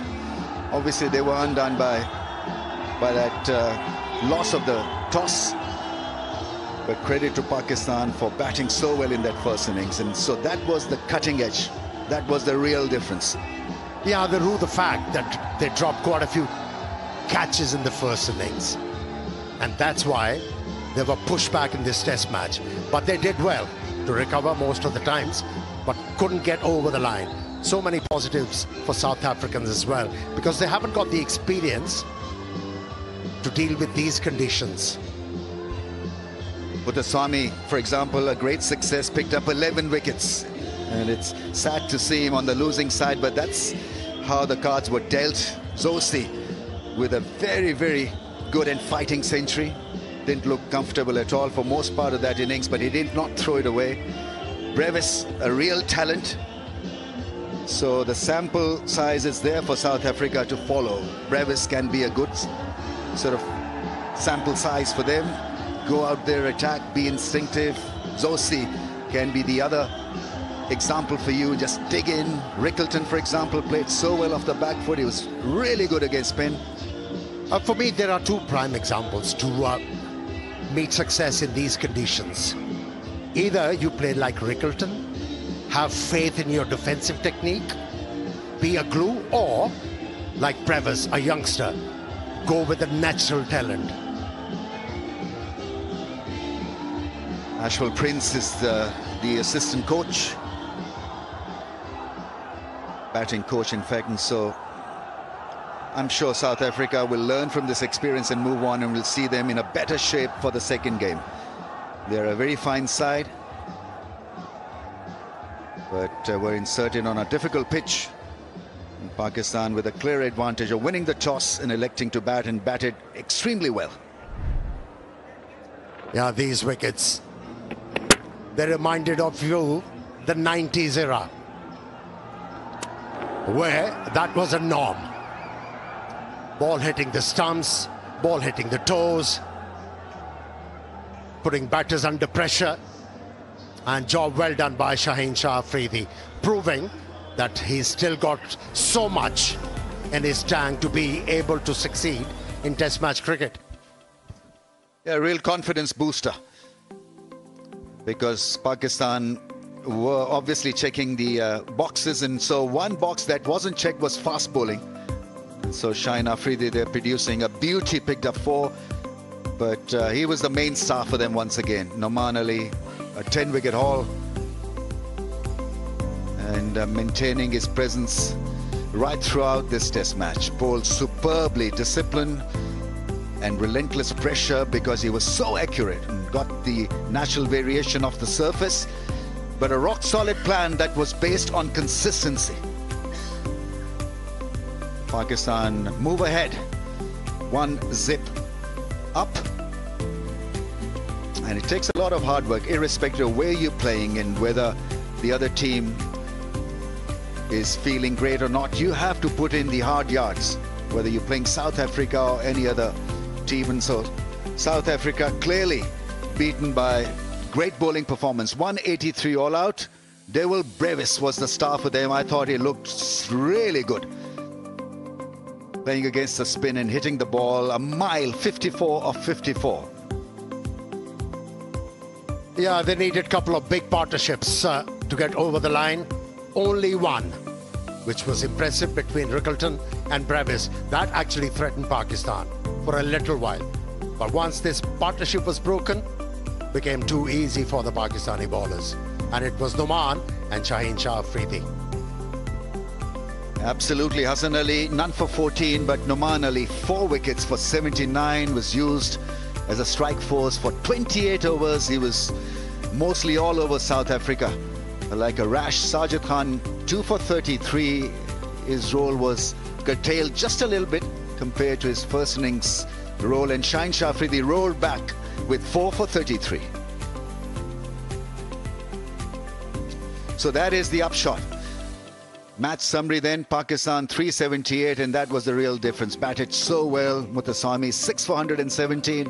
South Africa were few runs short, 269 all out. Second innings really did not hurt Pakistan. They were bowled out for 167, but had plenty of runs to play with, and in the end South Africa were blown away for 183, and Pakistan winning the contest by 93 runs and go 1-0 up in this 2 Test match series.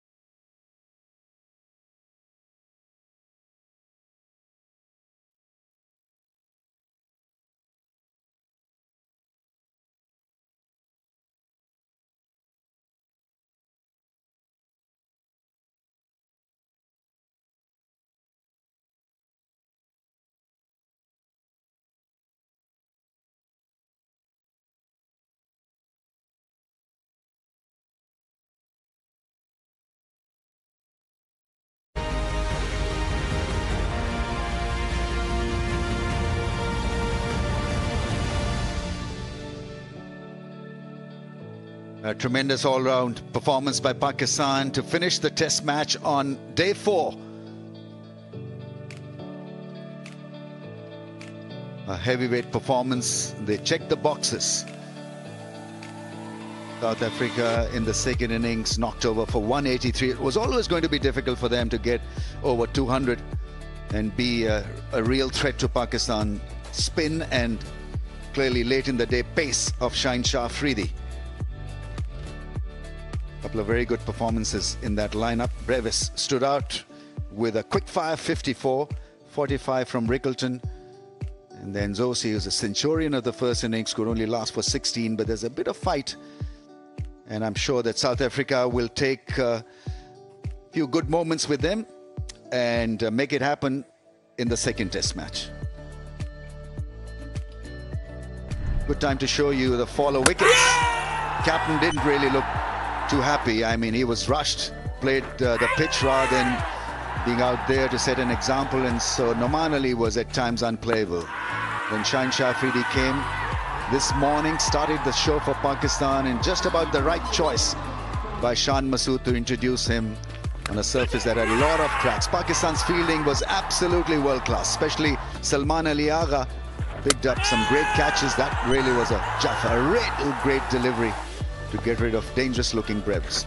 This too was brilliantly done. The keeper was moving across towards the leg side while Salman Ali Agha stood his ground and grabbed it inches off the ground.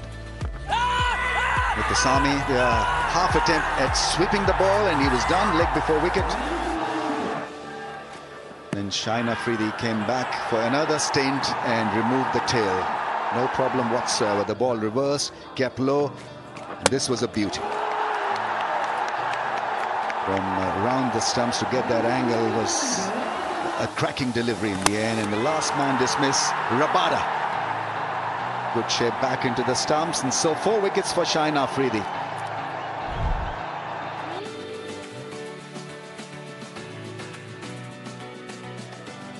Shiny star for South Africa, the 22-year-old Brevis, and I've got Amir Sohail here with me. What did you like about him?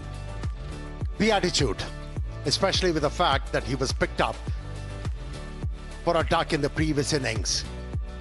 But he came out with a certain plan in his mind and executed it well. Yes, he was scratchy to start with, but after a little while, he started to gain confidence and he started to play his strokes. He needed a bit of stroke of luck. He got it against Shaheen Shah Afridi when he edged one, but after that, it was just all about Brevis. Played some delightful strokes and he was very brave, especially against Numan. Hit the ball from the middle of the bat. And that's a huge positive for South Africa. Just imagine him batting in the first innings on a truer pitch. He could be your box office star. Once again, the bowling analysis dominated by Noman Ali. 4 for 79. He ends up a test match with a 10-wicket haul. And Shaheen Shah Afridi also producing a very, very fine performance. Beautiful bowling with the old ball. 4 for 33 in 8.5 overs. Match summary then: Pakistan 378, South Africa 269, and Pakistan 167 all out. Muthuswamy picking up 11 wickets for South Africa, and Pakistan then producing the goods. They win this by 93 runs. Right, time for post-match presentation. I think they're already there with Bazid Khan. Welcome to the post-match presentation ceremony after this first test match. Pakistan-South Africa. Pakistan winning by 93 runs and go 1 up in the series. Now, in the presentation party with me, firstly, Mr. Sumair Ahmed Sayed, Chief Operating Officer of Pakistan Cricket Board, Mr. Zahid Anjum, Group Head, Bank Alfala, Mr. Suhail Akbar, GM Vigotel Mobile, Mr. Mohammad Shafiq Randhawa, Franchise Business Partner Jazz, Mr. Daniel Rashid, Authorities Dealer of Inverex Solar Energy, Mr. Ahmed Malik, Board Member Infinity Ventures. Now, the first award, Mr. Sumair Ahmed Sayyed will present the PCB Moment of the Match Award to Babar Azam. Babar Azam for his catch at slip Ryan Rickleton. It was a partnership that needed to be broken and was a fabulous catch. Now, Mr. Ahmed Malik will present the Super Sav Striker of the Match Cash Award, 1,50,000 rupees, to Tony Dizozzi for his 100 in the first innings, the only 100 in the Test match. Mr. Ahmed Malik will now present the Super Sav Bowler of the Match Cash Award, 1,50,000 rupees, to Numan Ali. Numan Ali got 10 wickets of the match. Match-winning performance from him.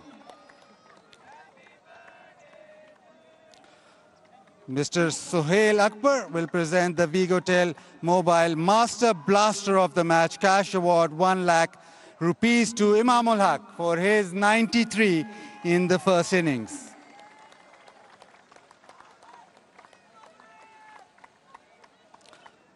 Mr. Muhammad Shafiq Randhawa will present the Jazz Superpower of the Day Cash Award of 1 lakh rupees to Salman Ali Agha. 93 in the first innings to go with the wicket and his 5 catches for the Test match. Mr. Daniel Rashid will now present the Inverex Solar Energy Batter of the Match Cash Award of 1 lakh rupees to Ryan Rickleton. Ryan Rickleton, 71 in the first innings, 45 in the second. Now the player of the match will sign the bat for Vigotel Mobile Collaboration Project in association with Al Hamra Foundation, Numan Ali.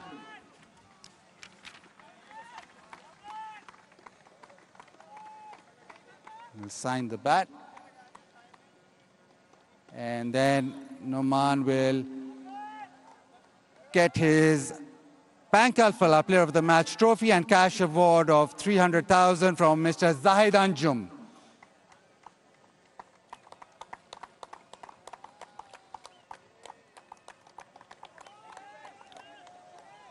Numan will have a chat as well.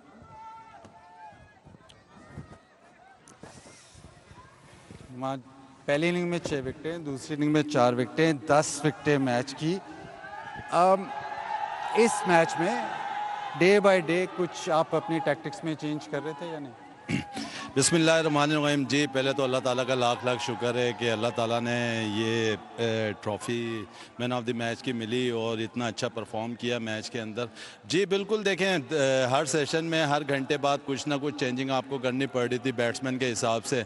बाहर जाके coaches से जो बात होती थी, जो plan होता था उसके मुताबिक बॉलिंग करते थे और अल्हम्दुलिल्लाह सक्सेस मिली उसमें. पिछले 5 टेस्ट मैचेस में आपने 3 दफ़ा 10 आउट किए, तो ये जो कंसिस्टेंसी आ रही है ये कैसे आ रही है, या आप वही प्रोसेसेस दोबारा कर रहे हैं?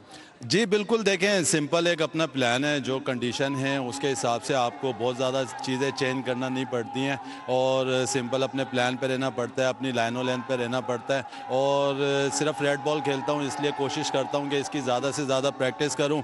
पिछले काफ़ी टाइम से बल्कि 6 से 8 महीने से NCA में था.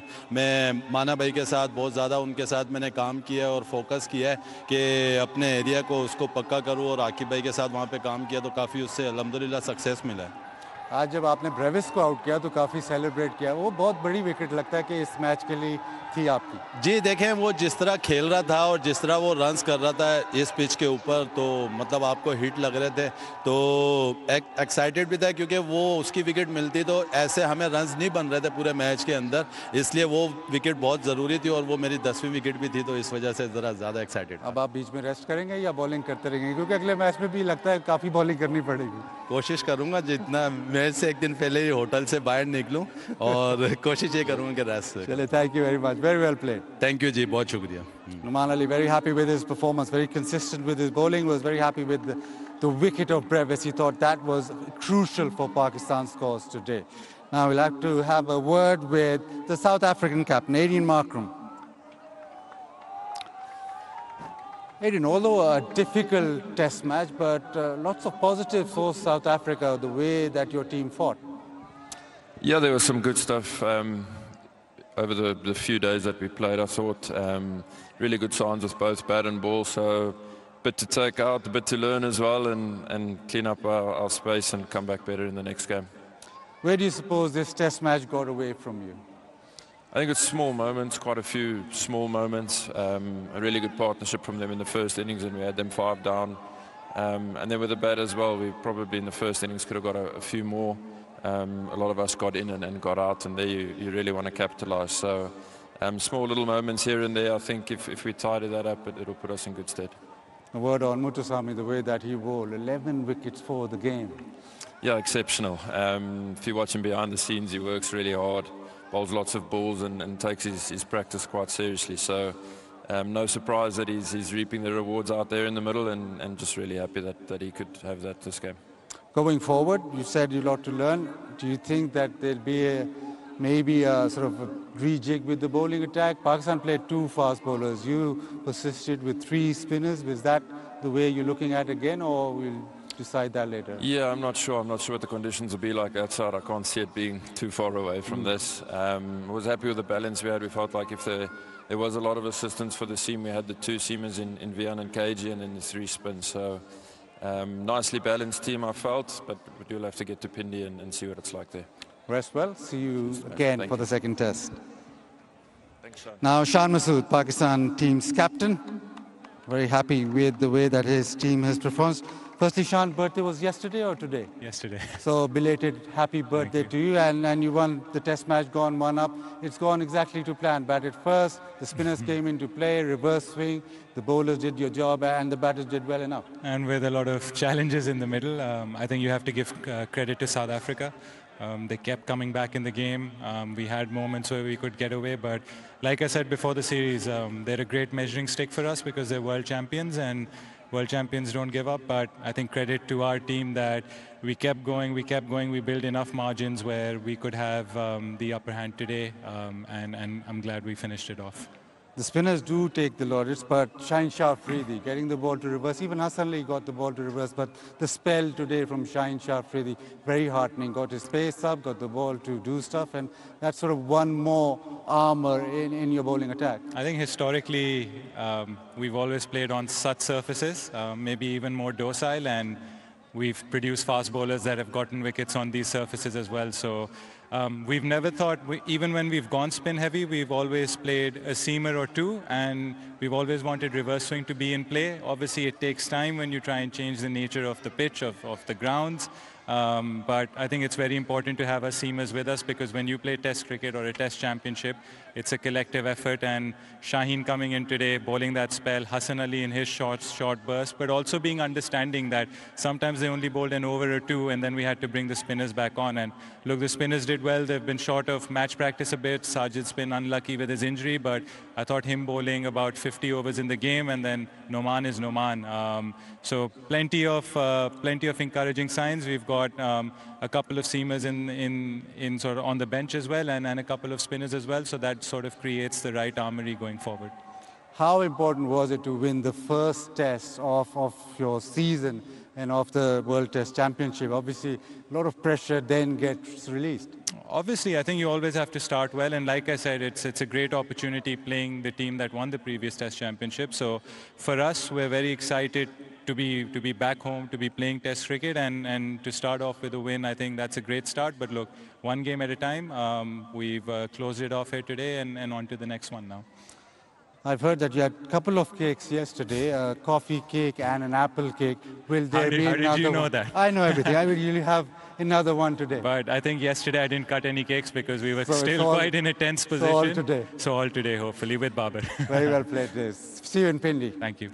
So that's it from the post-match presentation down here.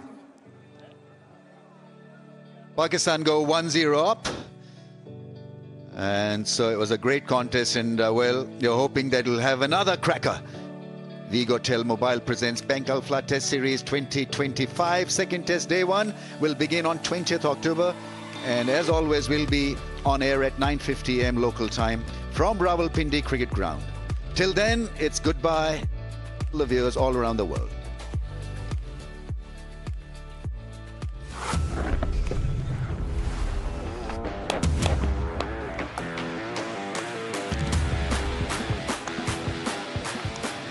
Welcome to Lahore for this fabulous test series between two very fine teams. First test, day one. At the toss, it was Shan Masood who called correctly. He made probably the right call to bat first. That straight drive will give him a half century.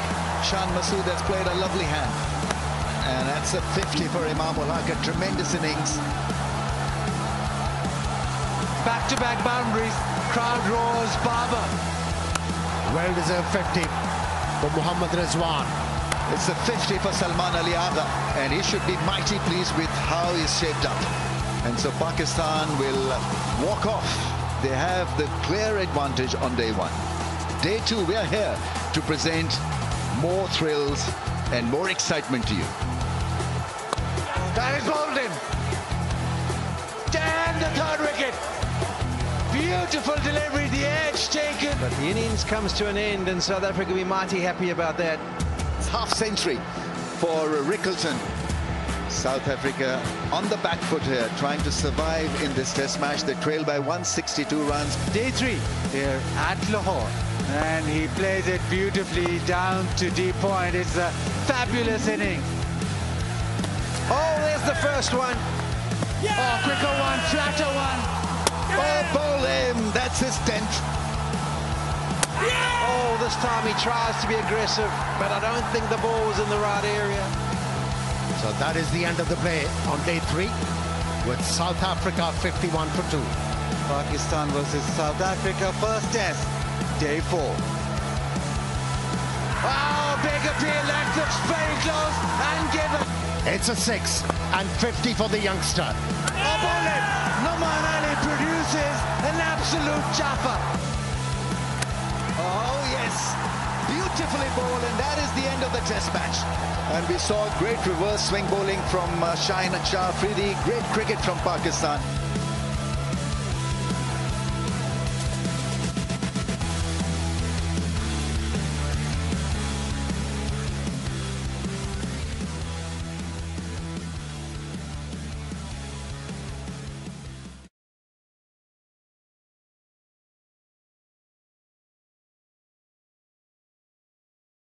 खेलता है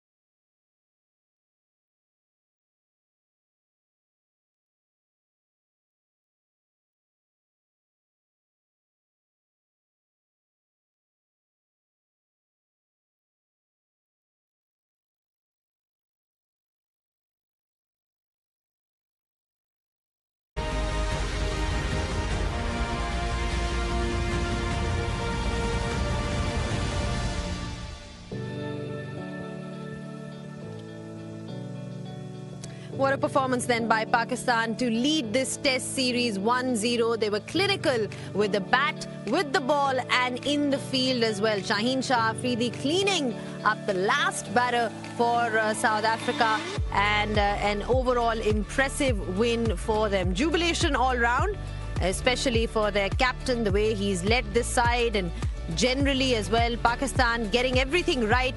Noman Ali once again picking up wickets for them. Sajid Khan as well, and overall the bowlers doing the job in the end. It was always going to be one of those tracks which is going to help the spinners, but it was important for them to execute their plans and land the ball in that right area. Noman Ali confident, composed and showing a lot of character as always. Let's not forget the fielding as well. You know, it's been really good throughout this test match for Pakistan, taking some fine catches in the slip. Some fans as well out there supporting the side. Hugs all round and a job well done. Hello and welcome back on Pitchside. We're discussing Pakistan's win. A huge congratulations to them. What a fine performance overall by this side.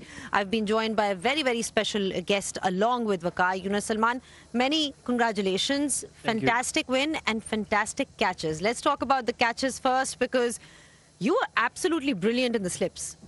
We just have been doing really, putting the hard works in the field, like having long session in the slips. So I think that's what we are doing, and I think in this test match that's paid off.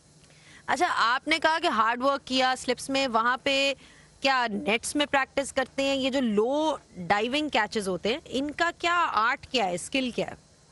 इसमें एक यही है कि आपको ज़्यादा सा लो रहना पड़ता है, और हम जब प्रैक्टिस कर रहे थे हमें आइडिया था पिच को देख करके इधर कैचेस लो ही आएंगे, तो हम उसी तरह उसी को देखकर प्रैक्टिस कर रहे थे, और कोशिश यही थी कि जितना लो रह सकूँ स्लिप में रहूँ, क्योंकि यहाँ पर कैचेस अगर आप देखें पाकिस्तान में रिसेंट पास में कैचेस आपके पास इस तरह ही पाउंड में ही आते हैं, तो मेरी कोशिश यही रहती है जब मैं प्रैक्टिस करता हूँ तो उसी तरह की प्रैक्टिस करूँ जिस तरह मैच में कैचेस आने वाले हैं। अच्छा वकार, ये स्लिप्स में जो कैचेस होते हैं ये कभी भी आसान नहीं होते, स्पेशली अगर आप इतनी देर कंसंट्रेशन का थोड़ा सा बताएं कि because when we see somebody like Salman हर बॉल पे there is no room for error basically. Test match cricket अगर आपने खेलनी है तो फिर you have to be prepared and have the fitness, क्योंकि नॉट कि जी आप सिर्फ आपको बॉलिंग और बैटिंग की ही फिटनेस चाहिए होती है, आपको एक्चुअली 6 घंटे के लिए अगर आपने फील्ड में खड़े होना और स्लिप में खड़ना और फोकस करना है, उसकी भी एक फिटनेस है। एंड आई थिंक सलमान ने बहुत ही उम्दा कैचेस किए हैं, और स्पेशली इस तरह की पिच पे जहाँ पे बॉल आता नहीं है ना, जब बॉल डाई होता है, जो बॉल नीचे आता है उसमें और मुश्किल हो जाता है। स्पिनर पे तो होता है मुश्किल, पेसर पे तो इससे भी ज़्यादा मुश्किल होता है। तो I think Pakistan hardly drop any catch throughout this test match, and that's also one reason why Pakistan won this test match. Salman Ali Agha, not only the catches but also don't forget his runs. Is the very crucial, important runs in the first inning, 93. I thought that was wonderful. Absolutely, 93 you made Salman in that first innings. And जब भी कोई test match होता है पहली innings batting की हमेशा important होती है, बिकॉज उसी से फिर आपका पूरा जो है मैच आगे बढ़ता है। तो क्या सोच के आए? कंडीशंस ऐसी थी, मुतसामी बहुत अच्छी बॉलिंग करा रहे थे, उनके भी spinners they were doing well, so what was your plan against that spin attack? जी बिल्कुल, आप पाकिस्तान में अगर खेलें रिसेंट पास में हम देखेंगे कि पहली इनिंग के रन जो है बहुत इंपॉर्टेंट है, क्योंकि पहली इनिंग ऐसी इनिंग होती है जहाँ पर थोड़ा सा इजी रहता है बैटिंग करने के लिए। तो जब बैटिंग करने गया तो हम थोड़ा सा 3 विकेटें जल्दी गिर गई थी, लेकिन मैंने और रजी ने एक चीज़ मतलब हमने उस टाइम पे डिसाइड की थी कि हमारी गेम अगेंस्ट स्पिन अच्छी है, हम अगर अटैक करते हैं स्पिन पे तो हमारा मतलब बेस्ट पोजीशन बनती हैं। तो हम कोशिश यही करते हैं दोनों ही मिलकर जब भी साथ बैटिंग करें तो कोशिश यही करते हैं कि स्पिन पे अटैक करें, और मुझे लगता है कि उस इनिंग की जो मुझे उस पार्टनरशिप की अब कह लें कि जो बेस्ट थिंग थी ना, हमने स्ट्राइक रोटेट काफ़ी अच्छा किया, क्योंकि ये ऐसी भी चीज़ें अगर आप इस पर 6 बॉल लगातार खेलेंगे ना दैन फिर आपके लिए चीज़ें मुश्किल हो जाती हैं। तो कोशिश यही की कि हम जितना स्ट्राइक रोटेट कर सकें उतना ही फ़ायदा हो। सलमान, सवाल यह है कि अब आपने यहाँ भी वेस्ट इंडीज़ के ख़िलाफ़ भी खेला, आपने अगेंस्ट इंग्लैंड भी अभी रिसेंटली दोनों अच्छी सीरीज़ खेली, एक टर्न अराउंड सा दिख रहा है कि जी अब जैसे लग रहा है कि जैसे हम अब आइंदा आने वाली क्रिकेट भी टूवर्ड्स स्पिनर्स पे ज़्यादा रिलाई करने के चक्कर में है, और उस तरह की पिचेस हर जगह पे पेयर कर रहे हैं। यू थिंक कि ये लाहौर की पिच और फिर ऑफ कोर्स मुल्तान की पिच, ये दोनों पिचेस में कितना फ़र्क है, और is this the right way to go? I think Multan और यहाँ पे मुझे लगता है काफ़ी ज़्यादा डिफरेंस था, क्योंकि मुल्तान में ऐसी पिच थी कि जहाँ पर मुझे लगता है कि थोड़ा बैट्समैन के लिए चीज़ें काफ़ी मुश्किल थी। अगर आप अच्छी टेक्निक रख के भी खेलते हैं तो वहाँ पे आउट हो सकते हैं, लेकिन ये ऐसा पिच था जहाँ पर आप अगर अच्छी टेक्निक स्पिनर के अगेंस्ट आपकी है तो मुझे लगता है कि आप रन बना सकते हैं। जैसे कि आपने पहली इनिंग में देखा, उनकी तरफ से भी हमारी तरफ से भी रन बने हैं, और इवन दूसरी इनिंग में भी। तो मुझे लगता है कि दो जो पिचेज़ हैं या दो शहर हैं आप कह लें, उनमें काफ़ी डिफरेंस था। और हमें देखना तो पड़ेगा कि हमको इस तरह यही गोइंग फॉरवर्ड है या हमको चीज़ें डिफरेंट करनी है, क्योंकि हम मुझे ऐसा लगता है कि हर टीम के खिलाफ हम ये वो नहीं बना सकते। जैसे श्रीलंका यहाँ पर आएंगी तो वो उनके खिलाफ अगर ऐसी पिचेस बनाते हैं तो फिर हम भी मुश्किल में आ सकते हैं, तो हमको ये देखना जरूर पड़ेगा। लेकिन हाँ, अगर हम साउथ अफ्रीका, इंग्लैंड या न्यूजीलैंड के खिलाफ खेल रहे हैं तो मुझे लगता है कि जो ये पिच था ना, ये पिचेस अच्छी हैं गोइंग फॉरवर्ड। क्योंकि लाहौर की पिच की नेचर नहीं है, शायद इसी वजह से बैटिंग थोड़ी सी आसान थी। इस पिच की नेचर है कि यहाँ बैट्समैन ज़्यादा रन करते हैं, तो इसलिए स्पिनर्स का बॉल भी जो आता था तो थोड़ा स्लो आता था, तो मैनेजेबल था। शायद रन करने उतने आसान नहीं थे, लेकिन आउट अगर आप नहीं होना चाहते या आप नहीं होते तो आप मैनेज कर सकते थे। हाँ, मुल्तान का थोड़ा डिफरेंट था। जी बिल्कुल, मुल्तान में मैंने पहले भी बोला कि वहाँ पर थोड़ी सी ऐसी थी कि वहाँ पर अगर आप जितनी भी अच्छी टेक्निक रख लें, लेकिन आप वहाँ पर तो मुश्किल था बैट्समैन के लिए। लेकिन यहाँ पर आपने बिल्कुल बोला, यहाँ पर मैंने बस ऐसे अपनी लाइफ में देखा नहीं, मैंने अपनी सारी फर्स्ट क्लास क्रिकेट और मतलब मोस्टली क्रिकेट यहीं खेली है। यहाँ पर आपको बहुत अच्छा बैटिंग ट्रैक मिलता है, यानी कि 4 दिन यहाँ पे कुछ खास होता नहीं है। ये मतलब ऐसा ग्राउंड है जहाँ पर आपको मतलब बड़ी बड़ी इनिंग्स नज़र आती हैं। लेकिन हाँ, ये डिफरेंट मतलब ये लाहौर की पिच थी, लेकिन हाँ कह सकते हैं कि मुल्तान से मुझे लगता है काफ़ी बेहतर पिच थी। अच्छा, कल जब स्टंप्स के वक्त आपको 8 विकेटें चाहिए थी पाकिस्तान को मैच जीतने के लिए, तो तब क्या डिस्कशन हुई थी बाद में मैच के बाद, या आज शुरू में क्या डिस्कशन हुई थी कि मैच को कैसे लेके चलना है in terms of bowling combinations, and plan क्या था? प्लान सिंपल ही था, क्योंकि अभी मुझे लगता है कि ऐसा पिच बन गया था कि अगर आप सिर्फ राइट एरिया पर आकर अच्छी पेस के साथ बॉल करें स्पिनर, तो मेरे ख्याल से वो काफ़ी इनफ था किसी भी टीम को आउट करने के लिए। और 270 प्लस आई थिंक रिसेंट पास में पाकिस्तान में 4th इनिंग में मेरे ख्याल से काफ़ी मुश्किल है। इवन अगर आप कहीं भी चले जाएं तो 4th इनिंग में 270 प्लस मुश्किल ही होता है। तो प्लान यही था, सिंपल था कि आकर जगह पर बॉलिंग करनी है और अच्छी पेस के साथ।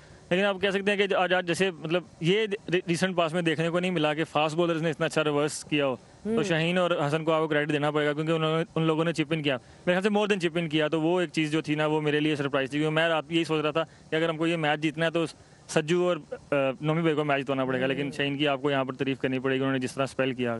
सलमान, एक और चीज़ रिसेंट पास में देखी है कि विकेट्स जो पाकिस्तान की हैं ना, वो क्लस्टर में गिर रही हैं। एक ही स्कोर पर 2-2, 3-3 विकेट्स गिर रही हैं, या 15-17 रन में 5 विकेट गिर गई।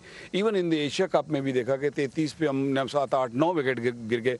तो आई थिंक ये कहीं ना कहीं थोड़ा वरिंग साइन है। आई मीन वनडे क्रिकेट तो फिर भी, या T20 क्रिकेट फिर भी समझ आती है कि आप अग्रेसिव खेल रहे होते हैं, तो ये वरिंग साइन है। हालांकि आपके जो हमारे लोअर मिडिल ऑर्डर या टेल एंडर जो भी कह लें आप, उनकी एवरेजेस या उनकी जो ट्रैक रिकॉर्ड फर्स्ट क्लास का भी बहुत अच्छा है। लेकिन इस मैच में देखा कि इवन पिछली सीरीज में भी यही देखा कि क्लस्टर में विकेट्स गिरती हैं, 5-6 विकेट ऊपर नीचे गिर जाती हैं। और फिर ऑफ कोर्स अभी तो आपके पास लीड थी तो आपकी बचत होगी, लेकिन आइंदा अगर लीड ना हुई तो इस तरह का जो इश्यूज हैं ये आपको प्रॉब्लम क्रिएट कर सकते हैं। जी बिल्कुल, ये एक वरिंग साइन तो है। मतलब अगर आप वनडे देखें, T20 देखें या टेस्ट मैचेस, तीनों फॉर्मेट में मेरे ख्याल सेम स्टोरी चल रही है हमारे साथ। हम थोड़ा सा प्रेशर आता है तो हम उसमें 4-5 विकेटें मतलब दे देते हैं। कल जैसे हमने मतलब 16 रन पे 6 विकेटें दे दी, तो किसी भी अच्छी टीम के खिलाफ खेल रहे होंगे तो आप ऐसे, और मुझे ऐसा लगता है कि अगर हम ऐसी मिस्टेक्स बार बार करते जाएंगे तो फिर मैच हम जीत सकते हैं। लेकिन अगर हमको देखना है कि वर्ल्ड टेस्ट चैंपियनशिप का फाइनल खेलना है तो उसके लिए हमको ये चीज़ सॉर्ट आउट करनी पड़ेगी, क्योंकि ये वरिंग साइन ज़रूर है और कंसर्निंग भी है, और इस पर हमको काम करना ही पड़ेगा। बिल्कुल। अच्छा, ओवरऑल परफॉर्मेंस बहुत अच्छी थी पाकिस्तान की तरफ से। ऑफ कोर्स आपकी अपनी कंट्रीब्यूशन। आपने बैटिंग की बात की, आपने कहा मैं I was looking to rotate, and I was just going to ask you this question कि इन कंडीशंस में स्पिनर को खेलना बहुत मुश्किल है। फॉर एग्जांपल अगर Pakistan, it was the other way round, Pakistan आखिरी इनिंग्स खेल रहा होता, बैटिंग कर रहा होता, तो क्या अप्रोच होनी चाहिए? Because you need to figure out, let's say Pakistan loses the toss, फिर एंड में आपकी बारी आ जाती है, तब अच्छी टीम हो, उसके पास अच्छे स्पिनर्स हो, तो बेस्ट प्लान क्या है जहां पे बाउंस भी लो है, कभी इन वेरिएबल बाउंस है ना, कभी ऊपर कभी नीचे, so how do you counter that as a player in your head, at least mentally, what are you thinking? मुझे लगता है कि ऐसी पिचेस देख के ना हम बैट्समैन, अब देख लें कोई दोनों टीमों में से, आप अपने ना डिफेंस को ट्रस्ट करना छोड़ देते हैं। तो मुझे लगता है कि आपको किसी तरह भी बैटिंग करनी है, अगर आपको स्वीप मारनी है, रिवर्स स्वीप मारनी है, या किस तरह भी आपको स्ट्राइक रोटेट करना है, लेकिन द फर्स्ट जो थिंग है ना, वो आपको अपने डिफेंस पे ट्रस्ट करना ही करना है। क्योंकि अगर आपका डिफेंस अच्छा नहीं है, उसके बाद जो अगर आप स्वीप मारे, रिवर्स मारे, वो मैटर ही नहीं करती हैं जब तक आपका डिफेंस अच्छा नहीं है। मुझे लगता है ऐसी पिचेस पे ना हम एज ए बैट्समैन शायद अपना वो अपनी टेक्निक पे या अपने डिफेंस पे ट्रस्ट करना छोड़ देते हैं।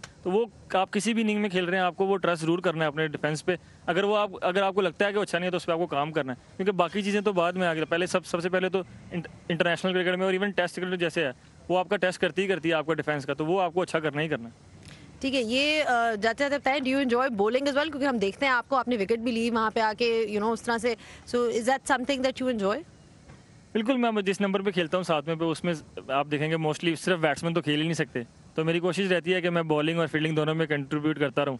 और उस दिन विकेट वो उस टाइम पे ज़रूरत भी थी, और आई एम वेरी हैप्पी कि उस टाइम पे विकेट मिली है, क्योंकि अगर वो विकेट ना मिलती तो शायद हम इतनी लीड ना भी ले पाते। लेकिन बिल्कुल मैं अपनी बॉलिंग भी इंजॉय करता हूँ, क्योंकि मुझे ऑलराउंडर ही खेलना है एज ए टीम में।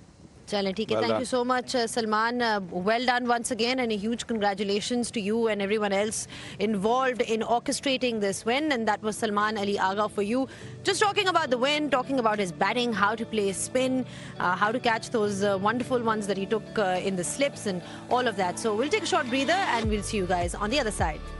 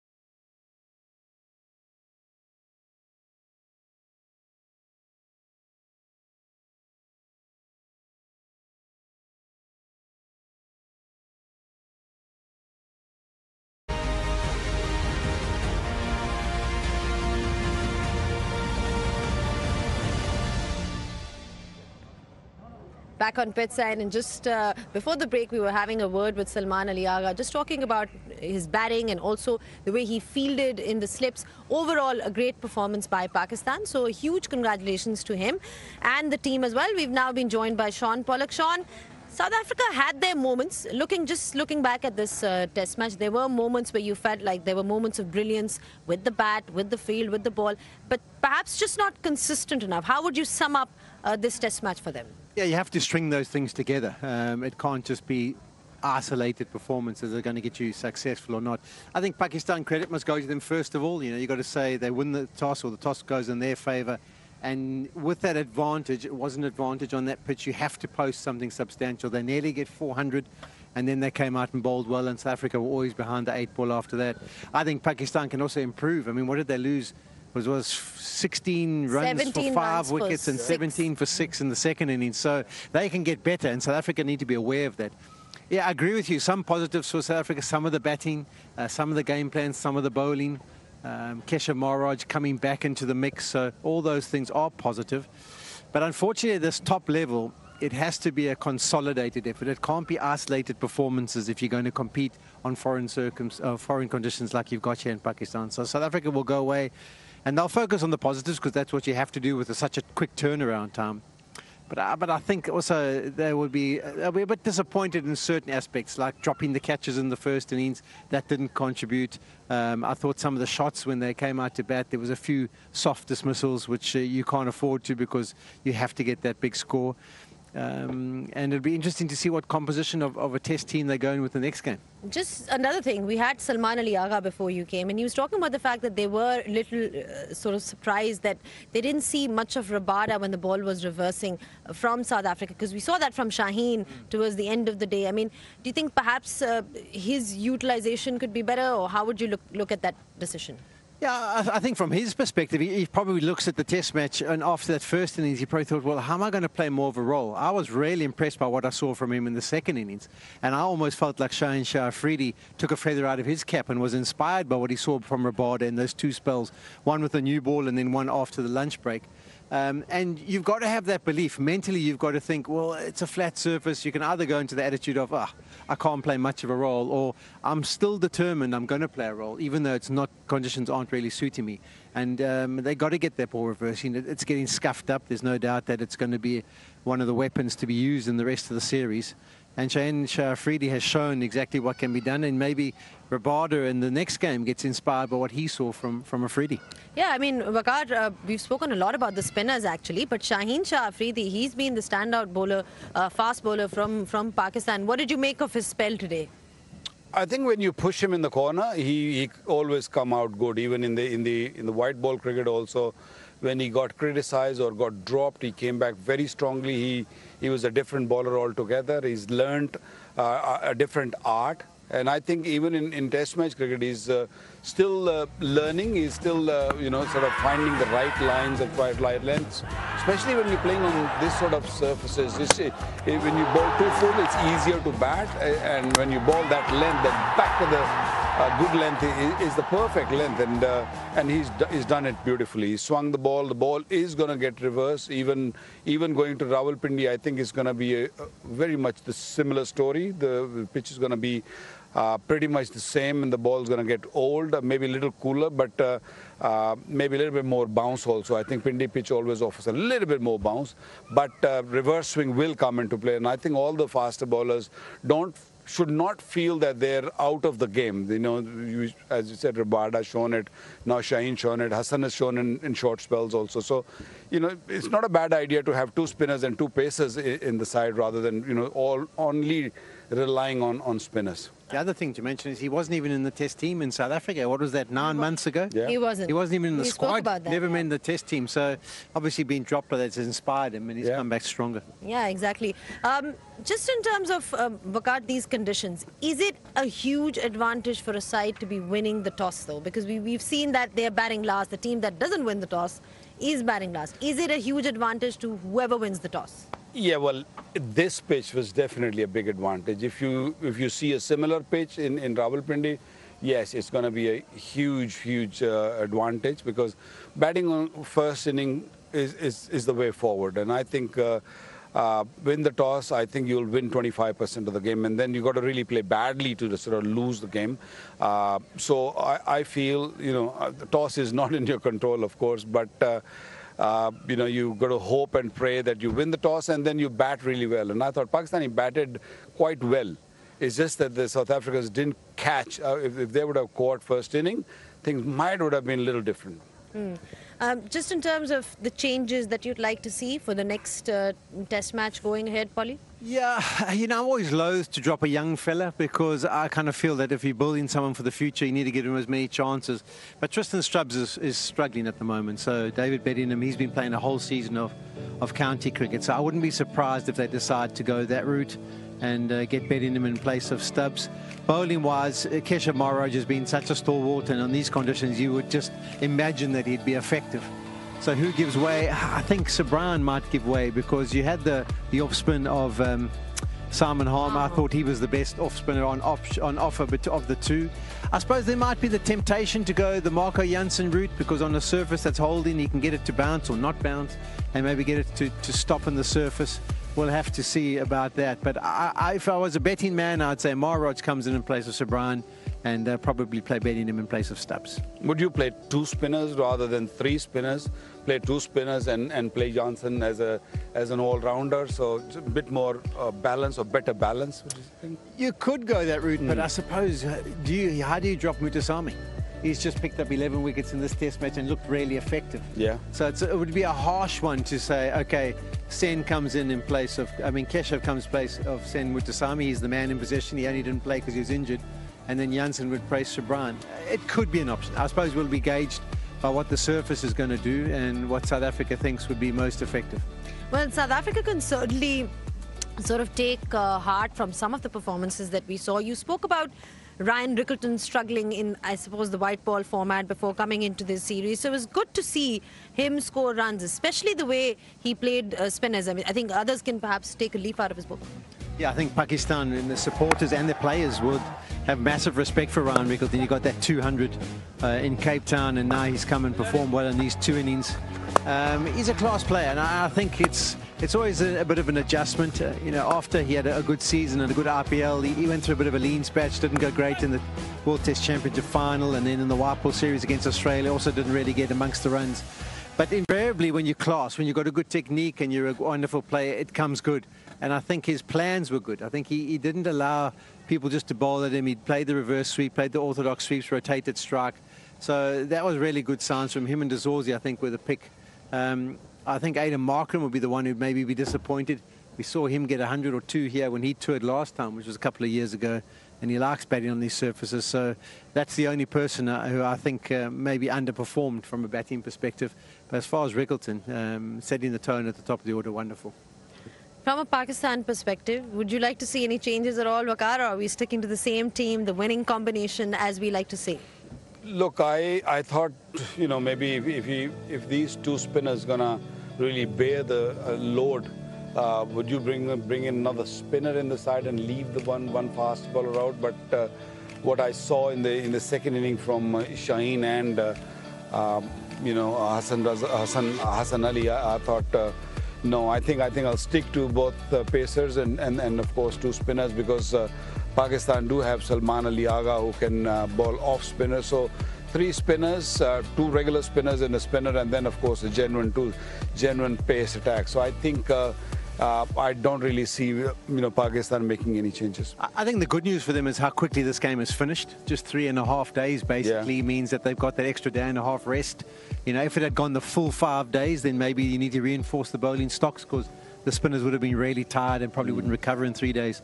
But I think because they've got 4.5 days now before the next game, I'm sure they'll be fine. You spoke about Sajid Khan's pace, actually, and did you see any changes today from whatever we've seen so far? Because you said that he's been bowling perhaps a tad bit slower.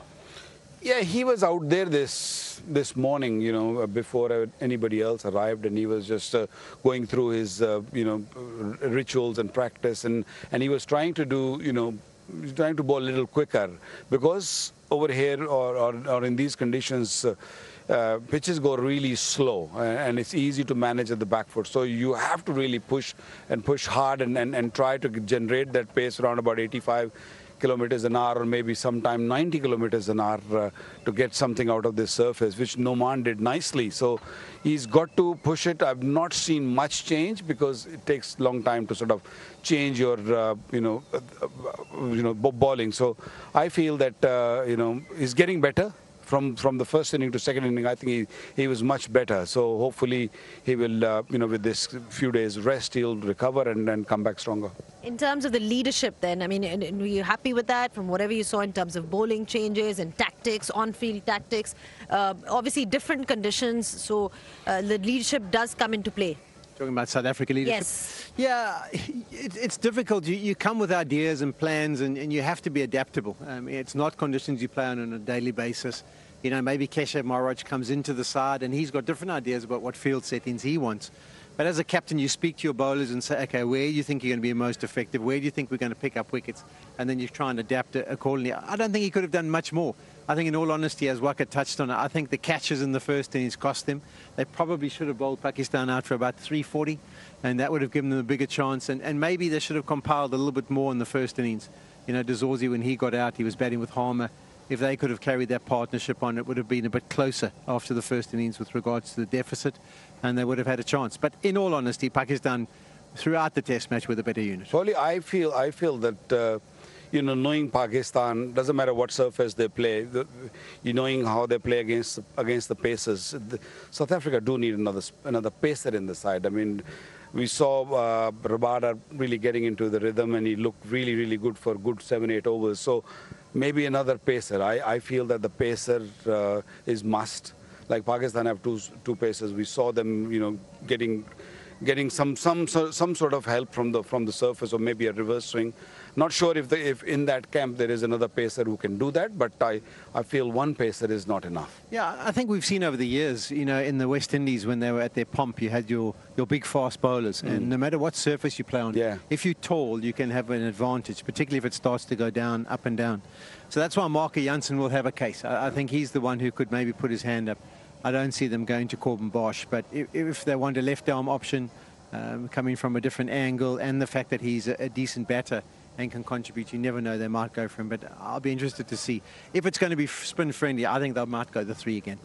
All right, thank you so much, gentlemen, then, for your thoughts. We've had an early finish, so great news for you, because you get to catch up on your sleep and basically explore the sights and sounds of Lahore tomorrow. So good on you, Polly, and everyone else. But don't forget that the action doesn't end here in this particular series. It's the Vigotel Mobile presents Bank Alphala Test Series, and the next test match is going to be played in Rawalpindi on the 20th of October, where the coverage starts at 9:25 a.m.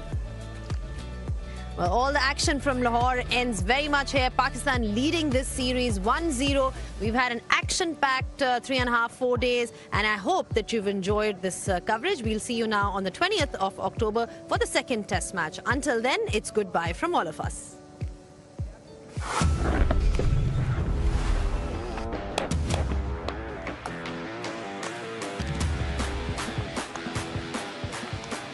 Welcome to Lahore for this fabulous test series between two very fine teams. First test, day 1. At the toss, it was Shan Masood who called correctly. He made probably the right call to bat first. That straight drive will give him a half-century. Shan Masood has played a lovely hand. And that's a 50 for Imam ul Haq, a tremendous innings.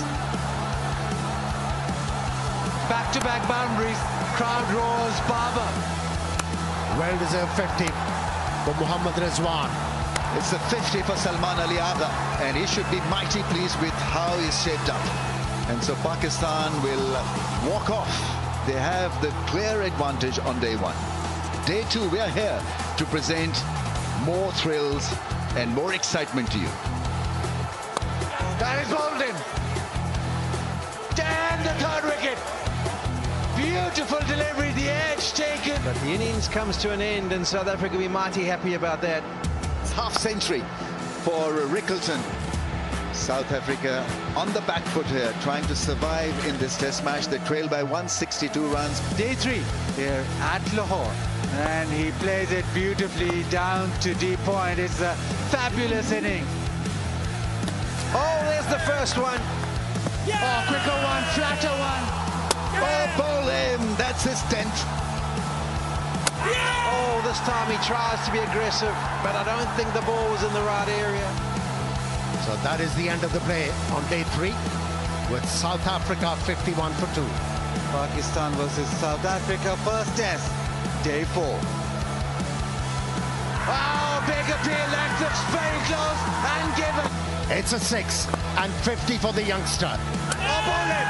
Noman Ali produces an absolute jaffa. Oh, yes. Beautifully bowled, and that is the end of the test match. And we saw great reverse swing bowling from Shaheen Afridi. Great cricket from Pakistan.